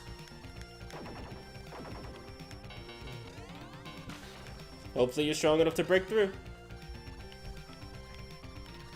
Also, it's time to play a Toho game. We're not playing Gradius anymore, we're playing Toho, Artificial Dream and Mechanical Bullet Hell bullshit, starring Sumeriko Umeji. I just realized I had a shield available. Force field. And then died.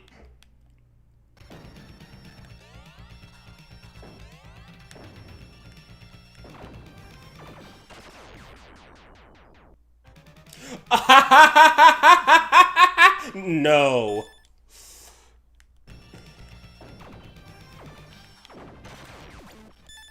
So we haven't even reached the fucking base checkpoint yet. It still takes you back to the boss rush.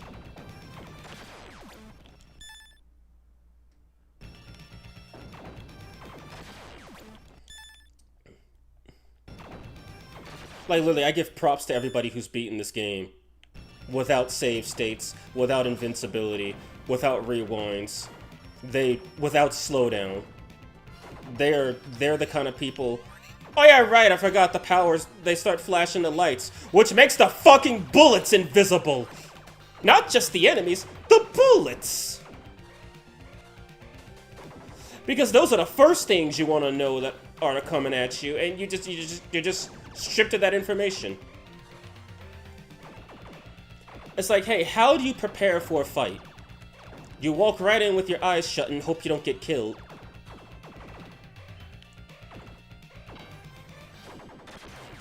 What the fuck killed me? That's a ceiling tile, isn't it?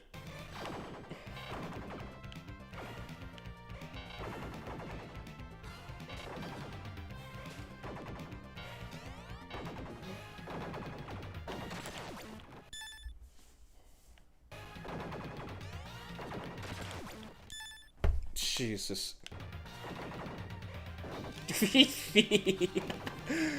I'll have to catch up with Chad after this next boss. Force field. If you guys are curious, I'm using a combination of the analog stick and the D-pad on my PS4 controller. Now, now these guys exist in the console version, but you see, in the console version, you can destroy the corpses. In this version, you can't. So if you block yourself off, too fucking bad. Die! But at least the checkpoint is right there, so mercy, I guess.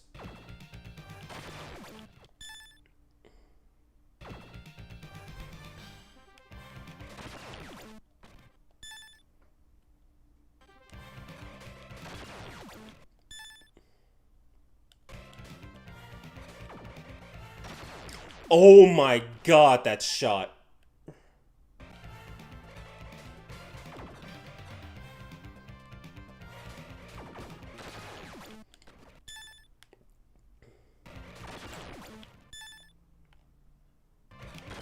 Okay, that was just stupid.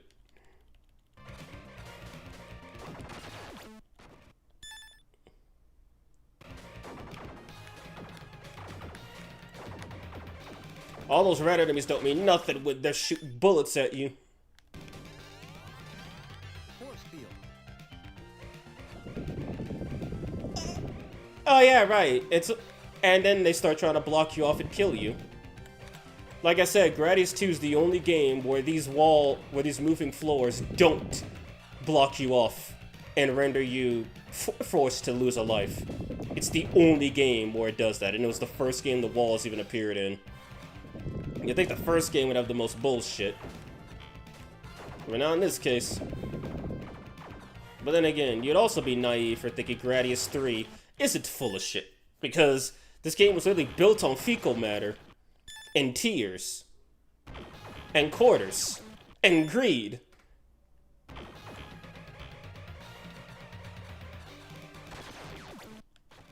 If someone said they were on like New Game Plus 5 when they're really on New Game Plus 1, you wouldn't be able to tell the difference.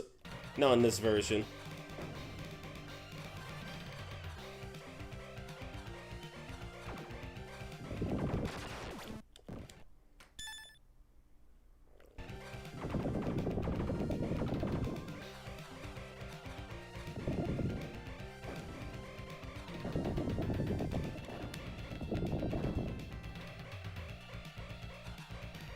I think that's it. Yep, that's it.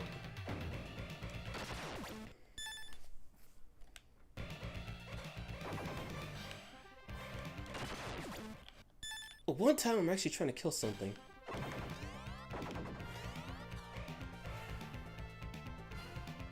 Anyway, so this part's kind of funny.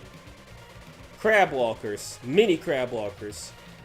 And they're way too small for you to just simply hide in between their legs.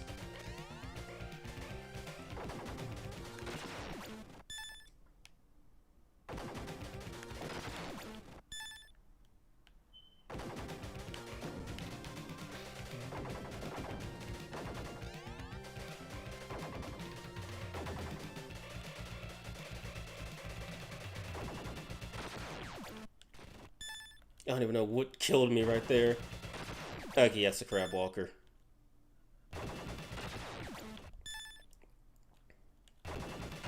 Okay, I gotta back that up. He's too close.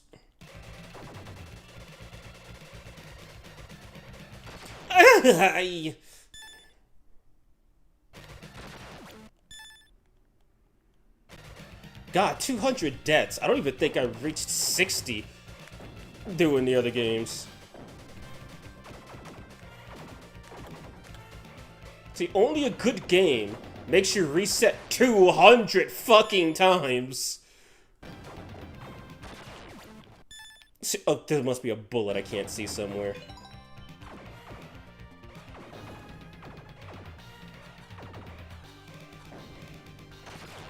Oh, did I mention we're not even done with the fucking stage yet?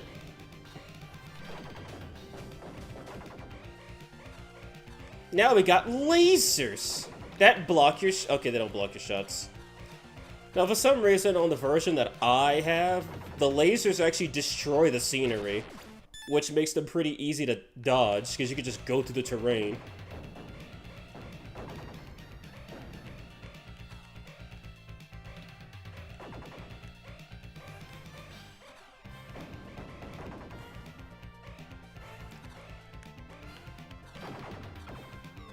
Oh, fuck off. Why are you here?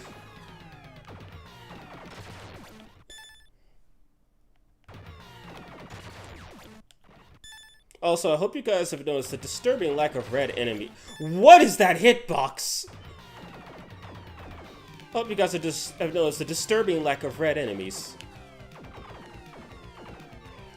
Like, I promise, this one version of this one game is the worst the series gets. It gets better after this.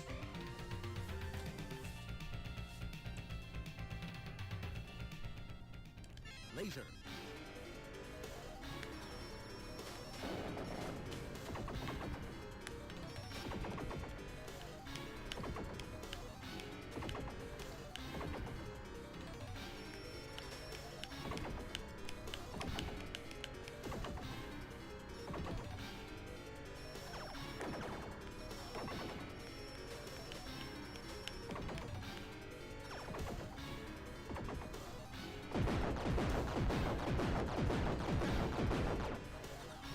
Oh, and the floors still keep moving, so I hope you didn't feel safe. Because if you die, you gotta do the whole boss fight again. Oh, I see something. Yeah, Toku's easy compared to this. At least I hope, right? Right? As long as we're not talking about lunatic difficulty. Will that be considered dual wielding? Yo, Visor. Hello, Valetis. How are you doing today? I hope you're doing well. If only SMT was this good. This place is massive considering how big our ship is. I mean, the ship is at least the size of a jet. Yeah, it's about the size of a jet, at least. in size. But from what I've seen, like, the front is elongated for the laser weapons. But yeah, this base, it's massive. Oh yeah, right, you thought those mini crab walkers were the only ones? Yeah, we got a whole ass fucking whatever the hell this thing is.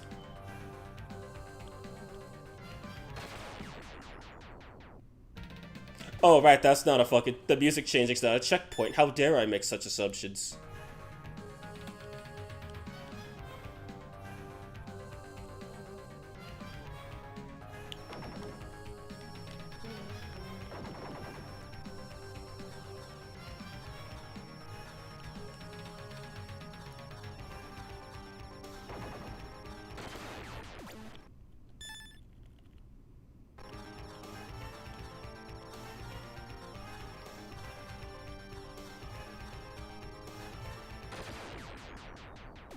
Funny.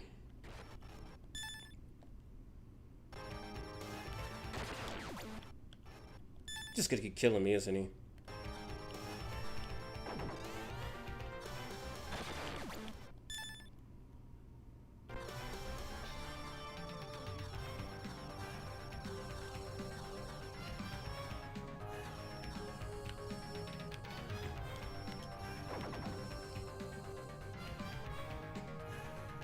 I'm sorry if you thought that was it, but now we finally reached the checkpoint. SOT would sell 100 copies if it was this hard. And only 100 copies.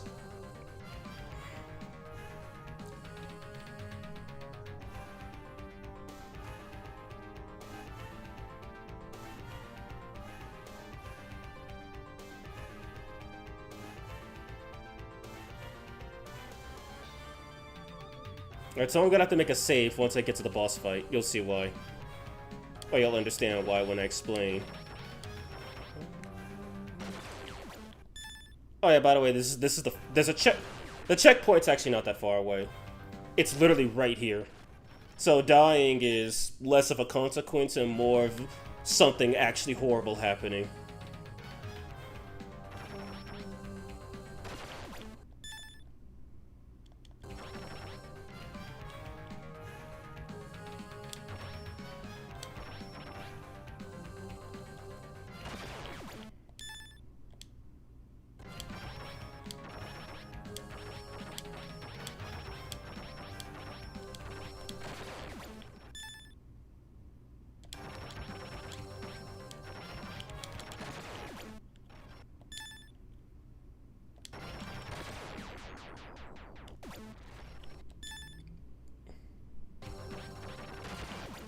That might have been the wrong way.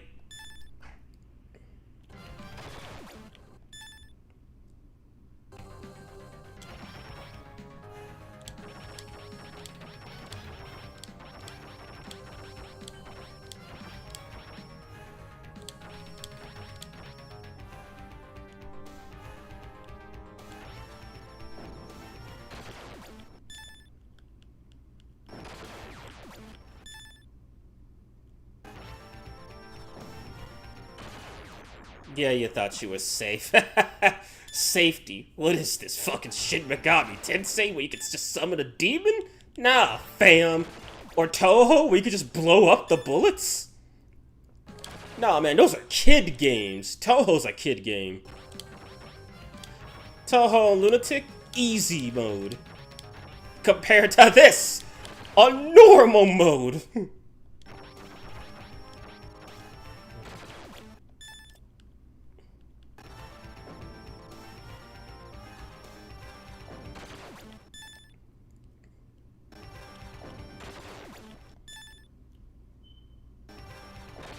The fucking bullet.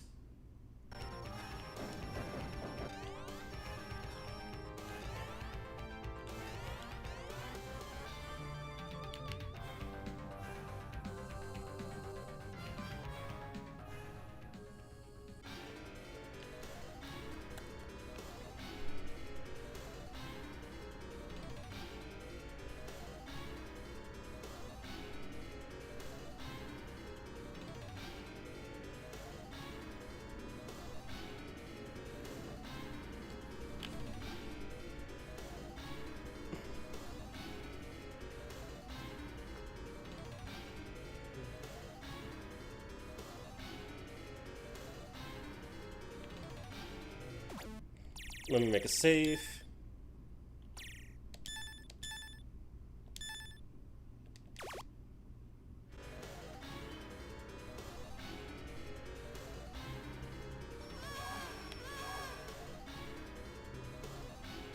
His projectiles actually have a little special feature. If they hit you, they take you to fucking hell. Literally.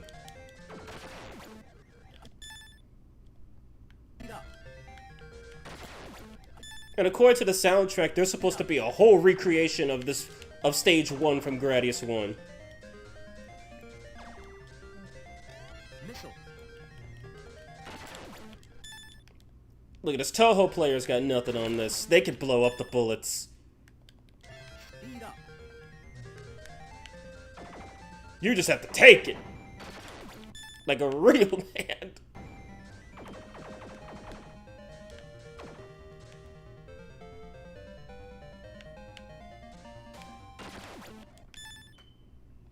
And the fact that it strips you of all your power-ups. I've cheated on the arcade emulator and got myself to max power on this stage, and my god, even with max power, you still struggle because of all the goddamn bullets.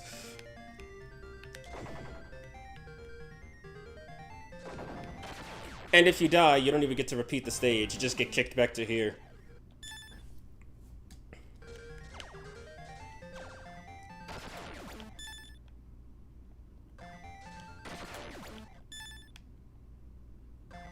If I keep running into that same goddamn bullet. So I ran into a different one.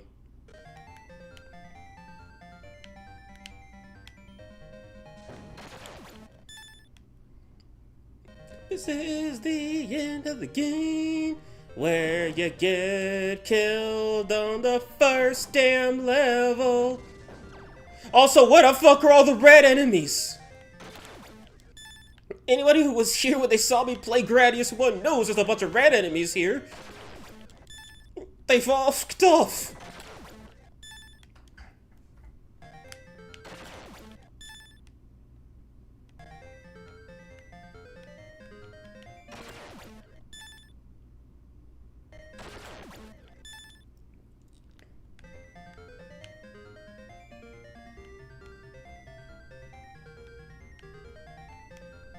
I can't even get them at a safe angle to try and kill them on the ground. And I've seen someone beat this level without dying once, and I still question how the fuck they did that.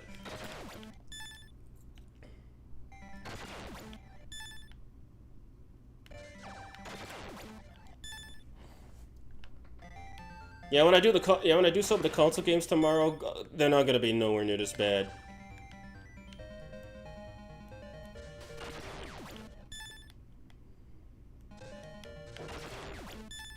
Oh shit.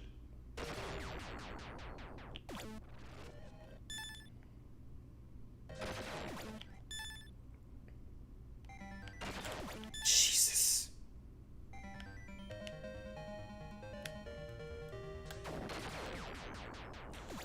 Oh yeah.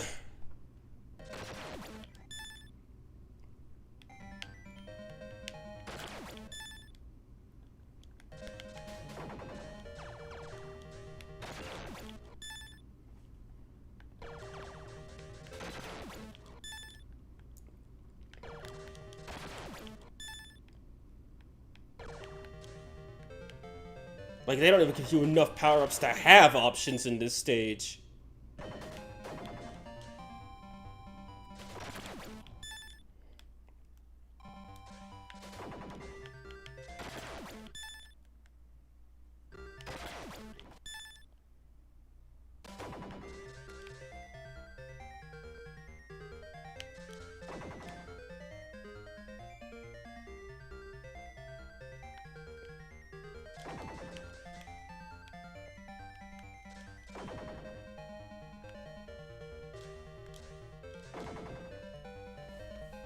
Good God.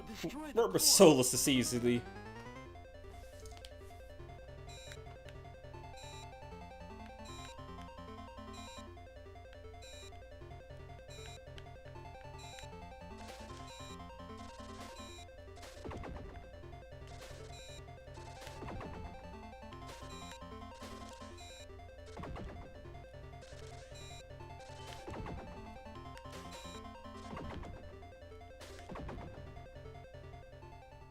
And then you get sent back here.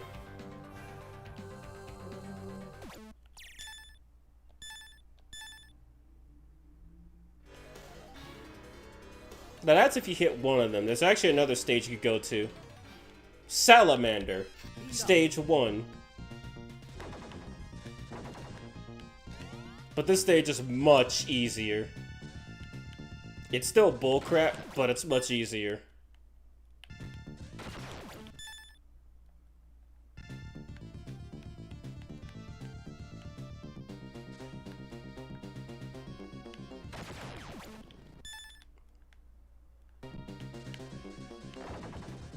I say that even though they only gave me... There we go. Missile.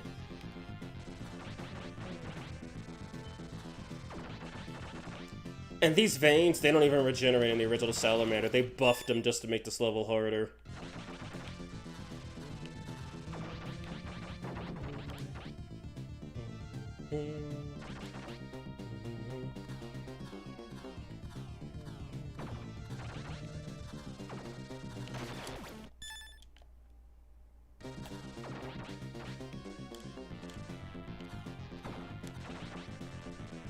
This will be a nice cool bonus, like that music track. If you know. You know.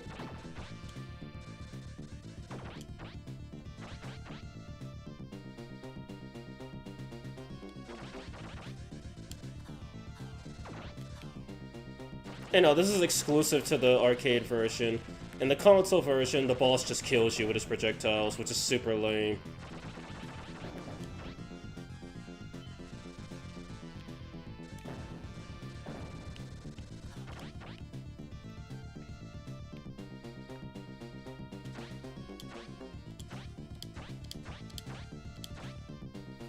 This part, however, is actually easier than the Salamander arcade variant, if you ask me. Destroy the eye.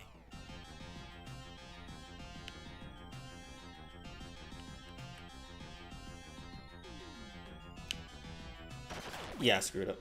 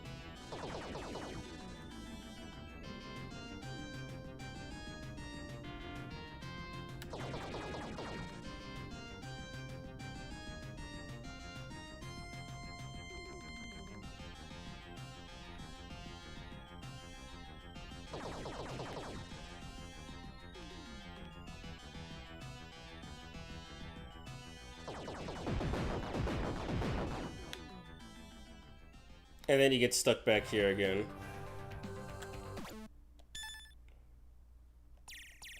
Alright, let's actually kill this guy. Oh shit, that's my brain! I was born out of the greediness of mankind. While men exist, so will I.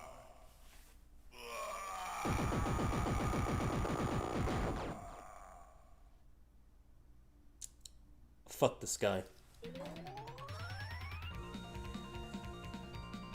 And then the game's like, oh shit, wait, you remember that high-speed station Gradius 2? Yeah, let's do that really quick.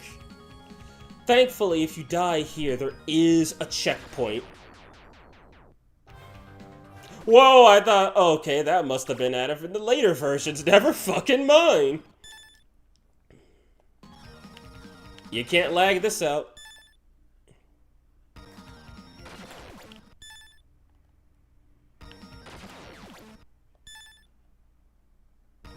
But you've got to be really precise. Because if you're not precise, you just hit a wall. Like, I might have choked with the Gradius 2 one, but this one with its 90-ass degree angles? Hell no.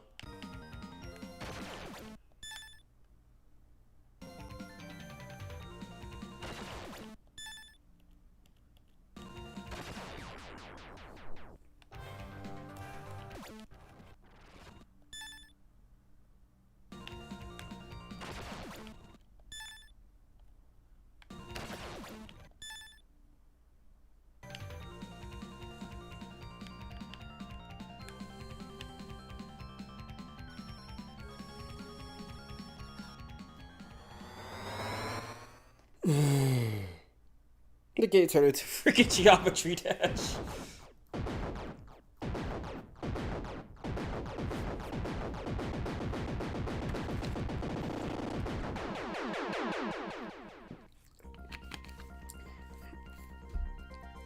I love how simple this is. When working on my game, I sometimes complicate boss fights with too much when they can be simple. Got him! Also, in this Japanese exclusive, look at all this Japanese.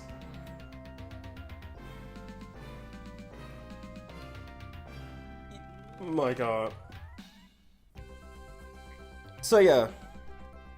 This was, the hardest game ever. With some of the worst intentionally designed to kill you level design you could come up with.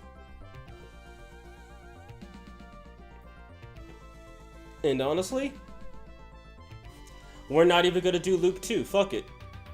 We're not even gonna do Loop 2. We're getting out of here right now. Could the Gradius ship beat Goku? Depends. What Goku are we talking about? Because the Gradius ship, the Vic Viper as it's called, cannot kill gods. They haven't fought anything that powerful. Go see if we got any interesting music for Salamander. Why, yes we do. Unused.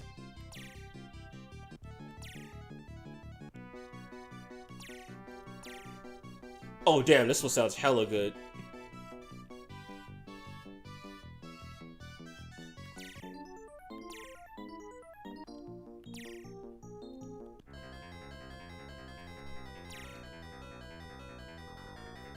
That sounds like a boss theme.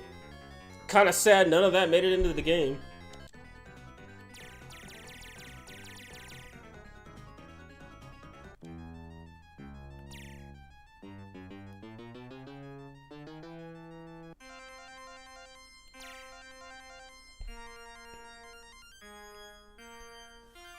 Yes, it could be started Dragon Ball Goku early, Namek. That was hell. You're implying that hell was a nice place.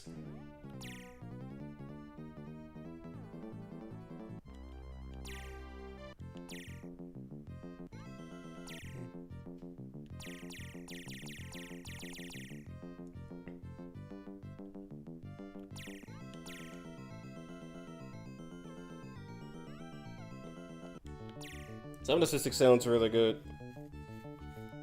Atlas recently did a survey for US Sage. Says, I'll just work. Action, adventure, dating, Souls-like, online, roguelike, life sim, fighting game, Metroidvania similar. No shmup, weirdly. This for Persona series, by the way. Oh, cool. So, rip Sakura Tyson, because I totally would have chosen strategy. Okay, these three songs, if I'm right, they appear in the US version of Salamander Life Force. So they're unused in this game, but they exist.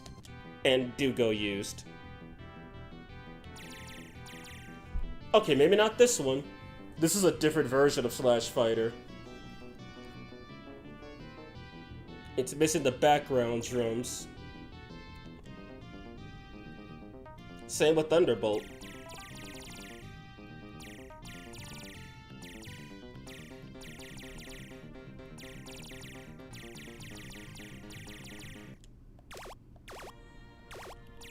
Alright, now let's check out the Gradius spin-off series that came out literally before Gradius 2. Salamander. Wait, these two are different? What the fuck?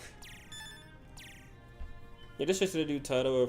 Title features voices, sub changes to background graphics, otherwise identical to the Japanese version. Now, why are they... I guess we'll test them both out then. Oh, and the reason why the game's called Salamander is because you kill a giant snake called a salamander. Most either universe had their own forms of torture. I mean, stage layout. Destroy them all. Missile chamber is empty. Pick it up for multiple. Ripple. Ripple. Pick it up for Ripple later. Yeah, Salamander's a little different than Gradius. You pick up items that gives you power-ups instead of having to select through a power meter. Which also limits how powerful you could get on the first stage, and by limits I mean you could get 4 options immediately. And picking up power-ups also gives you the points. But you don't have the only catch is that you don't have the option to pick your power-ups. So whatever the enemy drops, either you take it or you leave it. That's...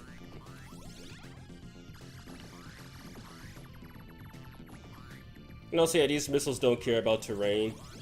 They do have a name for these missiles. They're called Hawk missiles, which every Gradius game that has Hawk missiles, they always track on the ground. No amount of the terrain will not stop them, which is especially broken if you get Hawk photon torpedoes, cause those babies, they could kill basically everything on the ground, and they don't have to worry about this pesky thing called terrain slowing them down or destroying them. There's also another thing called the napalm missile, which is basically a spread bomb, but it tracks on the ground like a regular missile. And also, this game technically invented the two-way missile, but yeah, as you can see, it's way more powerful than simply just crashing into the ground and disappearing.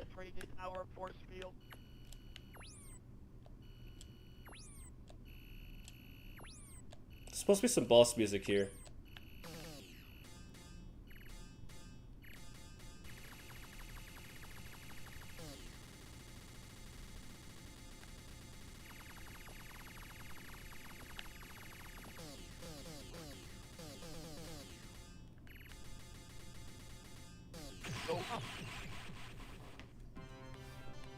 Oh yeah, I'm gonna give an epilepsy warning. There's an enemy in stages 2 and 5 that flashes the screen. Though from what I've tested, it seems like the enemy got nerfed, where it just changes the background to a bright color as opposed to flash the fucking background.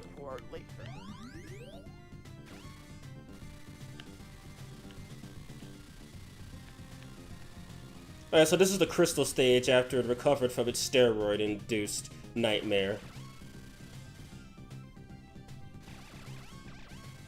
And I guess technically I'll be saying that I have to play this game twice, because Life Force is basically Salamander. So yeah, that guy. That guy used to just flash the fucking screen. Like, I'm pretty sure somebody playing the arcade version likely was just playing it and then just started foaming at the mouth and spasming on the floor suddenly. I would not be surprised if that happened to somebody. And I have the original arcade version where that happens. I'm not gonna play it. Wait, the stage is over already?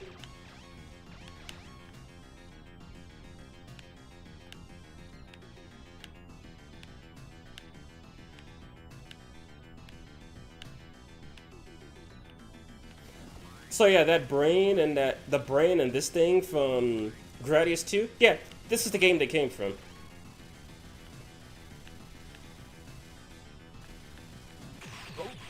Oops.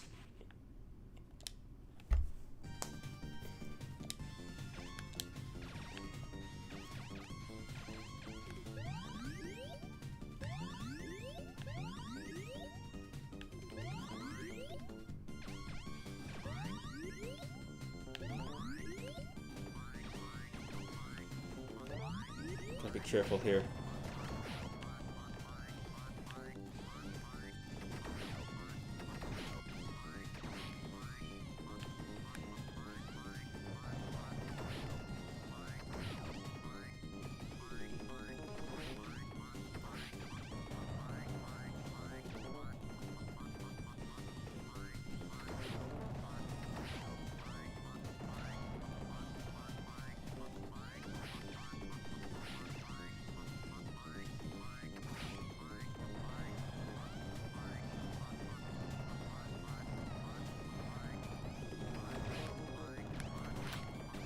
Oh, fuck off, game!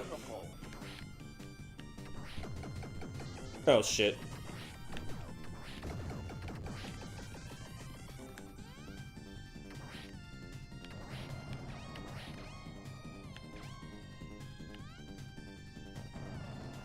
An intruder has penetrated our force field.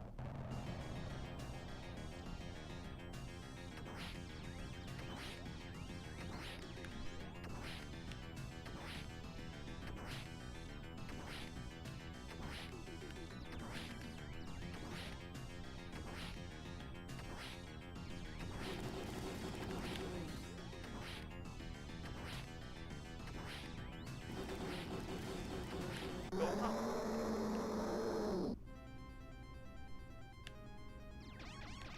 Picking up for force field. Missile. Multiple. Multiple. Laser.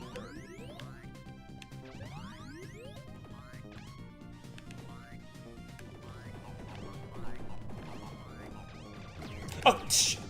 Multiple.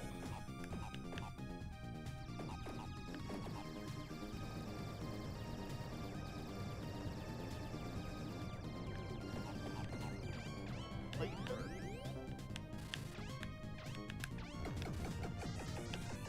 Missile. Multiple.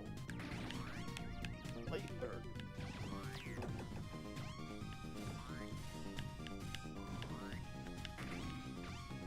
Multiple.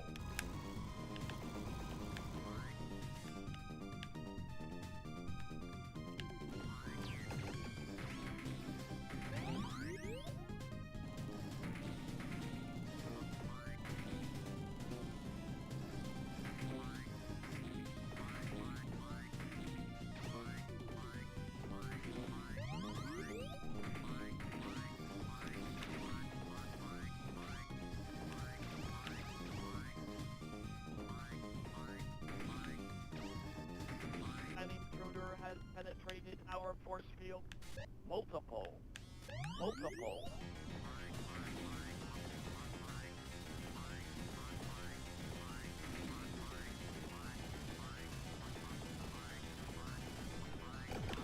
Go to the right.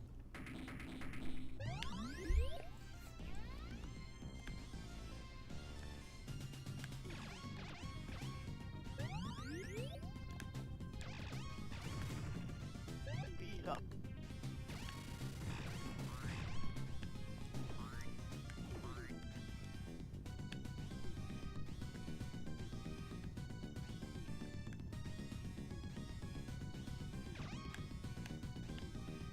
Ripple laser. Laser.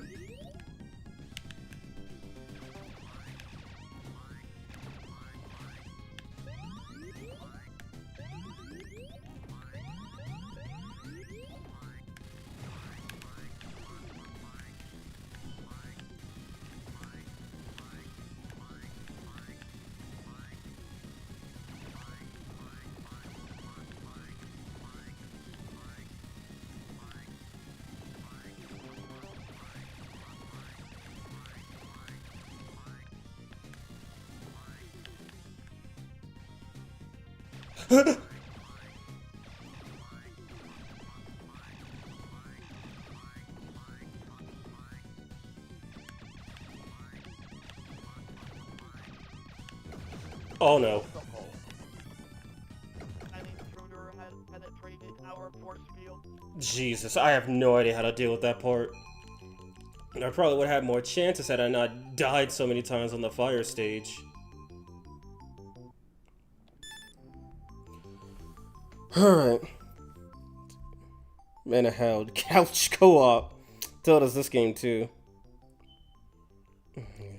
God, what did I just miss? Holy shit.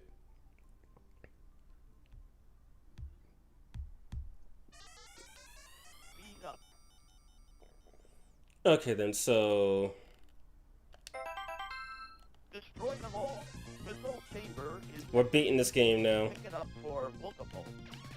Multiple. And there's also one achievement I need to get where... with this force field, I cannot expire it. If that force field dies by the time By the time I beat that brain, I fail. So goal, don't get hit.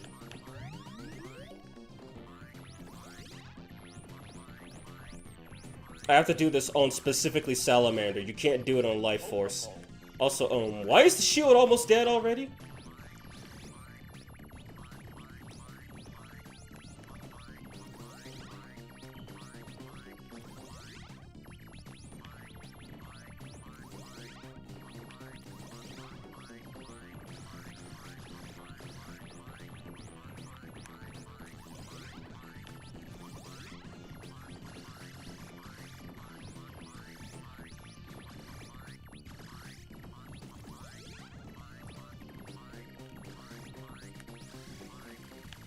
Multiple.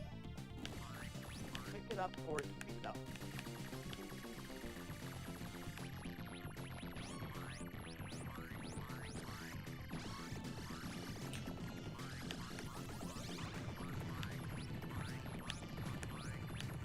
It's got like 11 hits on it. Let me make a save.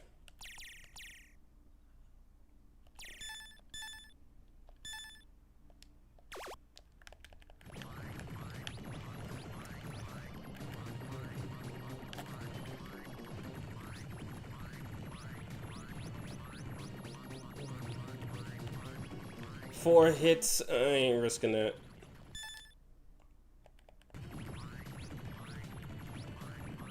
Yeah, the game doesn't punish you. Yeah, you can still upload your score if you make a save state, but you can't upload it if you load one or use a rewind.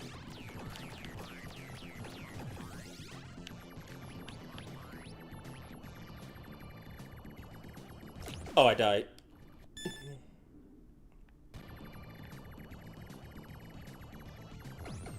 Again.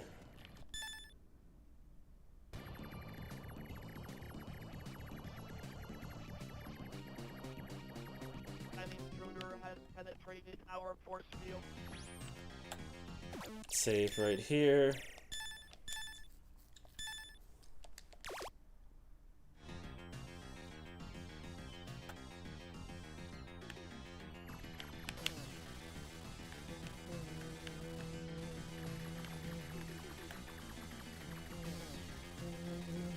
Wait, is my it's gone? What the fuck? It's because I got too close to him, probably.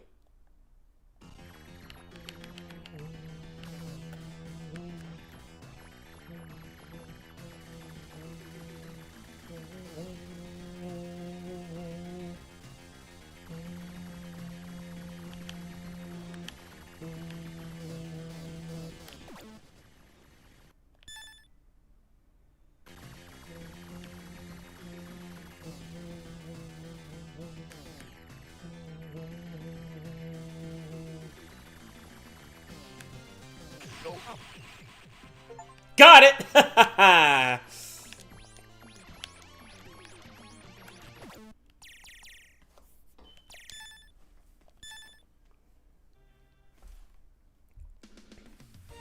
think I missed something. Alright, let's check out Life Force really quick.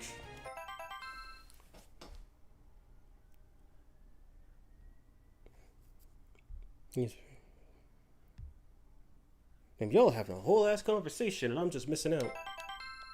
Destroy them all. Enter stomach muscle zone. Multiple. Okay, I've never seen this version of Life Force before. Increase power.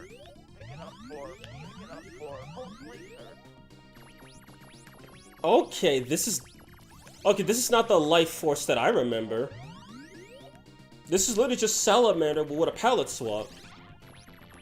Okay, you know what? I'm gonna play till... Violent antibiotic. It's got the same dialogue, too. Multiple. This must be Life Force Japan, then. Because this is not the NA version. This is not the version that I've played.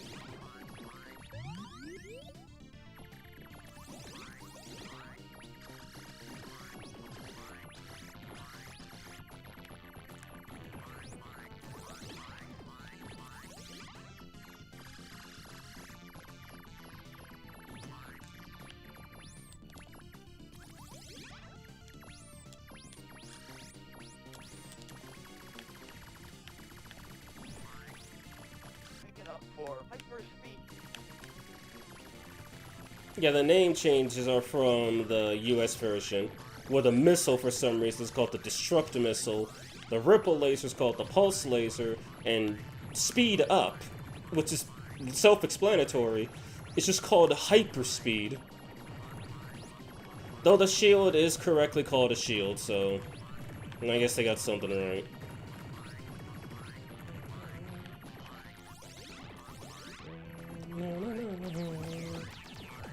Make way through muscle tissue. Fire! Fire! Fire! Fire! Destroy mind of mutant.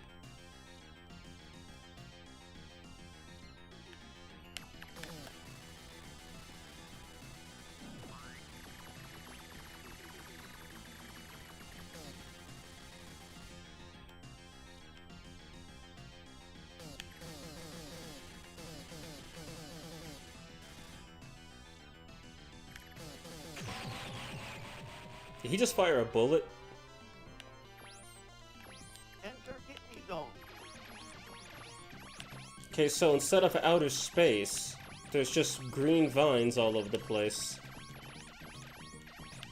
I want to see what stage 3 looks like, then I'll go do Life Force. For laser.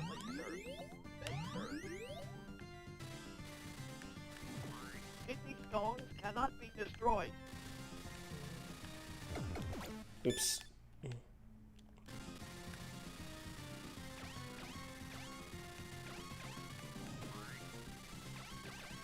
Yeah, I actually did not know this version of the game existed.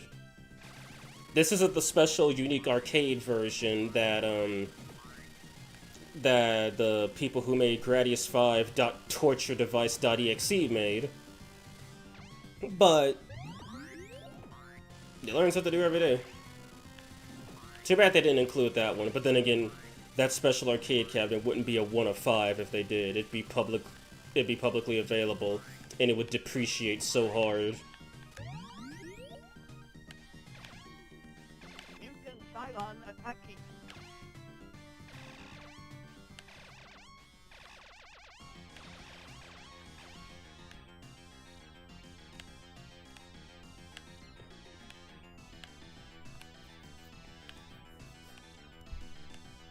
Destroy sensor membrane. That's a ship? Don't you mean destroy the core?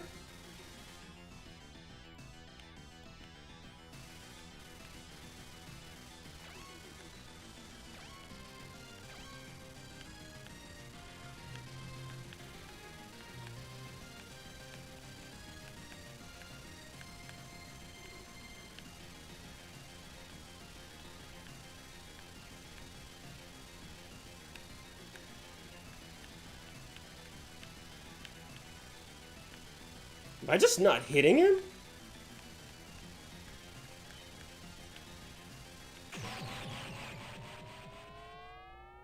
Actually, wait, I forgot. I gotta actually beat this game. Okay, now it's red liver. Incoming inner chamber. Warning, warning, danger zone. Acid flame. Okay, the fire's still red. Okay, well, my curiosity has been answered, but I still gotta beat this game. Corruption. Flame corruption! Okay, that's a new one.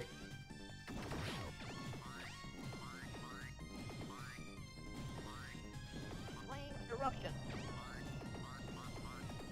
Is he saying flame eruption or corruption? Flame eruption. Sounds like he's saying eruption. The subtitles are wrong. Flame eruption. Yeah, I know, he's definitely saying eruption. Eruption.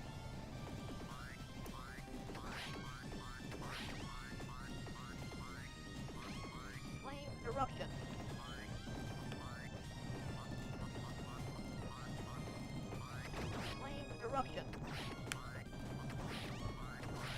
Flame eruption. Flame eruption. Flame eruption.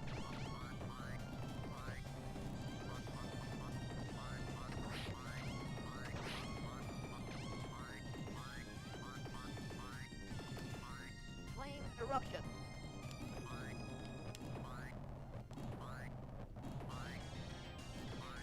Attack 10.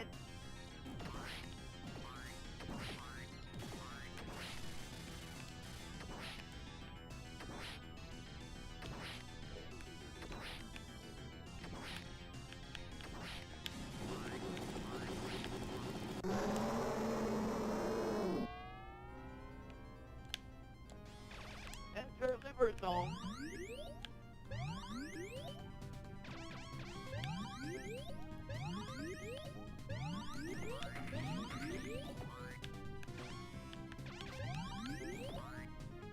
You can't destroy those enemy things in the background, that's why the missiles are actually falling. But you have to aim it properly. You aim it properly, congratulations. If you don't, well, you got a bunch of other stuff to focus on anyway.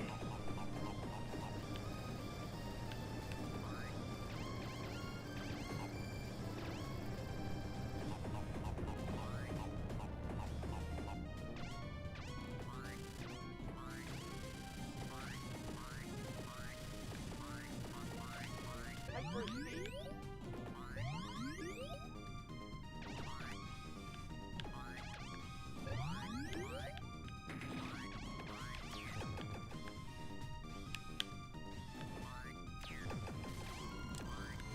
Fight off mutant toxin.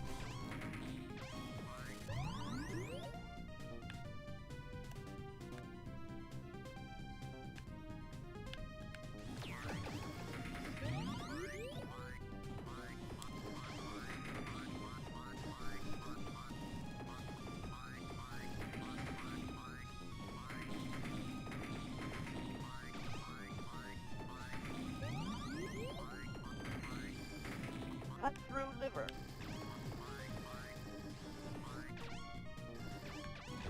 Shit.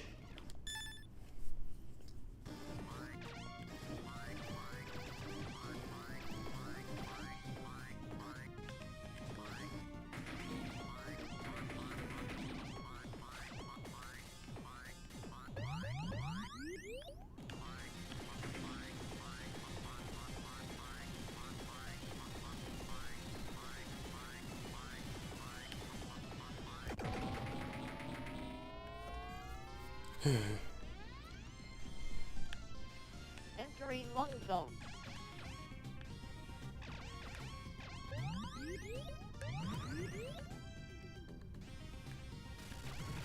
So yeah, funny note, the story of Life Force and the story of Salamander are actually, well, they're sort of the same, they're also kind of different.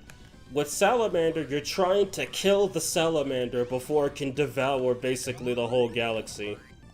But with Life Force, Link up with weapon. I have no idea what that means. But with Life Force, you're trying to kill the Salamander by flying inside of him and killing him from the inside.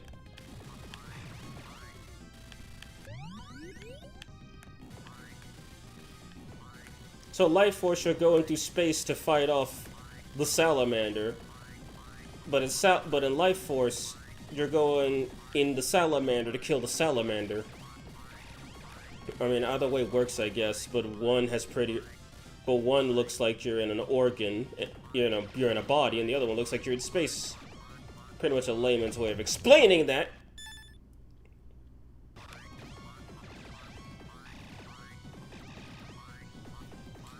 Okay, this part.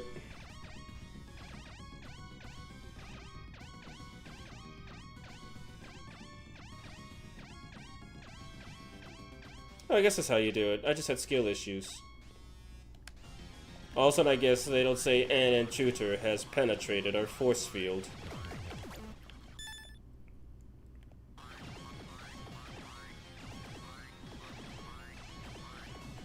Prepare for biomechanical mutant. No, I'm preparing for the mechanical ship coming to kill me. Yep, this thing. Fire. The version of this in Gradius 2 is the Death Mark II. It ditched balls, bullets, and small ships for missiles and lasers. I mean, can you blame the guy? It was kind of a glow up. Brain area. Now there's 2 achievements I could get here. One of which involves fucking up, and the other one involves not.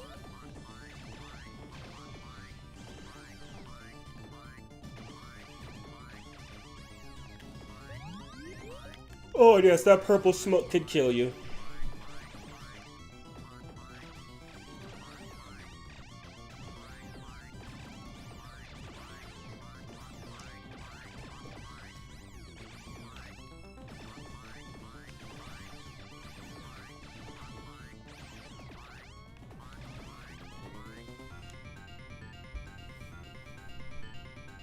Biomechanical brain attack.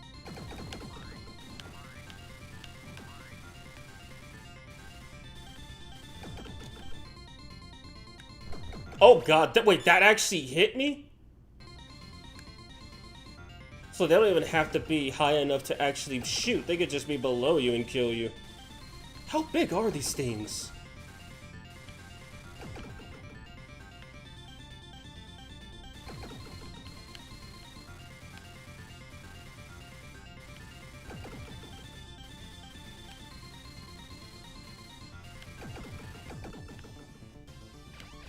So I think I'm gonna do the easy part first. I'm just gonna screw up. Basically, what you have to do to screw up is not kill the final boss. It's a good way to earn points if you're a masochist and actually good at this game. Danger. These floor tiles refuse to die, and also Gradius 2 didn't invent them. Salamander did.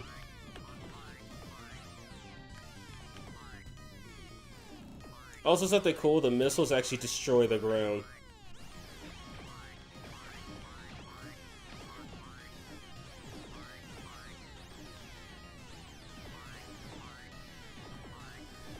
Gradius 2 also did not invent the jumping Mauis.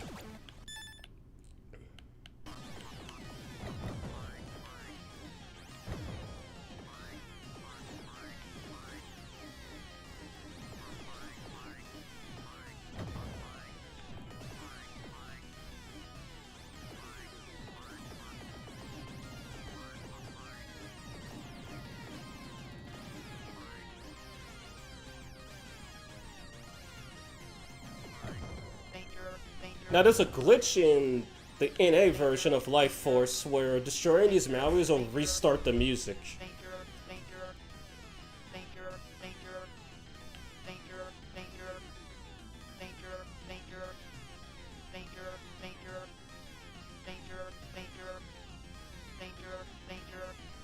Okay, we're gonna save right here.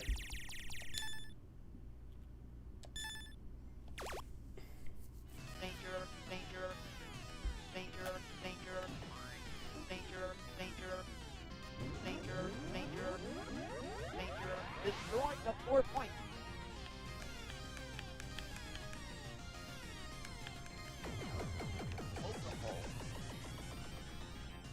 That's the only way you're getting past.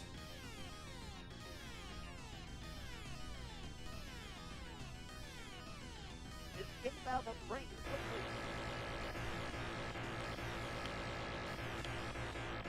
Shit, too early.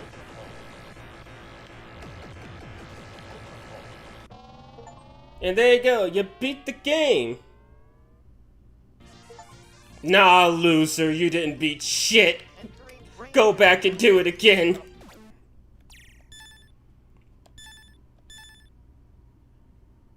Danger.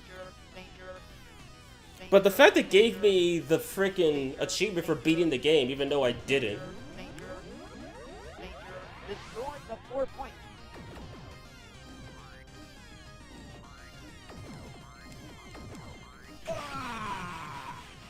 Rip.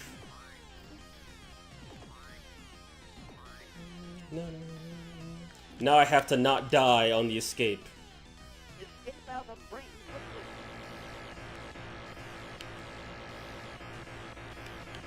Shit.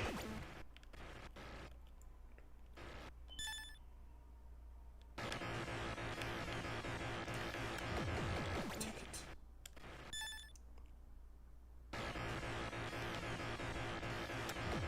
It's that one I gotta keep an eye on.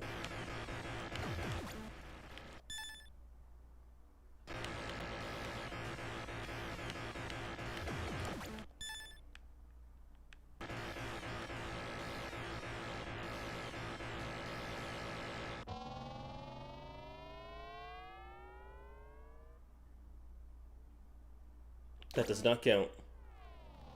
So you have to do the whole thing in one go. Escape out of brain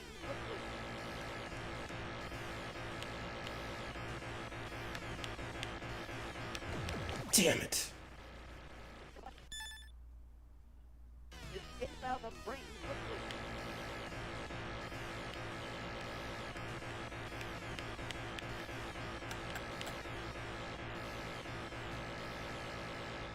You could say I did it legitimately. Top down, this game didn't tell the whole story.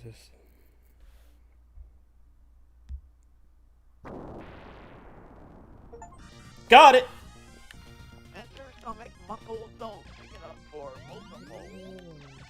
And then you just get loot 2.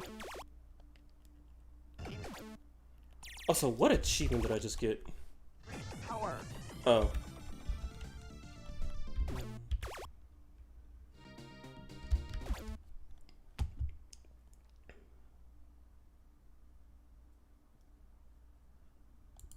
Escape without losing any lives. Yeah. Okay, so I already got that. Okay, no, so you have to defeat the final boss to actually get the gold achievement. I just accidentally completed the whole thing without crashing, and then I did it legitimately to prove I could do it.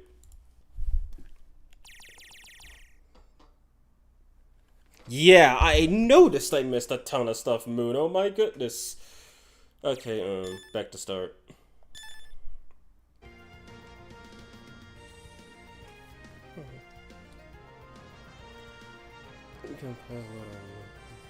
Good lord. The best pirate game is still real life. What were you guys talking about?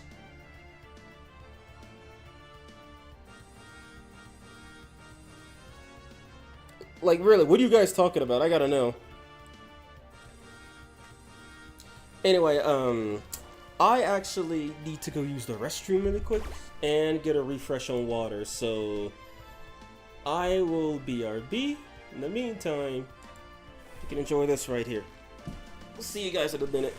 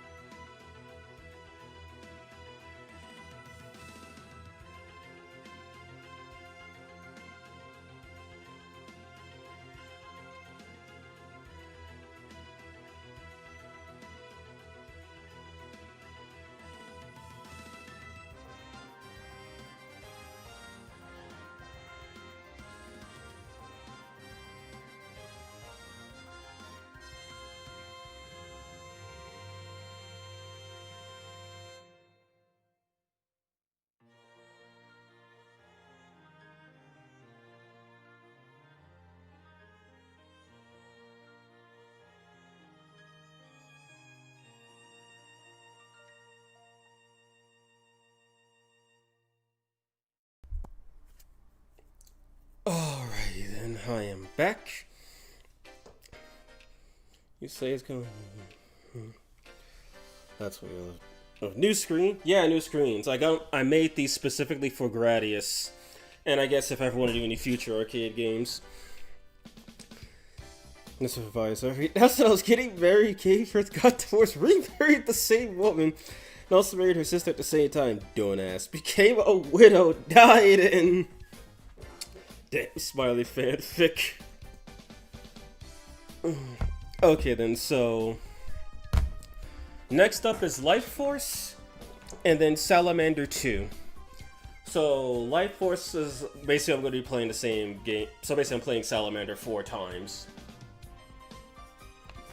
And then what are the girls talking about? Oh, Kiori's begging what's it, Itty for more money. He's supposed to get another round. He's supposed to get another round at the arcade machine. And in case you guys weren't here earlier for the start, this is what the start screen looked like.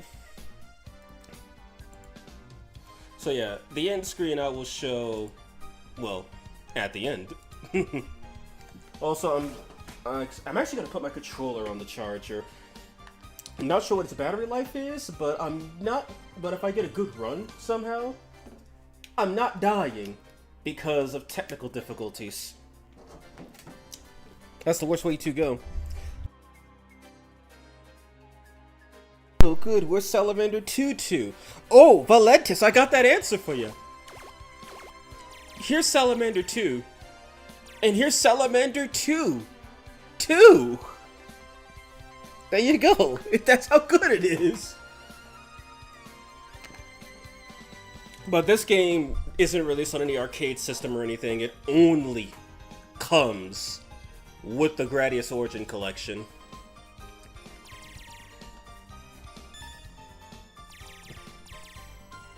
Anyway, so yeah, we're going to do the true version of Life Force. Let's start with the sport. And go back to my Atlas survey comment. That's where you left. Oh my god, that's a lot. I might have to check up on all this stuff after the stream. My god. Or maybe I'll do it after I beat Salamander 3. Alright, so here we go. Now, by the way, I'm going to mention this right now. I had to remap the controller so I can... I have to remap the controller so I can play Player 2. Why? Because this game's bullshit. Destroy them all. Missile chamber is empty. Atomic muscle assault. Yep, it's got the Gradius power-up meter. And that does not work well with this game.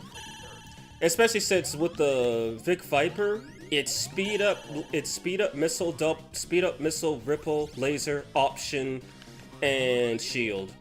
With this game, with Player 2, however, it's missile, laser, option, ripple laser, speed up, and shield.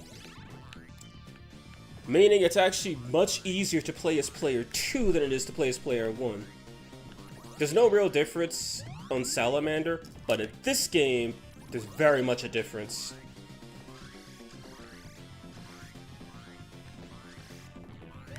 This is the Life Force I remember. And this one takes the organic theme a little more seriously.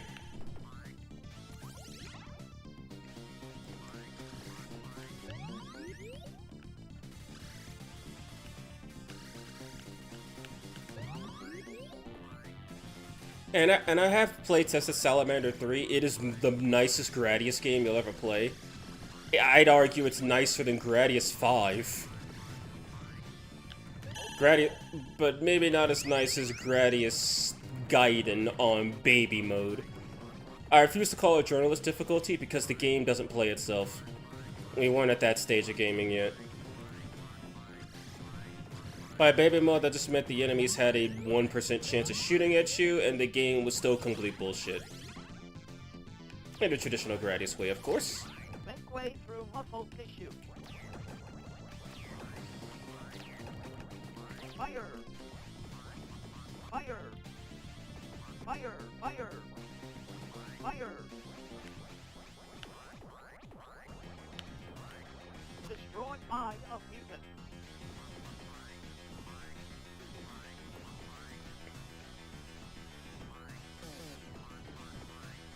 Also, his arms are green now instead of gray.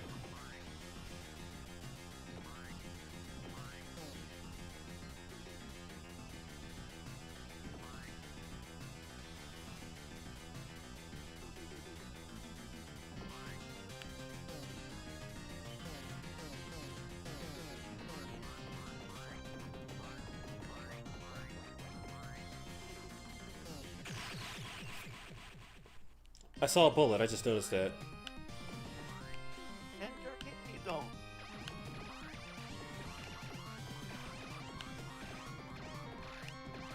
See, in Salamander, you can't get the laser until stage 2. In this game, you can get it as early as stage 1. And now all those comments about organs and stuff will make sense, I promise. Kidney stones cannot be destroyed.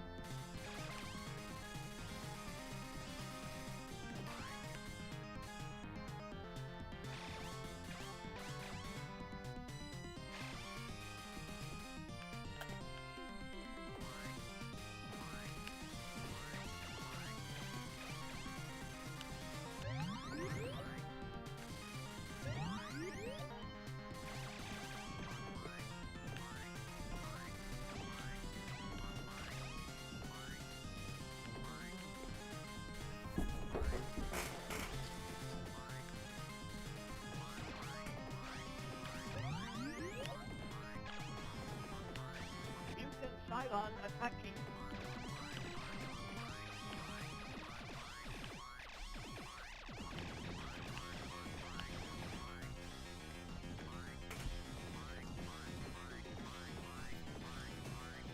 Now this looks like a mutant Cylon.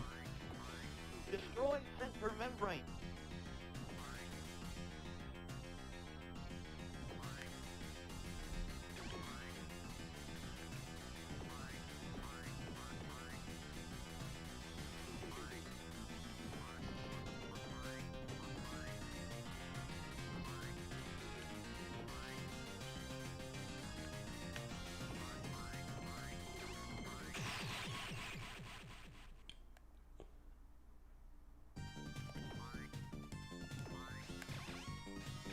Enter atomic inner chamber. Warning, warning, danger zone. Acid flame.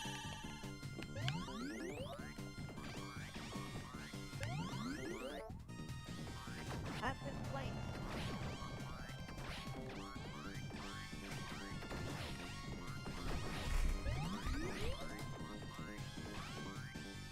Acid flame.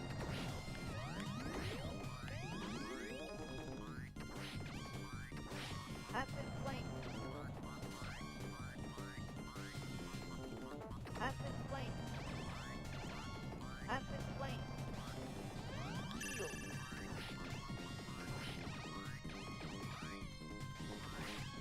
Acid flame.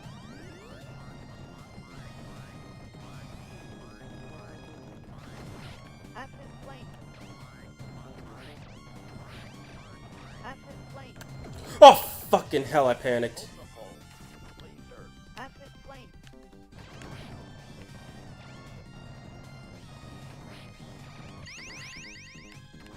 Disrupt missile. Acid flame.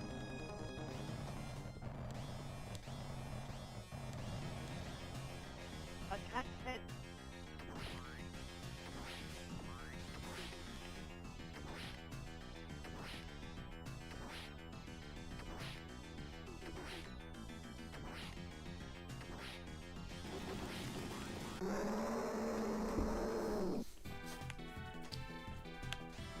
Enter liver zone.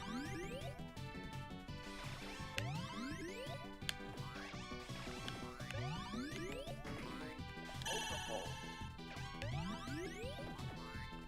Multiple.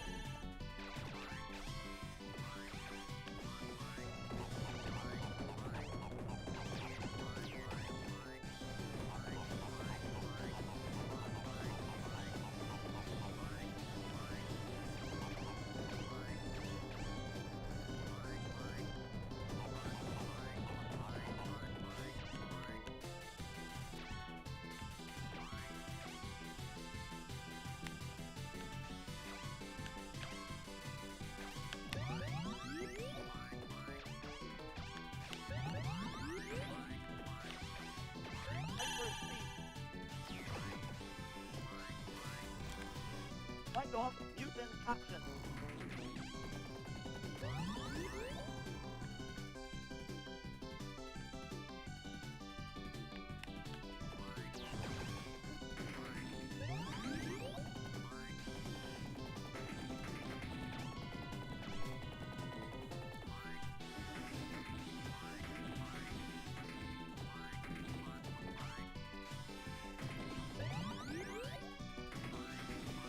Cut through liver.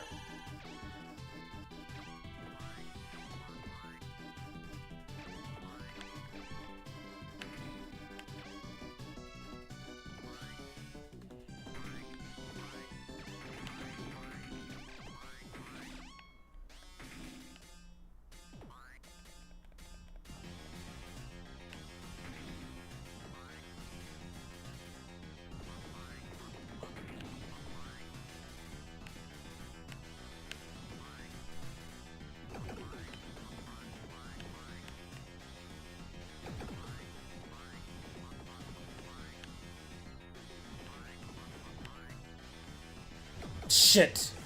Oh my god.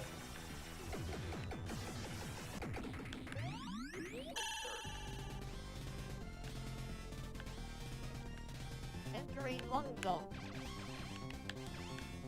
Destruct missile.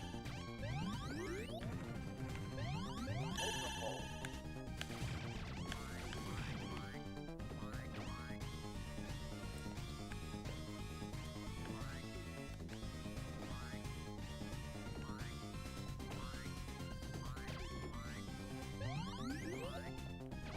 Link up with weapon.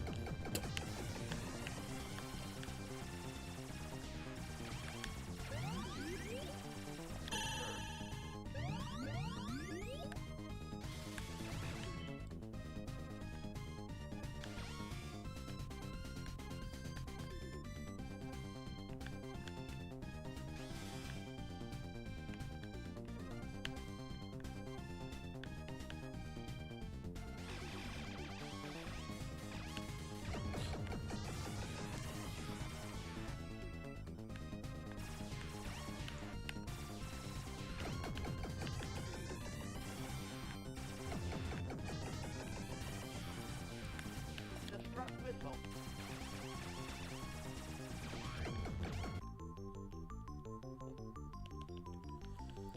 Yeesh.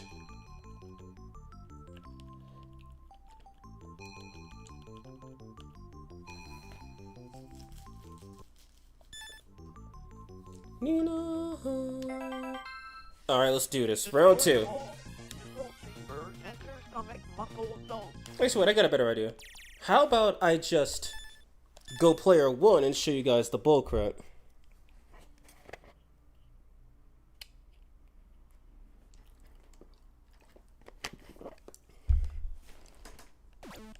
Give me a second. Let me just change this really quick.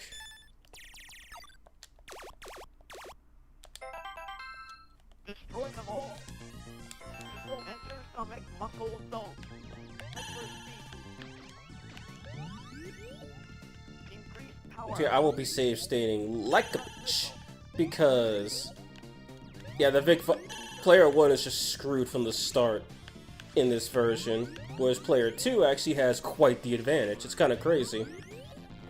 Normally in games, player 2 gets screwed over, but in this case, it's player 1. Now, I'm sure the Vic Viper does have access to speed early on, but the Lord British, which is the second player's ship, that has access to lasers, missiles, and options early on. Or I guess multiples. You could say it has options.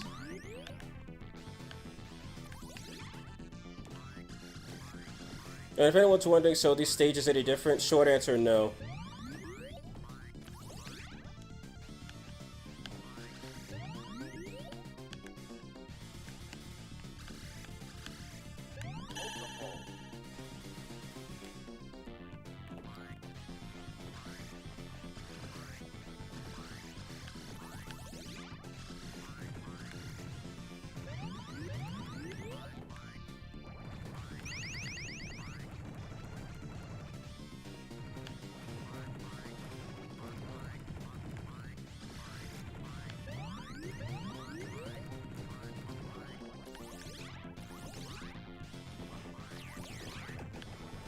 way through muscle tissue.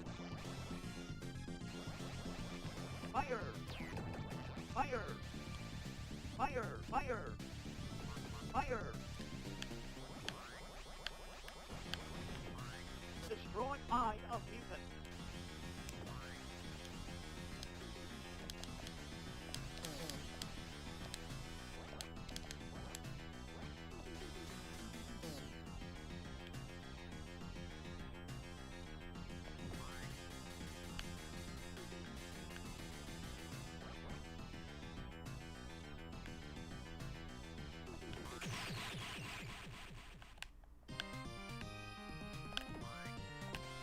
Enter kidney zone.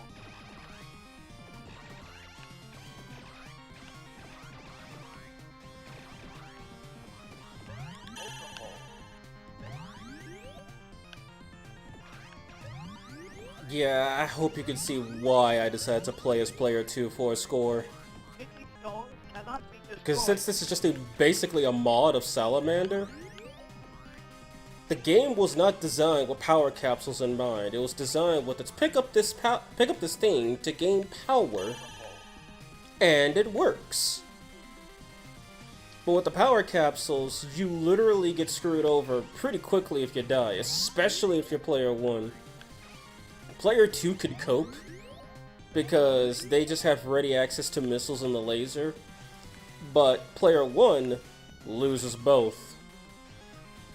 I mean, sure, player 1 could get their speed back, which means they could just outmaneuver everything, but that's about it.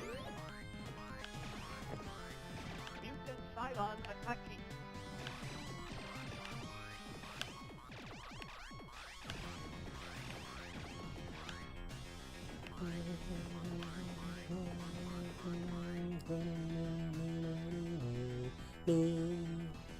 Now, as far as I know, for Salamander 2, there's one achievement I cannot get because I think I either need a second player or I need to find a way to map my controller to player 1 and player 2.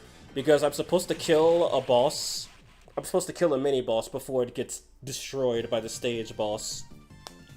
And I never even knew that was possible because I've never seen it happen. Inner chamber. Warning, warning, danger zone shield. Acid flame.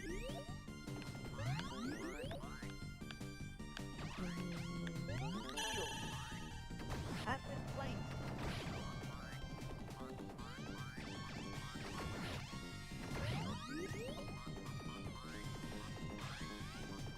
Acid flame.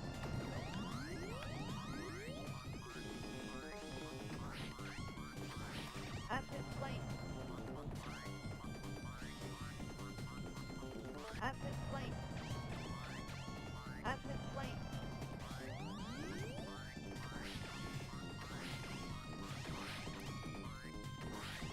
Acid flame.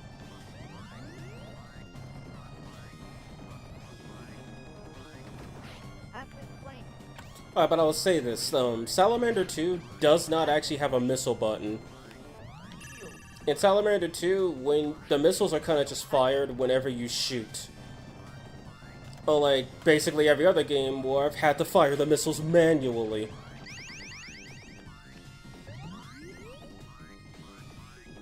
Acid flame.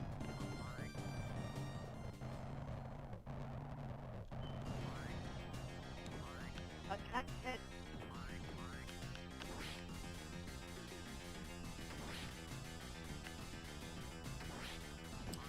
Wait, didn't I say something about showing all the weapon edits for Gradius 3?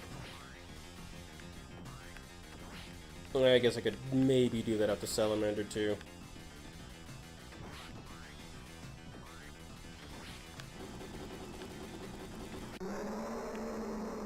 Oh, what do you know? All those shields fucking dead. Enter liver zone.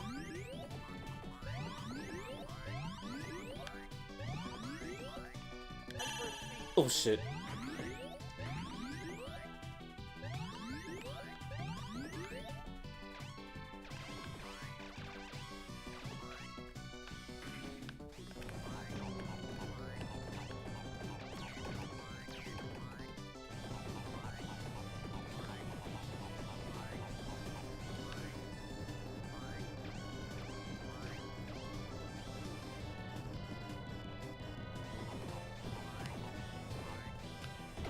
What the hell hit me?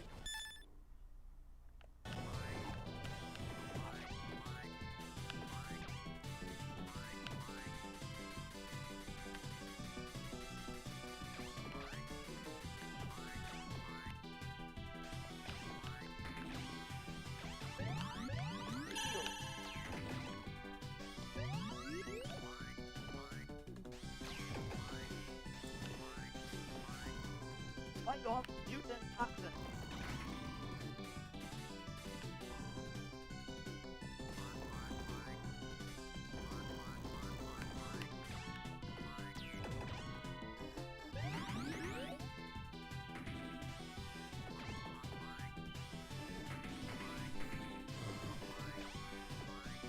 Yeah, I'm gonna have to catch up with Chad, because my god, you guys have been having a whole conversation while I've just been literally in focus mode I almost said half the time. The whole time. Cut through liver.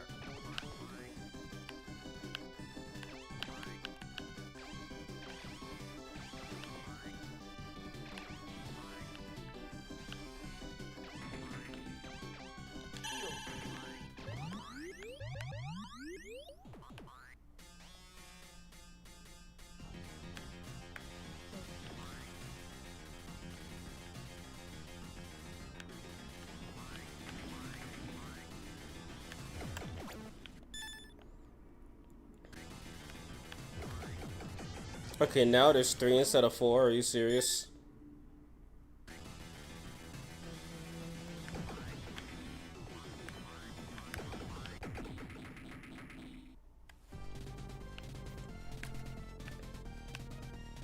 Entering lung zone.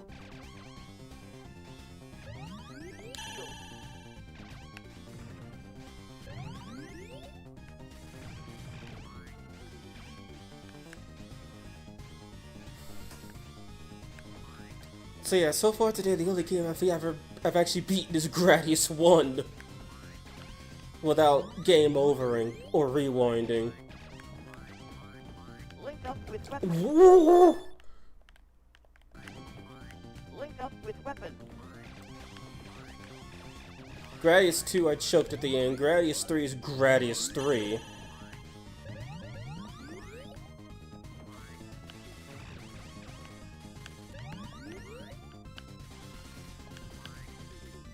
And in Salamander and Life Force, I died in the same section.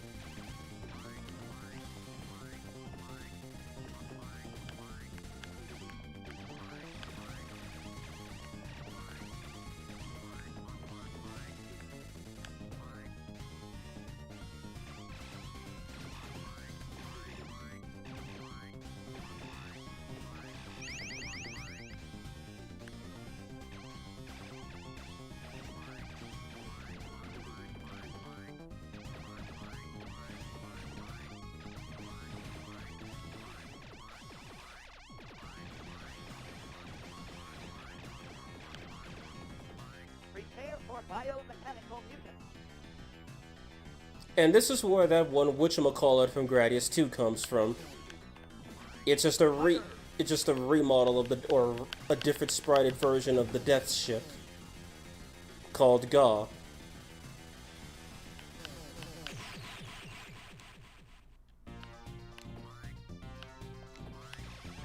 Entering brain area.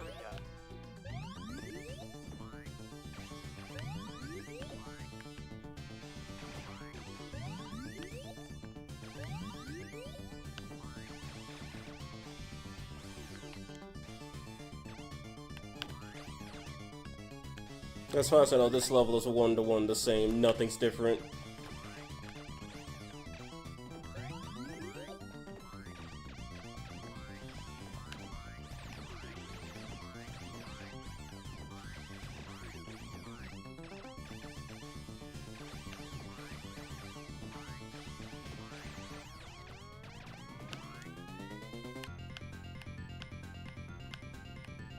Biomechanical brain attack.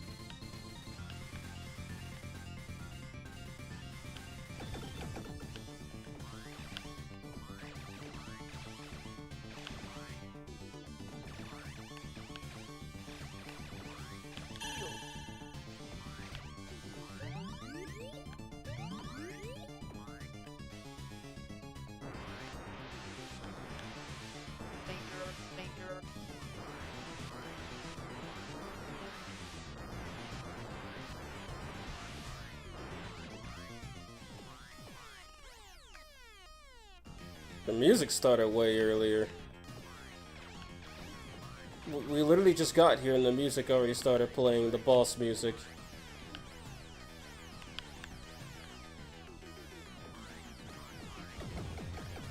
What the hell?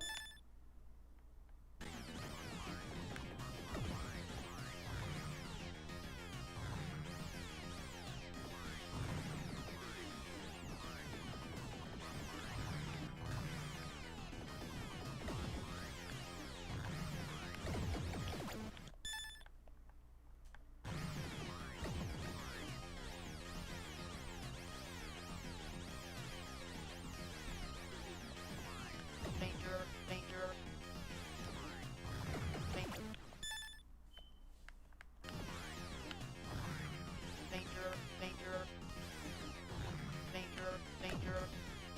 Danger, danger. Danger, danger.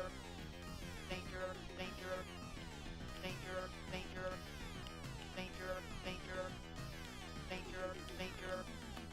Danger, danger. Danger, danger. Danger, danger. Danger, danger.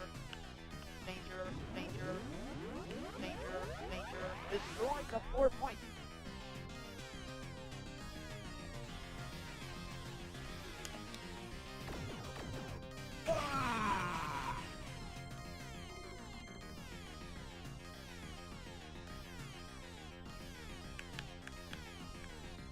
Escape out of range.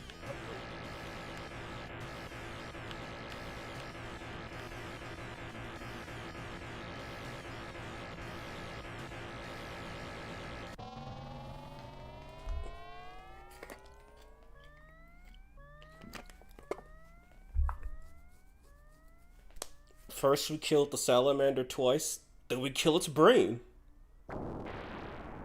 RIP.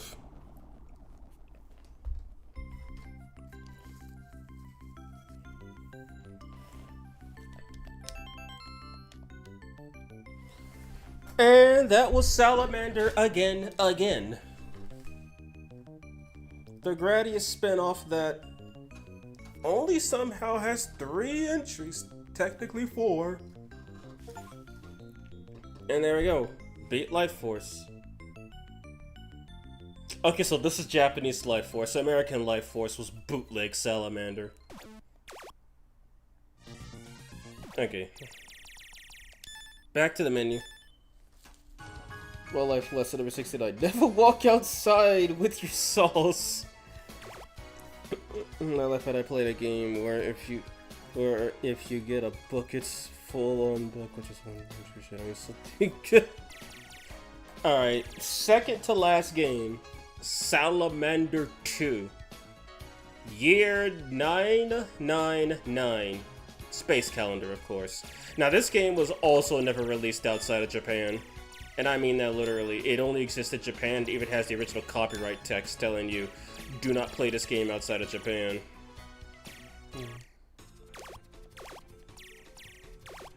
Oh hey, I have this song on my MP3 player.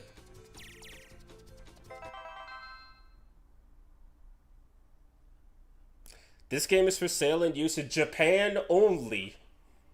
So, don't ask how I got this.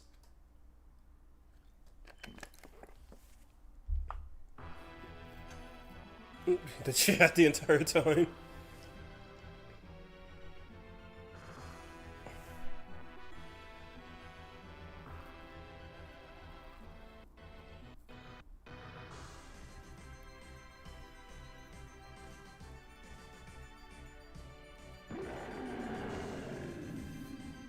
And that was the salamander. Let's go kill it.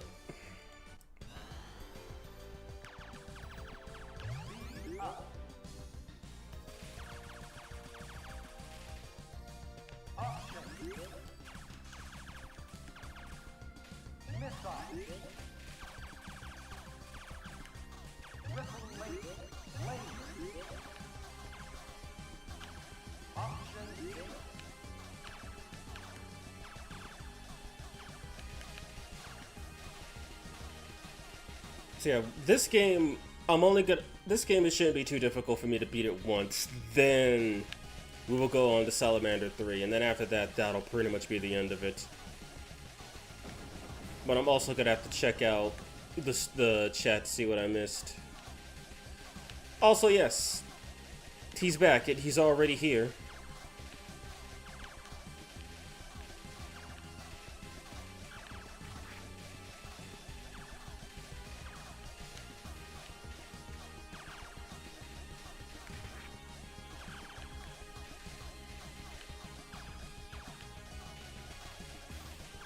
Yeah, this game starts off way easier than basically everything else I've played up to this point.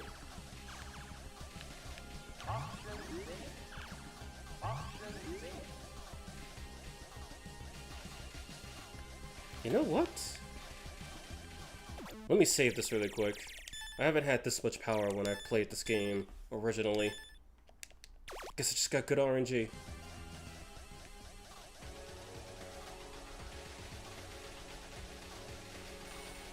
Alright guys, let's kick his ass! Uh-oh. Oh.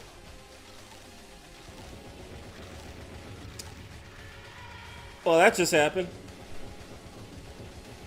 A force field already?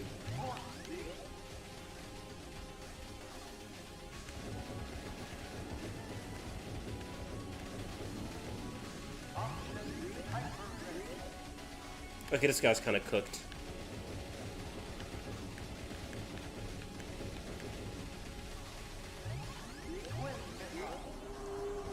Except he almost cooked me in the process, holy hell.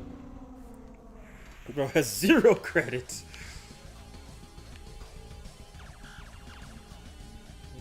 What can I say? I made some bad investments, man. Don't judge.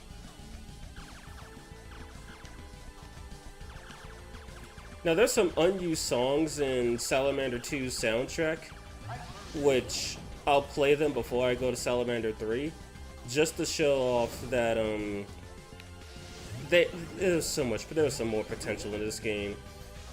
I'll put it like this: on Loop 2, every stage gets new music, except this stage and the next stage. For some reason, they don't get any new music.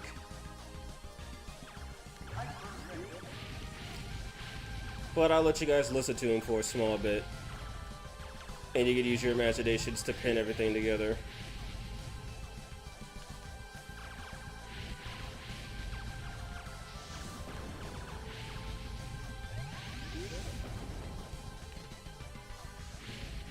Maybe I'm getting the speed up, I'm not sure.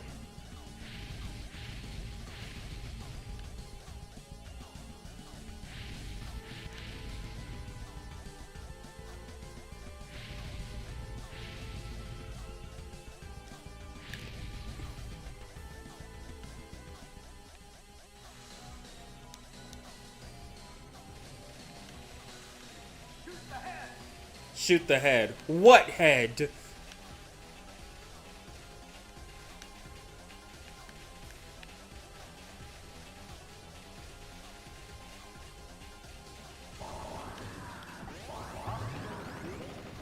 Oh, that head. Oops.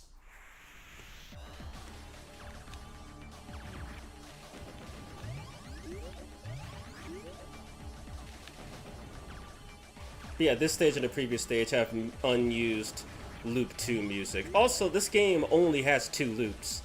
Once you beat Loop 2, the game forces you to put in your high score, so there is a maximum amount of points you can earn in this game, assuming you destroy everything.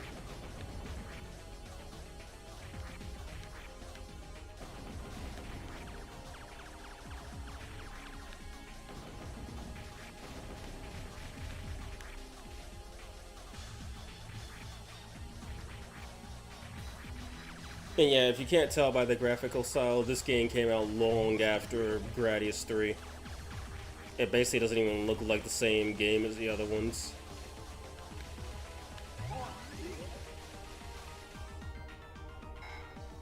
Well, I did have a force field.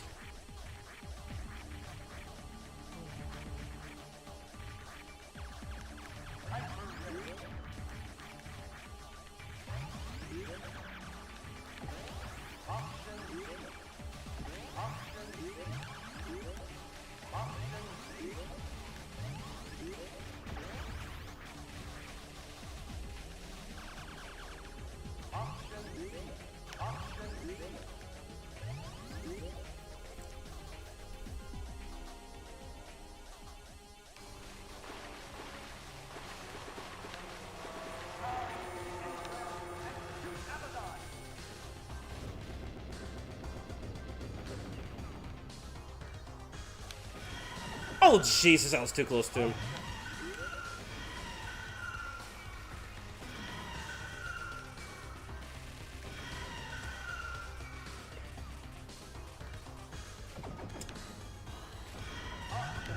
One nice thing about this game that isn't a part of the original Salamander is that, yeah, the options just stay on screen when you lose them, which is nice.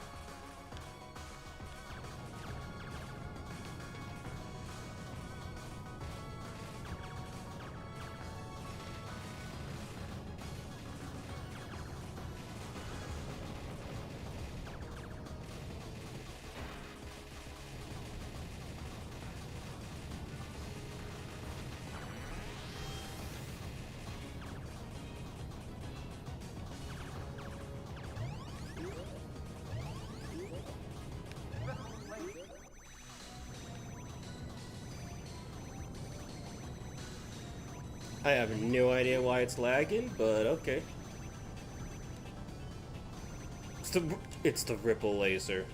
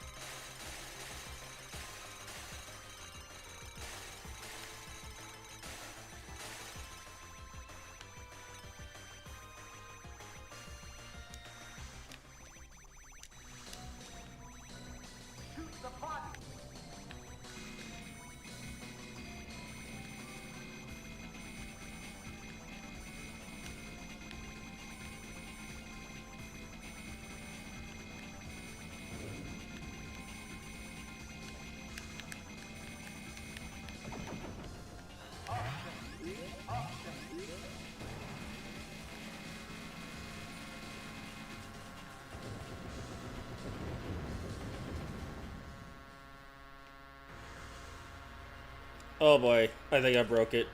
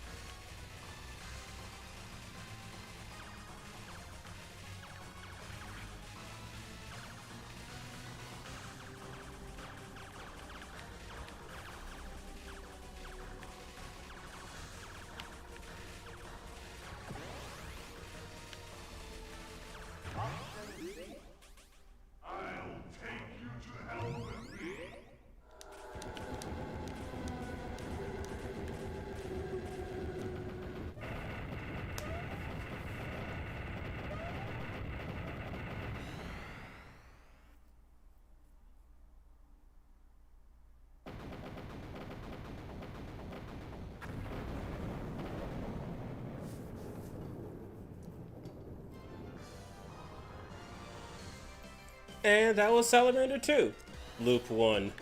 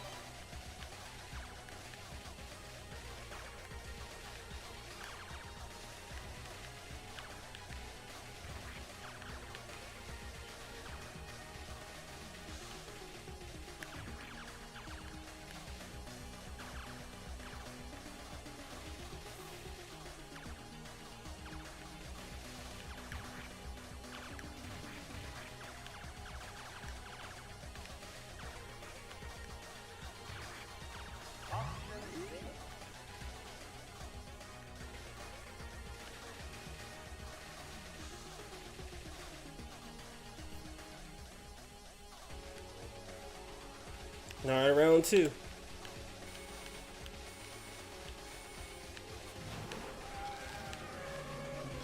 And second verse, same as the first. Except that happened.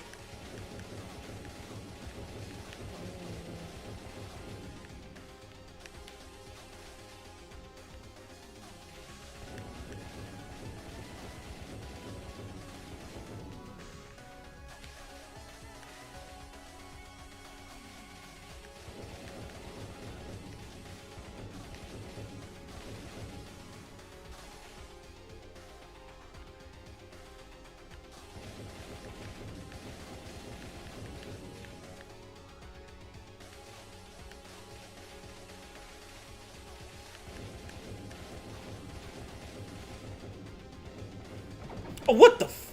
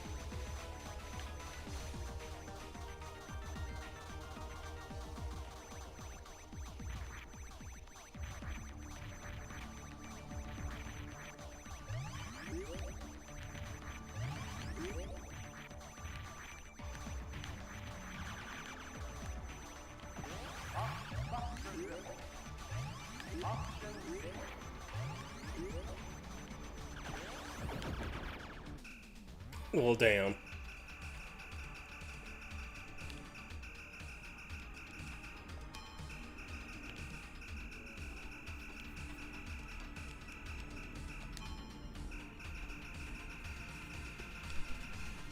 Well, that is a new personal best for me.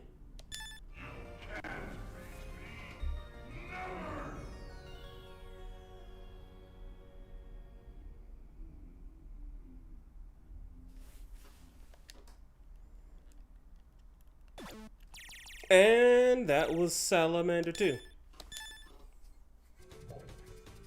It's pretty much all the old classics. All that's left is the brand new one. At first I said I was going to show off that unused music.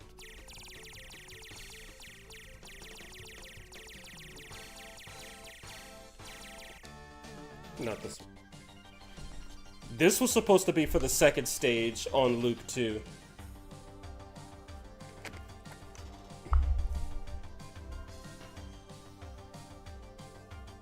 This was supposed to be the second stage on Luke 2. It sounds really cool.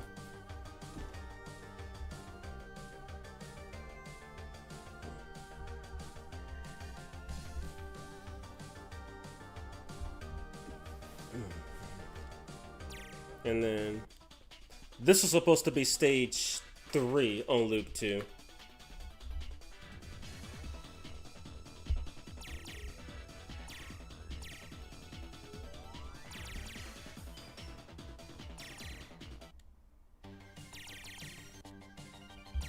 Okay. I can see how they're different. And then there's this.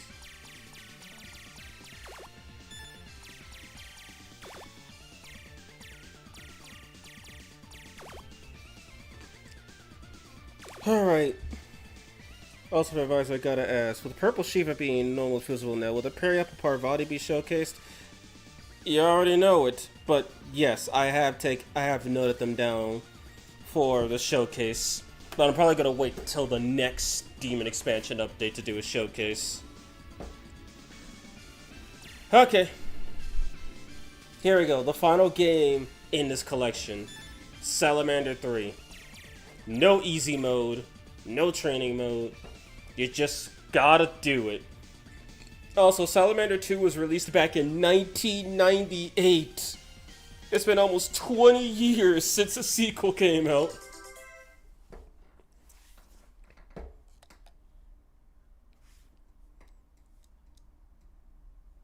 Shikochi Kondo.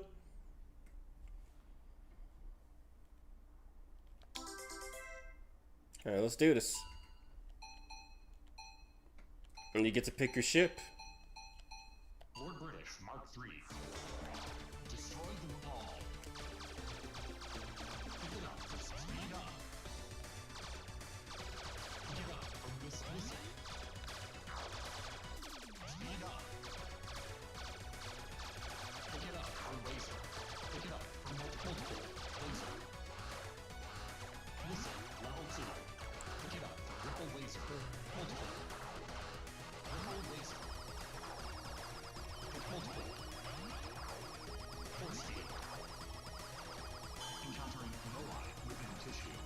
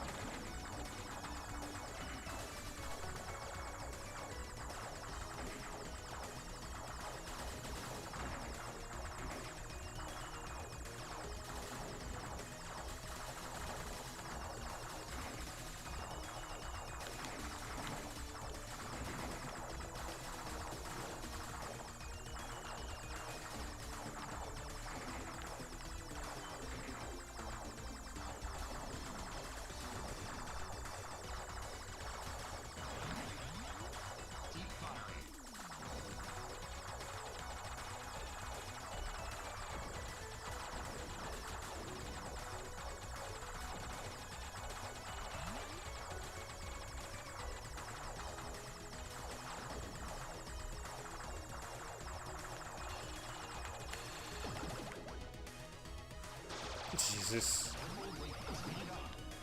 Well, it looks like some of your power-ups actually do get preserved, which is pretty nice.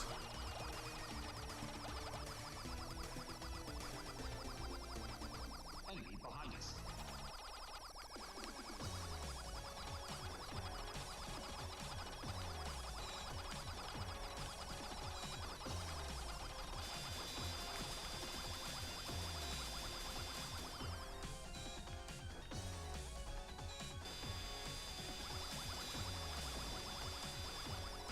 Choose the core. Laser.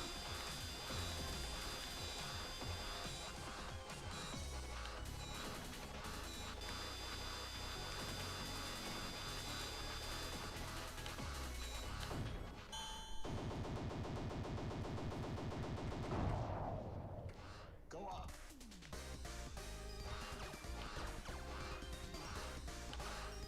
Speed up. Speed up. Pick it up. Multiple. Missile. Level multiple change. Formation control laser. Speed up option. Entering asteroid field. Laser.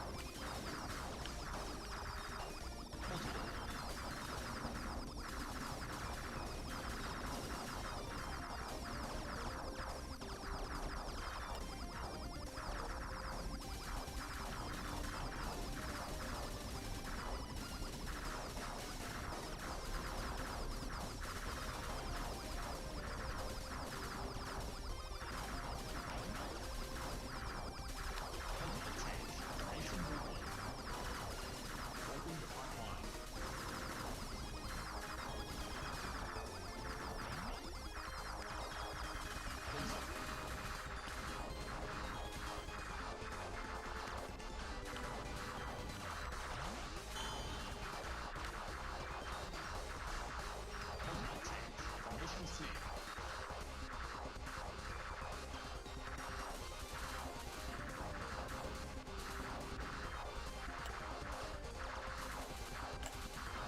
Laser. Level 2. Open out.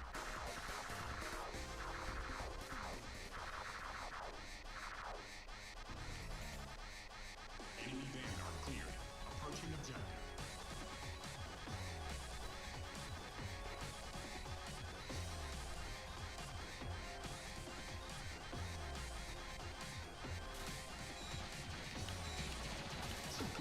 Oh, shit.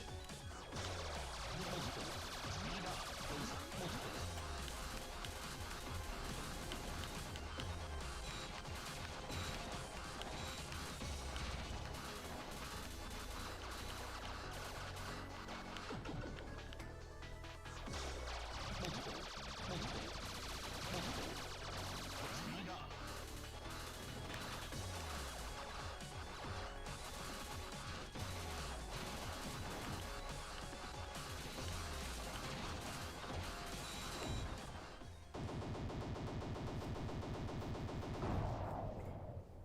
Go to the right. Did you just forget about Majin? How do I forget about Majin Tensei? If you're referring to Majin Tensei 2, I'm thinking I'm probably gonna do that after SMT4A. But I'll see, I'll pull that.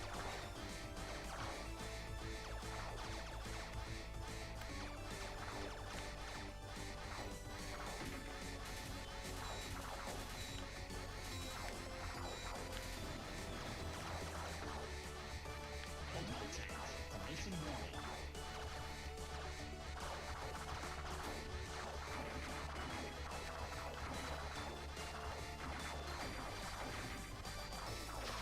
Keep firing.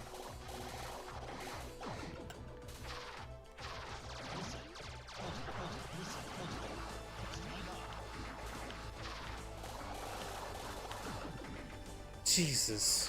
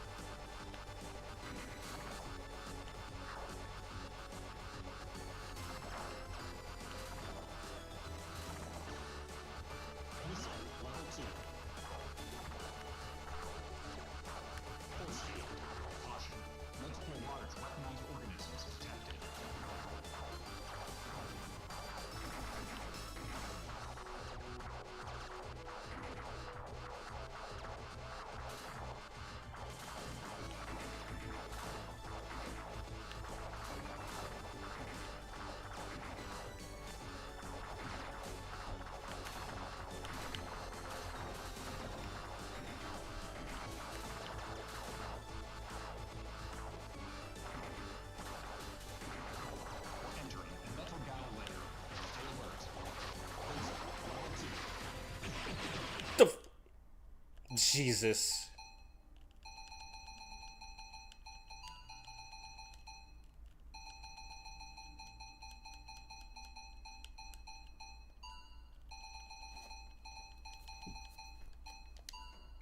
Please continue. Since you use the continue feature, you're not eligible for Vic Viper, type out.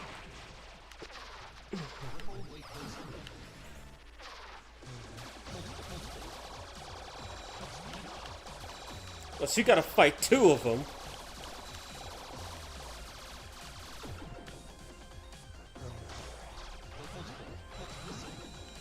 Interesting. Please continue. Lord British, Mark III. Guess we're using the rewind feature this time.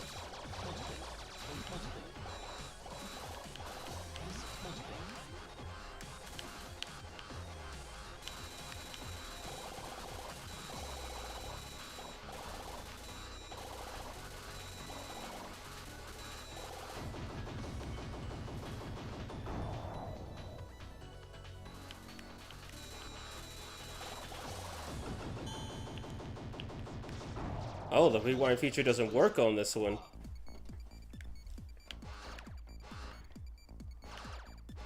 That's probably why that's the continue feature. Missile, level 2. Force field. Searching database. Closest match. Artifact weapon Moai. Equipped with class standard armament. Unrecognized variant.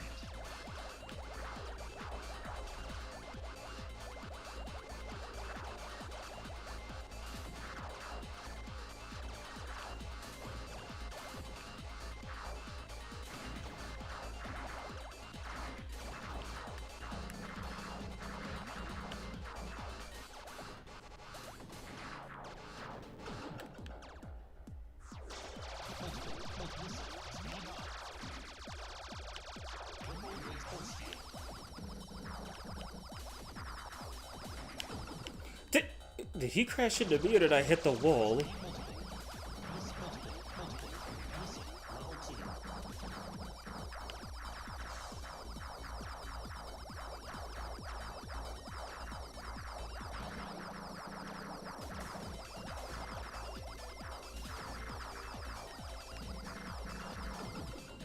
Goodness. Please continue. Vic Viper, type out. Well, this is a nice place to have died.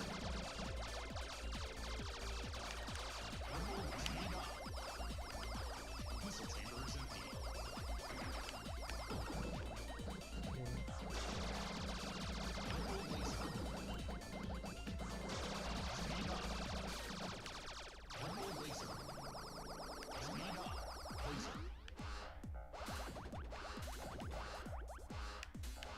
Caution, caution. Keep firing. Speed up, laser.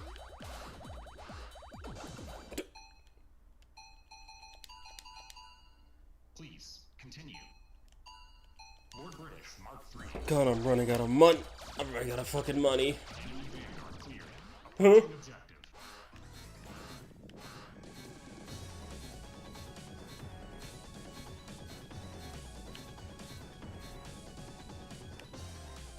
Target the mouth.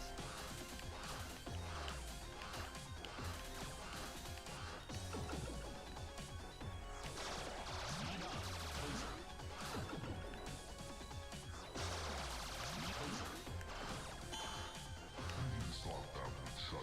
Multiple. Did he really just say that? Did you think that would shut me up? Oh god. Aim for its eyes. Oh. Laser. Speed up.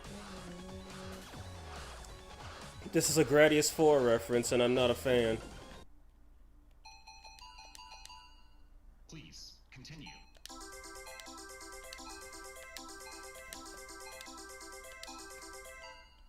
Vic Viper, type out. Laser. Speed up, laser. Multiple. Yeah, this is a Gradius 4 reference.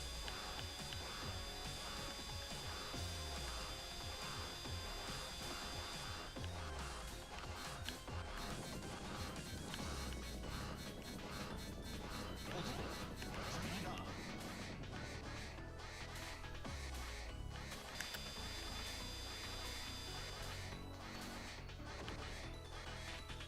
Multiple.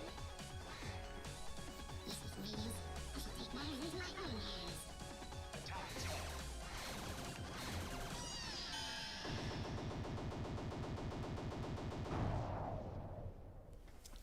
Could certainly say I was not expecting that.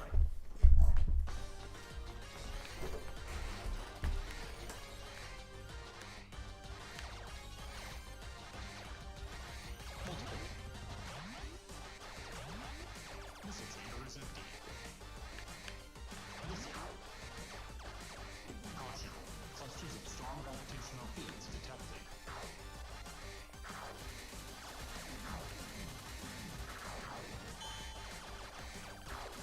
Force field. This is an fucking. These gravitational fields are a Nemesis 3 reference. God, I'm getting all these references, but you guys have no idea what I'm talking about.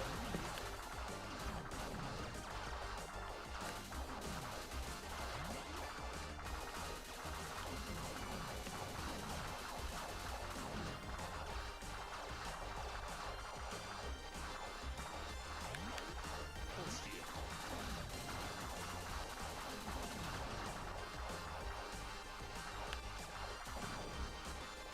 Caution.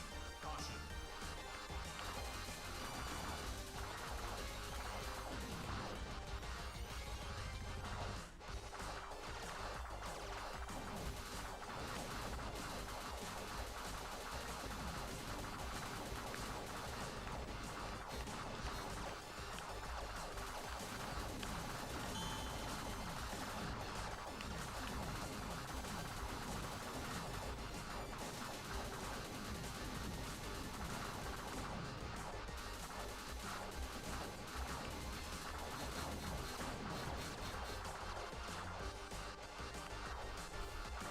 Danger. Danger.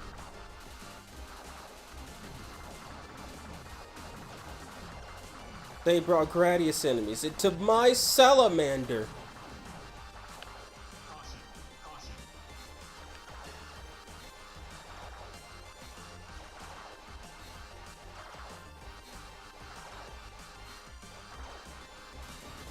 Keep firing.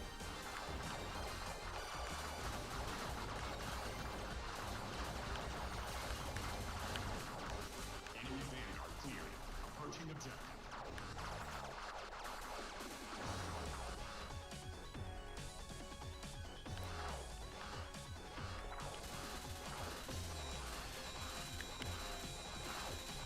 Shoot the core.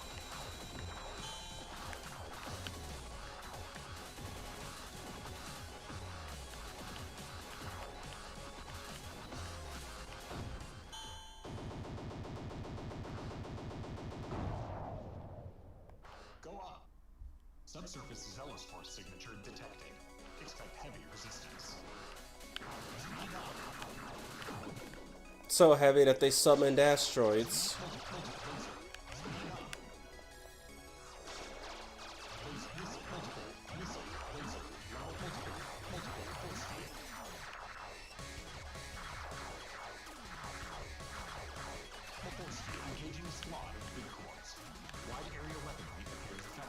Oh my god!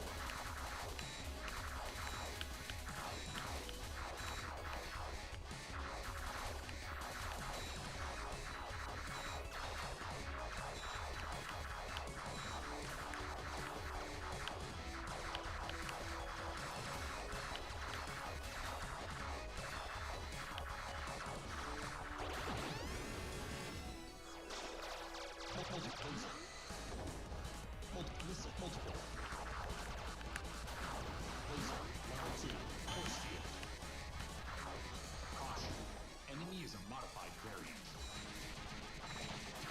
Shoot the core.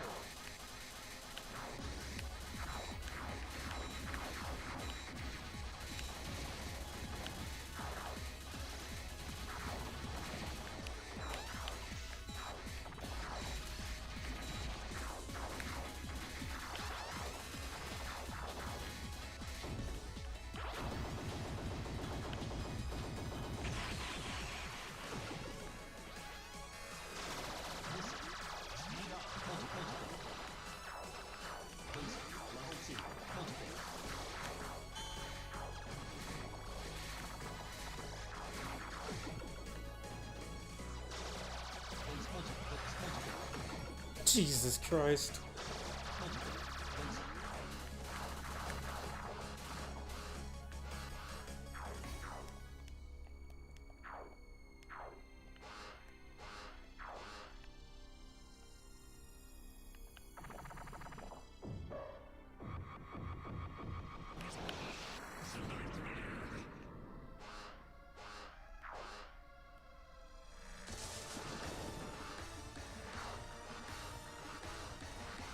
Aim for its eyes.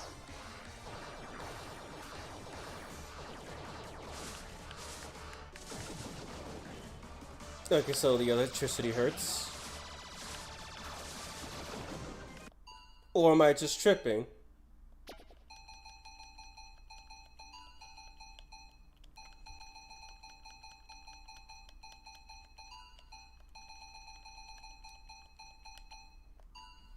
Please, continue.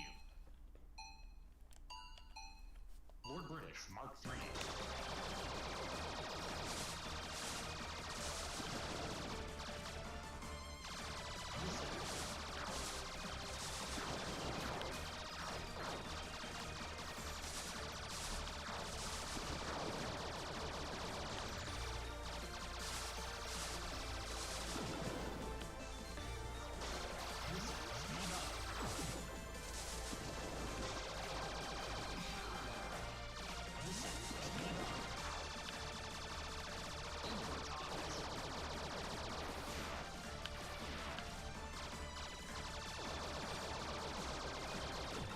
Please, continue. My goodness.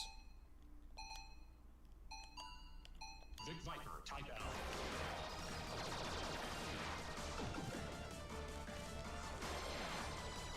Speed up.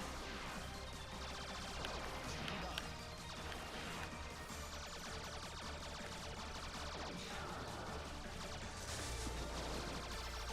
Attack its head.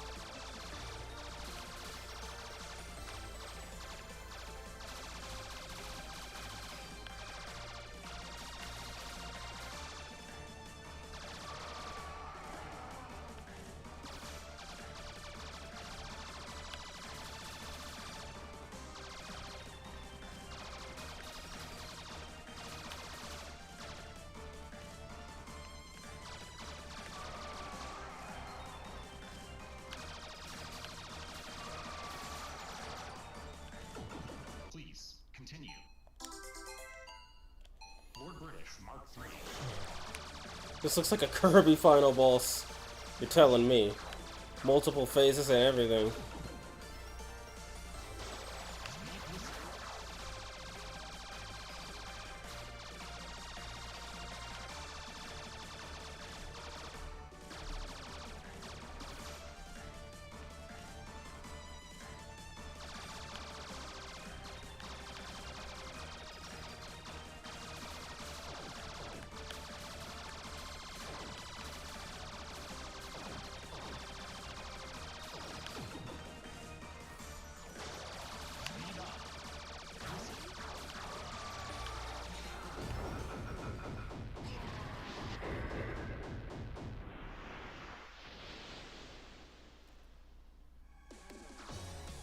Emergency. Base destruction imminent. Evacuate immediately. Danger. Danger. Danger. Danger. Please, continue. The hell did I hit? Vic Viper, type L. Danger. Danger. Round blocked by multiple obstacles. Preparing full burst to clear path. Danger. Jesus. Danger. Danger. Engaging full burst mode. 3. Please, continue. Wrong button. 2. 1. Fire.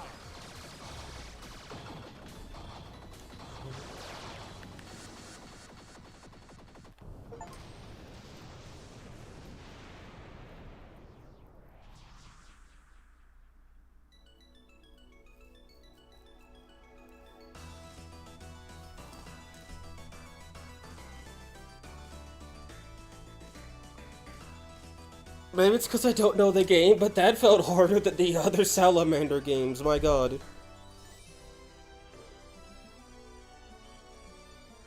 Holy hell.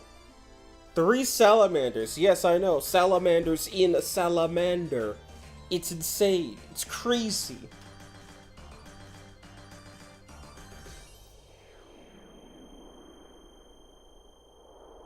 Confirmed, the Lord British pilot is female. Hashtag Famicom reference.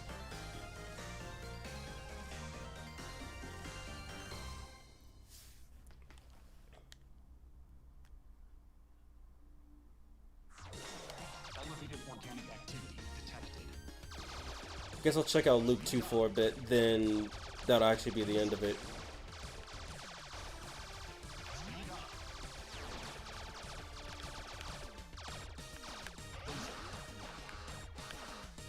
Listen, level 2. Multiple. Multiple pulsing. Encountering moai within tissue.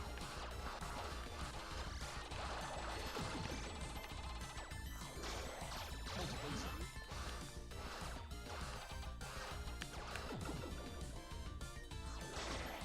Multiple.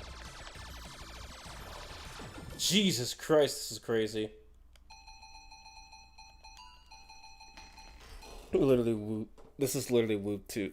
Whoop 2, yes, this is literally Loop 2, my goodness.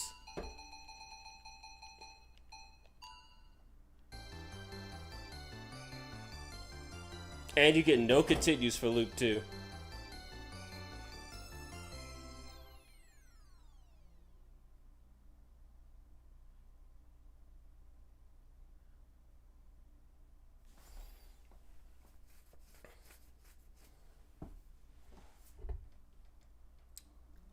Well, I think that's most of the achievements for the game, actually. Is there a way to change the settings? You can change the lives, you can change the difficulty. And that's pretty much it.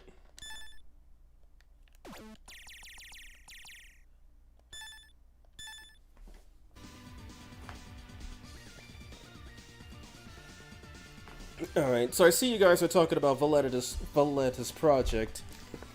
Yeah, speaking of which, I do need to make some progress on... Oh man, I love this song. I gotta make some progress on, what's it called? The gray area. Also, I also want to figure out Revised as well. What's 3D? Yeah, you did a ton of Revised. Yeah, what time is it even? I've been playing this for 6.5 hours, my goodness. Yeah, the classics plus the long-awaited return of the Salamander. And if it took me this long to get through... Yeah, I'm only doing 3 games tomorrow, screw that. And even then... Gradius Gaiden is going to be a lot of fun. That one is good. That one has some interesting concepts, and it's also a really beautiful game to look at because Konami was peak when it came to their sprite games. You can ask anybody who's played Symphony of the Night; they'll agree with me. And then Gradius 5, while it isn't artistically as good as Gaiden or 4 or any game before it, actually, it's a really damn fun game to play. And then Gradius 4, while it looks better than Gradius 5, it does not play better. I'd say it's worse than Gradius 3 in some cases. The current game will be beatable by October. My current game will be beatable by October and November. But there will be a lot of work before it's fully ready. Yeah, for Gray Area, I'm thinking about gutting like most of what I'm thinking about gutting the Majin Tensei part of it. And just make it a whole different neutral story. Because that's a lot of dialogue, and I've already exhausted most of my ideas for maps. And I do have a few ideas for maps that I'm not touching because they're supposed to be for the story, and I have not worked on story maps. I've only been doing side quest. And I'm thinking about just gutting the whole thing. Just the neutral route, not the whole game. And just redoing the neutral route where basically Mark reassembles his allies one by one, and you wind up with everybody by the end of the game. To which then I'll probably just throw like a massive army with a bunch of units at the player and say, finish the job. Though I might add some options to recruit certain units. Like, maybe you have to make a choice between 2 units and you have the option of recruiting them. Or you could just slay them. Well, you missed a lot. A lot! Yeah, stuff like dialogue, polishing, and etc. Scrapping as well. Sheesh. It's been 3 days so far, so you've been non-stop streaming with Heartlead. You've had to fix you get some rest. Oh man, my issue is that I'm not tired. I woke up ready to do this, and somehow I did pretty good at this. Okay at these 2. I actually almost beat this, which would have been a first. This, I promptly showed you all the definition of bullshit. And then this, I did make it further than normal. And then I got cooked royally. For Gray Area 2, maybe? I have an idea of what I want to do for Gray Area 2, but it does involve, like, all the demons and stuff sticking around, because... You know, the gene pool kind of got sullied after the women started reproducing, essentially. So demons would effectively become a regular part of the world. Which that's something I want to try to do. Lots of ideas I wasn't able to make it to the game because of development time. Oh, Valetus, I don't really have a development schedule, but there's a reason why I don't include about why I don't have so many features in the Gray Area. Because the Gray Area, I had a more narrow scope. Whereas my RPG Maker project, I basically gave up on that because it was crazy. Did I never get the thing for beating Gradius 3? Oh god, I didn't. Oh, I can just do that off stream. This one I don't know how to do. Destroy the battle set that appears after beating certain conditions element. I don't know how to do that one. That one's easy. I don't know what the B or A buttons would be. Who needs a shield? Prevent the shield from attaching to your ship for 10 seconds in Gradius 1. Acquire the maximum number of shields for while playing the Japanese version of Life Force. Projector. Acquire a power capsule from one of the flaming rocks fired by a fire dragon that appears during stage 1 without attacking the rock. Well, how are you supposed to do that unless touching it with a shield counts? Damage report, allow all 4 options to be stolen at once by an option hunter in Gradius 2 original mode. Okay, so the option hunter does not spawn in easy mode. That's nice to know. Because I let it happen in Gradius 3 and I didn't get that, but Gradius 3 doesn't care about your difficulty settings. David call it the white area! I don't have a development schedule either, but I really want to work on the projects right now. I've been working on the same thing for years now. I want to see greener pastures. A sinking shit. It makes sense to change the pace of support. Yeah, that's probably why I'm into the gray area. That's probably why I'm kind of into the gray area. Because my RPG Maker project, basically, I did not exercise restraint like I did with the gray area. So in the gray area, the reason why I even have a law and a chaos route, well, the chaos route came first. Then I did the law route afterwards. But the reason why I have a law and a chaos route that actually feel complete, and the game has a consistent tone with nothing going on special with the enemies, like it doesn't throw crazy crap at you for no reason, is because I just narrowed the scope. The story stays consistent all the way through. I did not exercise that with the RPG Maker project. With that one, I kind of just threw stuff at the board and tried to make it work, which wound up with a bunch of plot holes, which caused me to redo half of the game, because there's a plot hole so large that not even a black hole could close it. And after that, it's just all kind of disjointed. Well, some of the disjointedness makes sense because you're going on an adventure. Some of it doesn't make sense because there is one character who's only with you because of mutual benefit. But that's it. And their subplot doesn't even get brought up until the game's climax. So yeah. Chaos Route is candy. Let's go. I was planning to do multiple routes as well, but I saw how much this would add to the game. I believe this is an idea that we better exploit. Yeah, my neutral route, like I've already said what I'm gonna do. I'm probably just gonna streamline it a bit. It's not gonna be 5 missions long, that's for sure. I'm probably just gonna make it to where you recruit a couple new characters that are not available in the Law or Chaos route. Then you start collecting the other characters. Then that's when things start getting more interesting. Because I do plan on making the boss characters for the neutral route, for the Law and Chaos routes, playable. Meaning you'll have access to max level characters that are absurdly powerful. And the way I'm gonna balance out having basically a literal military-sized army is simple. I'm just gonna throw a lot of enemies at the player. If you have a lot of units that can do a lot of work, then you could certainly have a lot of units that can also do a lot of work against you. Though that might bog it down a bit, so I'd have to limit how many units the player could actually deploy at once, again. Plot hole, Siege Aladdin's Bullet Keep, headed P5. It's the plot hole. Well, the story is kinda gray though, although you might fit this shit and agree with the antagonist. Yeah, lower scope keeps things more manageable. Lets things get more time to polish too. Because basically the gray area was essentially done with just the Law and the Chaos routes. I just decided to tack on that neutral route as a third option. A hidden choice, if you would. And that will probably be the canon one. And the fact this game also comes with like a bunch of music and whatnot is so cool.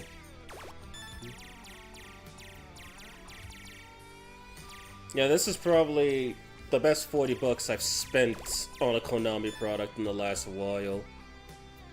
Also, look at this. They had a whole beta stage with freaking bees and honey. And then spiders, which the spiders made it into the game, but not much else. The sand stage made it into the game. See, these were stage proposals. The bubble stage made it. The organic stage made it. The plant stage made it. And honestly, some of these sketches look really cool. The high speed stage made it, just not really. I don't even know what kind of stage that's supposed to be. This motherfucking stage made it! Sorry about that. Just had a random burst of anger. Don't mind me. Thank God whatever this is did not make it into the game. These look utterly horrifying. There's supposed to be a griffin fight. That thing up top actually made it. A fight against a giant scorpion and a wyvern. And believe it or not, this giant walking turret, they're called duckers, by the way. That actually made it into Gradius Gaiden as a boss. Right before you deal with the walker section.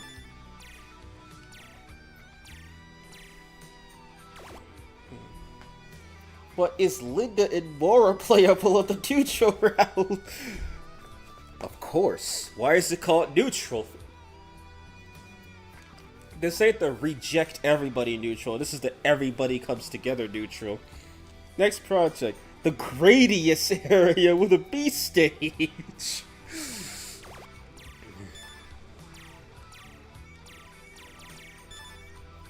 Yeah. With this, I'm kind of surprised that they just had mostly everything planned out by this point. They made some changes, obviously, but kind of insane that they already just knew what they were doing with Gradius too. When the devs said they were gonna cook, and you let them cook in their own kitchen. Meteorite. Indestructible. My most favorite point. These guys are 2,000 points apiece. Good God.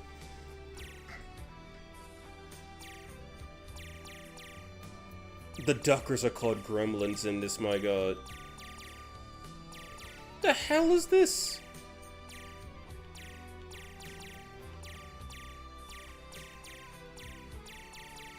Zub 2S. Thunder Moo.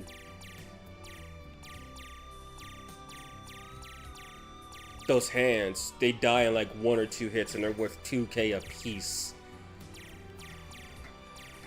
My goodness. Broken floor, unkillable. The hatches are only 300 points?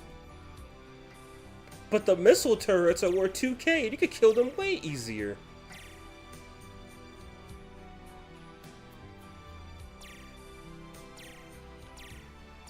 Man, you can't, man, if you do everything correctly, you could... Wait, what do you mean?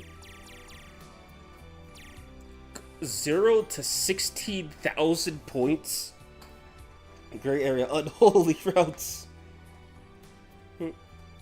Depending on how long the music take, I might program another character in the game and add some replayability to it. Cruiser Tetran, how is this thing... What's this... Oh yeah, I guess 0 in case it self-destructs. The panels are worth nothing, go figure. The blue balls, indestructible. These hatches, however, pay 22,000 apiece. Aircraft carrier DES.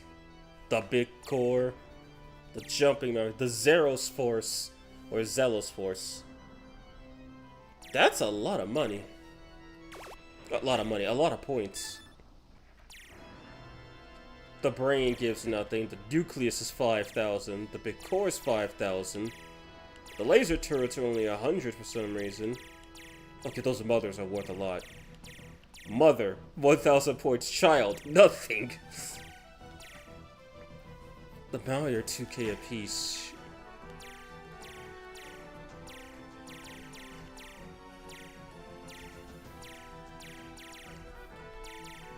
Yeah, all these guys got names. And these weren't made up recently. They've been in the game since original.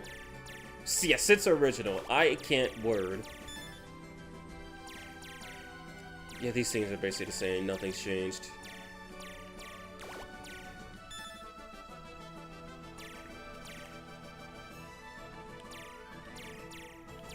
The fact that specific code names for the duckers, though, just because they look slightly different. Oh yeah, fuck this guy, by the way. Wait, going back to my Majo comment, you forgot that's the hardest game, obviously. Well, you see, there's a difference between Majin hard and Gradius hard. Gradius is hard because it throws a bunch of stuff at you and expects you to dodge it.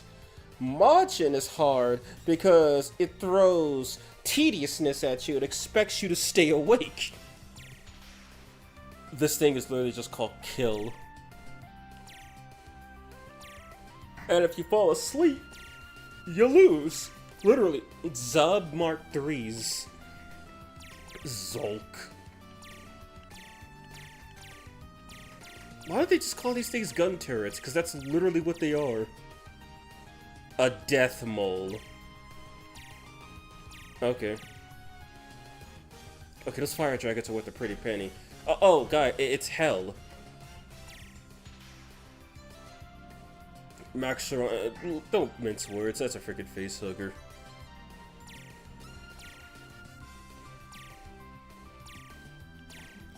Wrong. The Phoenix is only worth a 5,000 point. Okay, that might be the boss score in general. The DES Mark II. The Hopping Maui. In the early version, it's 15,000 for each of them.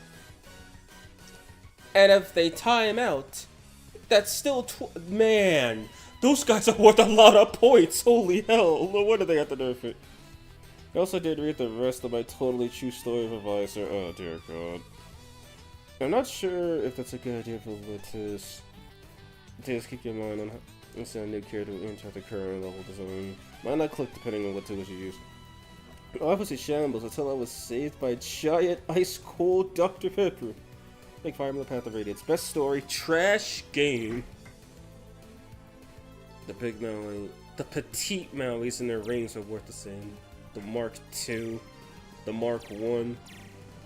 Yeah, they're all worth the same. While blowing its teeth off only gives you 100 points. And then the Intruder Dragon is worth a combined 20,000.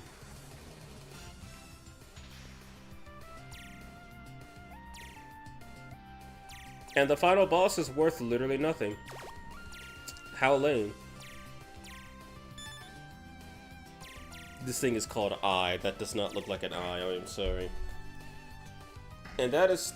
These things are only worth 200 points. It is not even worth trying to attack one. Bubbles are worth 10 apiece. They're worth more than a final boss. God damn.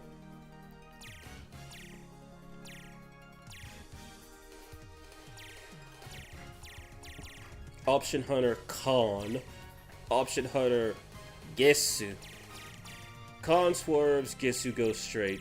Yeah, we got it. Option Hunter Buster.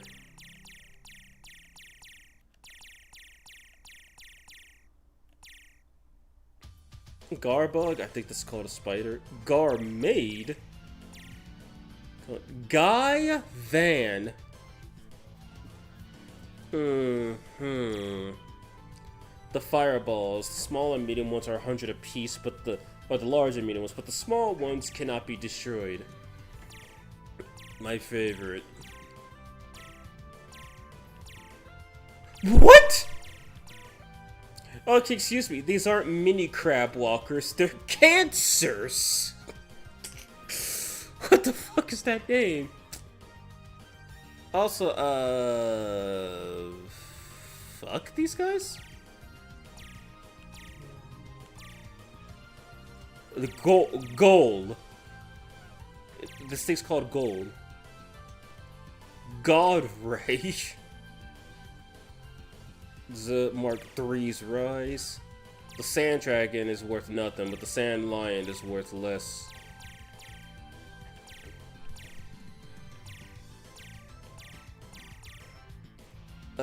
What is the name of these? What are these turrets called?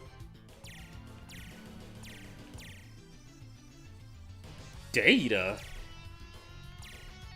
Death Hands are worth nothing in this game, that's nice. Those are called demos. Totem Maui. Biorante? Cube Turret. Well, they're worth more destroyed in the cube than not. The fact this is an enemy.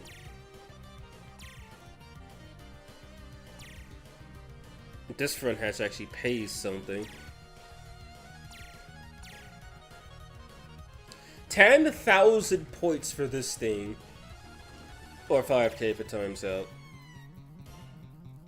5k. This thing is 10k if it times out. This thing's worth nothing if it times out. But it's worth 10k if you could destroy it. But S&T had cancer. Yeah, we'll see this other one. If not, I will do it. If I don't make a sequel to the game. Dogus, Vafe.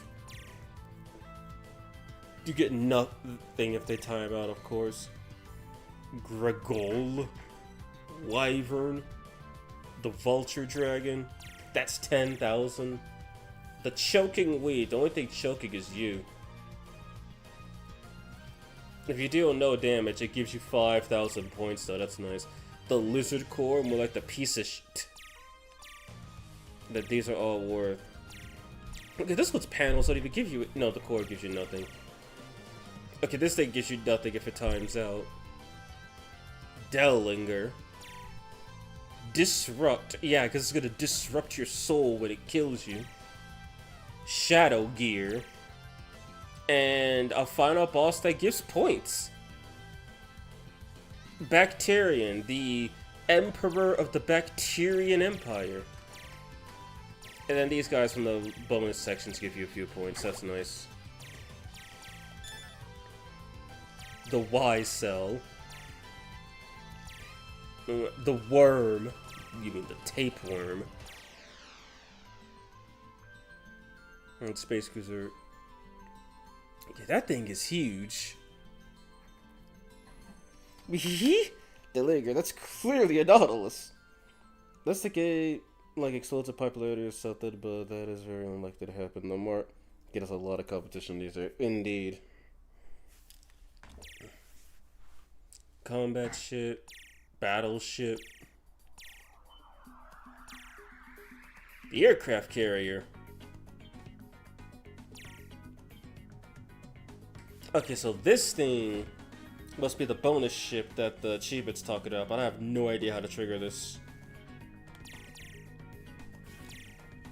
More containers. Zub, what is that? Alpha? Jaeger, Crystal. Screwdiv.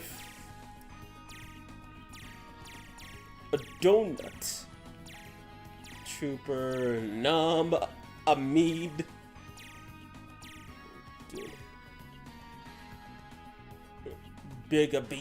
Bigabinag. So, Firminin. Petite Golem. Well, those guys are only worth 200 points apiece. The meteors are worth more than them, sheesh. Even the gun turrets are more than them. Why is it question mark, question mark, question mark? That's clearly a Maui. You can't kill them because you can't actually hit them. But their rings still get points at least. Bringle. He's 100,000 points? If you can kill him. If you ever find out how to kill him, then that's just basically a free high score. Because the thing that kills him is only worth 5,000. The Hydra's worth 1,500 per head. And in this thing, the Tenny Rope, because it's not a Tetran for some reason.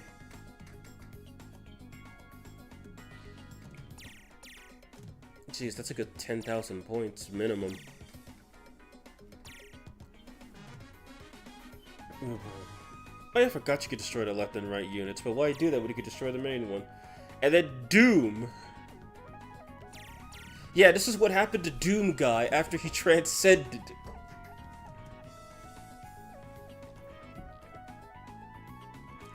I was thinking in the beginning of this. This year's 12,000 games were released on Steam. It was 10k at the beginning of this month, my god! It's a lot of games. Last year, 80,000 games were released, an all-time high, and this year's probably gonna be more than 20K. Yeah, I'm willing to bet that. I think that's really everything outside of the music and whatnot.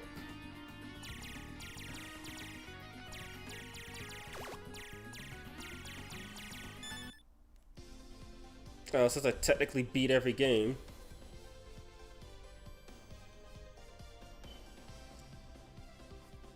So yeah, I didn't know this until I checked it out for myself, but apparently August 7th, the game's release date, Gradius 1 was released August 7th, 1985. So August 7th, 2025 is officially the 25th anniversary of Gradius. Which is insane. This series is as old as Mario, because both came out in 1985. In fact, if I'm right, I think they're both older than Megami Tensei. They've been alive for so long. And Konami's just sat on it. They haven't done anything with it. You'd think they would, considering it's one of their 10-year franchises.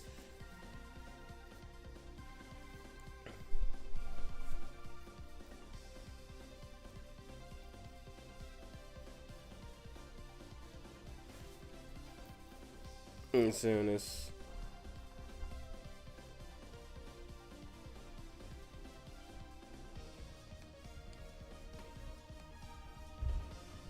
Good thing the cancers can't jump in game, that'd be awful.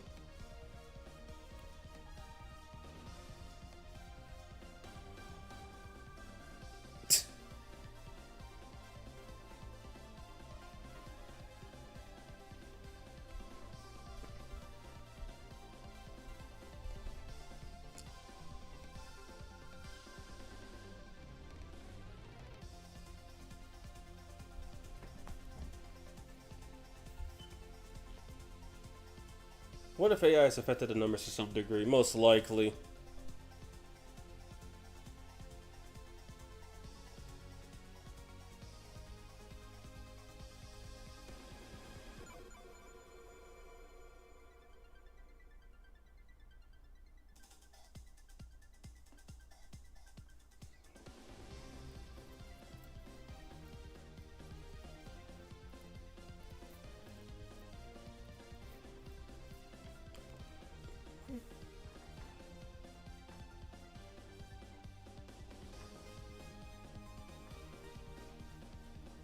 Okay, these animations are pretty cute.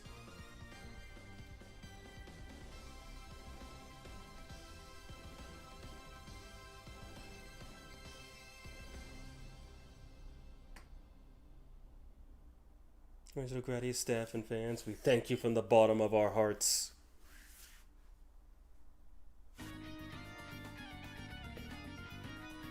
Everyone wants to do AI these days, you know, so they can't exactly ban it. Oh, there's lots of companies in every part of the world. Yeah, like for the longest, like for a little bit, I was thinking about using AI to just do the compendium of builds, but I'm probably gonna pass on that. Because I could easily just feed them the scripts, and I guess easy feed an AI the scripts that I write, and then just record the footage, and then edit the audio together, and that would save me a ton of time. But I choose to voice it intentionally. It adds that little extra bit of personality. Yeah, it is adorable.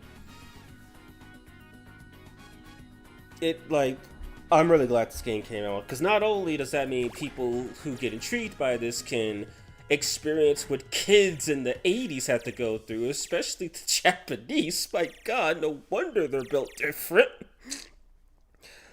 But yeah, this game predates Metal Gear 1. It predates Yu-Gi-Oh! By, what, 10 years minimum? Because Yu-Gi-Oh! Didn't come out till like 95 or later, if I'm correct. On average, only 4,000 or so games are successful. Which is a pretty small number, because either they because either they get overshadowed, they don't have enough marketing, or they're just bad. Like, it'd be kind of sad to release a really good game, and then it doesn't sell because something else came out. Like, let's say you make a Shin Megami Tensei ripoff that's like really, really, really good, and then Persona 5X comes out. All of a sudden, your game sucks now. It's not gonna sell. And or let's say you literally make Shin Megami Tensei 6, but you don't advertise it, so nobody knows it exists, so nobody buys it. Or let's just say you make Ride to Hell Retribution. Most end up being a limited game with which uses the game's bond and Steam doesn't allow it to customize stuff like profile or achievements, give XP and stuff like that. Actually, this is a lie. The average is 3,000. I'm sure it was more than 4,000. It predates Smiley as well, I think. Yeah, I know the game predates me by about 12 years. This year, only 2,600 games were successful enough to not be limited. Yeah, if I ever do finish the gray area, I know I'm gonna have to get other people to play it, and I know I'm gonna have to get some advertising going for it. Because I didn't just put all that work into it for it to quietly disappear into the shadows. What time is it? Oh god, it is 8 o'clock, my goodness. Alright then, I guess it is time for me to go, but first, here's the final new screen. I think it took me like 4 hours to make up these screens. And honestly, I'm kind of proud of them.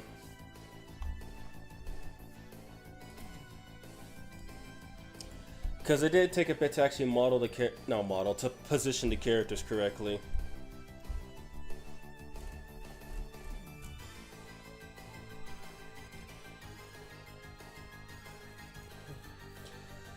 Oh man. Okay, so that is most certainly gonna be the end of the stream. Well, see ya, Muno. Well, I could please. You already have an audience advisor, even if limited. It's already half the battle won. Getting anyone to care is the second hardest thing to do. True. DDLC reference. Wait, oh yeah, right. Okay, so that's gonna be the end of it. I hope you all enjoyed. It was really fun actually going through these games, and oh my goodness. I know I usually talk a lot more during streams, but I really had to get into deep focus mode when dealing with these games, because they are not easy, and they are very much unforgiving. But yeah, 7 hours just to play 7 games. Well, anyway, that's going to be the end of me. If you enjoy, please still feel free to leave a like, subscribe to the channel. If you're already subscribed, I do have memberships, lowest starting at 99 cents. And as usual, I name off all of my Murmur tier members, those being, of course, Darks FS, Mr. Wolf King 2004, Muna Garigaru, and Double J. Appreciate you guys. Appreciate my Murmur tier, my Predator tier members as well. And I will be doing Gradius tomorrow as well. It won't be Gradius Origins though, because I've already done all the games on here. It'll be Gradius 4, Gradius 5, and Gradius Gaiden. Which, sadly, those games weren't included. Gradius Gaiden and 5, I can understand, they're console exclusive. But Gradius 4, I can't. I know that if you get the ROM files to work on an emulator, the game does not perform at all, even if you have a NASA computer. So the only real way to play that game correctly is with the PlayStation 2 variant that comes bundled with the original Bullet Hell edition of Gradius 3, aka unplayable the game, but without the slowdown to make it possible. This is Street Advisor. Had a blast. Appreciate it, Smiley. Thank you. And that's gonna be the end of it. An awesome stream. Thanks. I really appreciate you guys for coming by. Oh man, I hope I showed you guys that some of my talk about actually being good at games isn't full of crap. Give one of the girls a sword and my life is yours. I mean, I could totally do that. It wouldn't be that hard. But anyway, I gotta get going. I need to get a little bit of rest, and I need to get my PS2 emulator set up since I don't have it on my system at the moment. So I will see you guys tomorrow. Have a good day. Have a good night. It was fun hanging out with you guys for what little hanging out I actually did. And yeah, next time we'll be playing we'll be playing the Masterpiece, the Meh, and the Mistake. Have a good day. Have a good night, everybody. Revisor, out.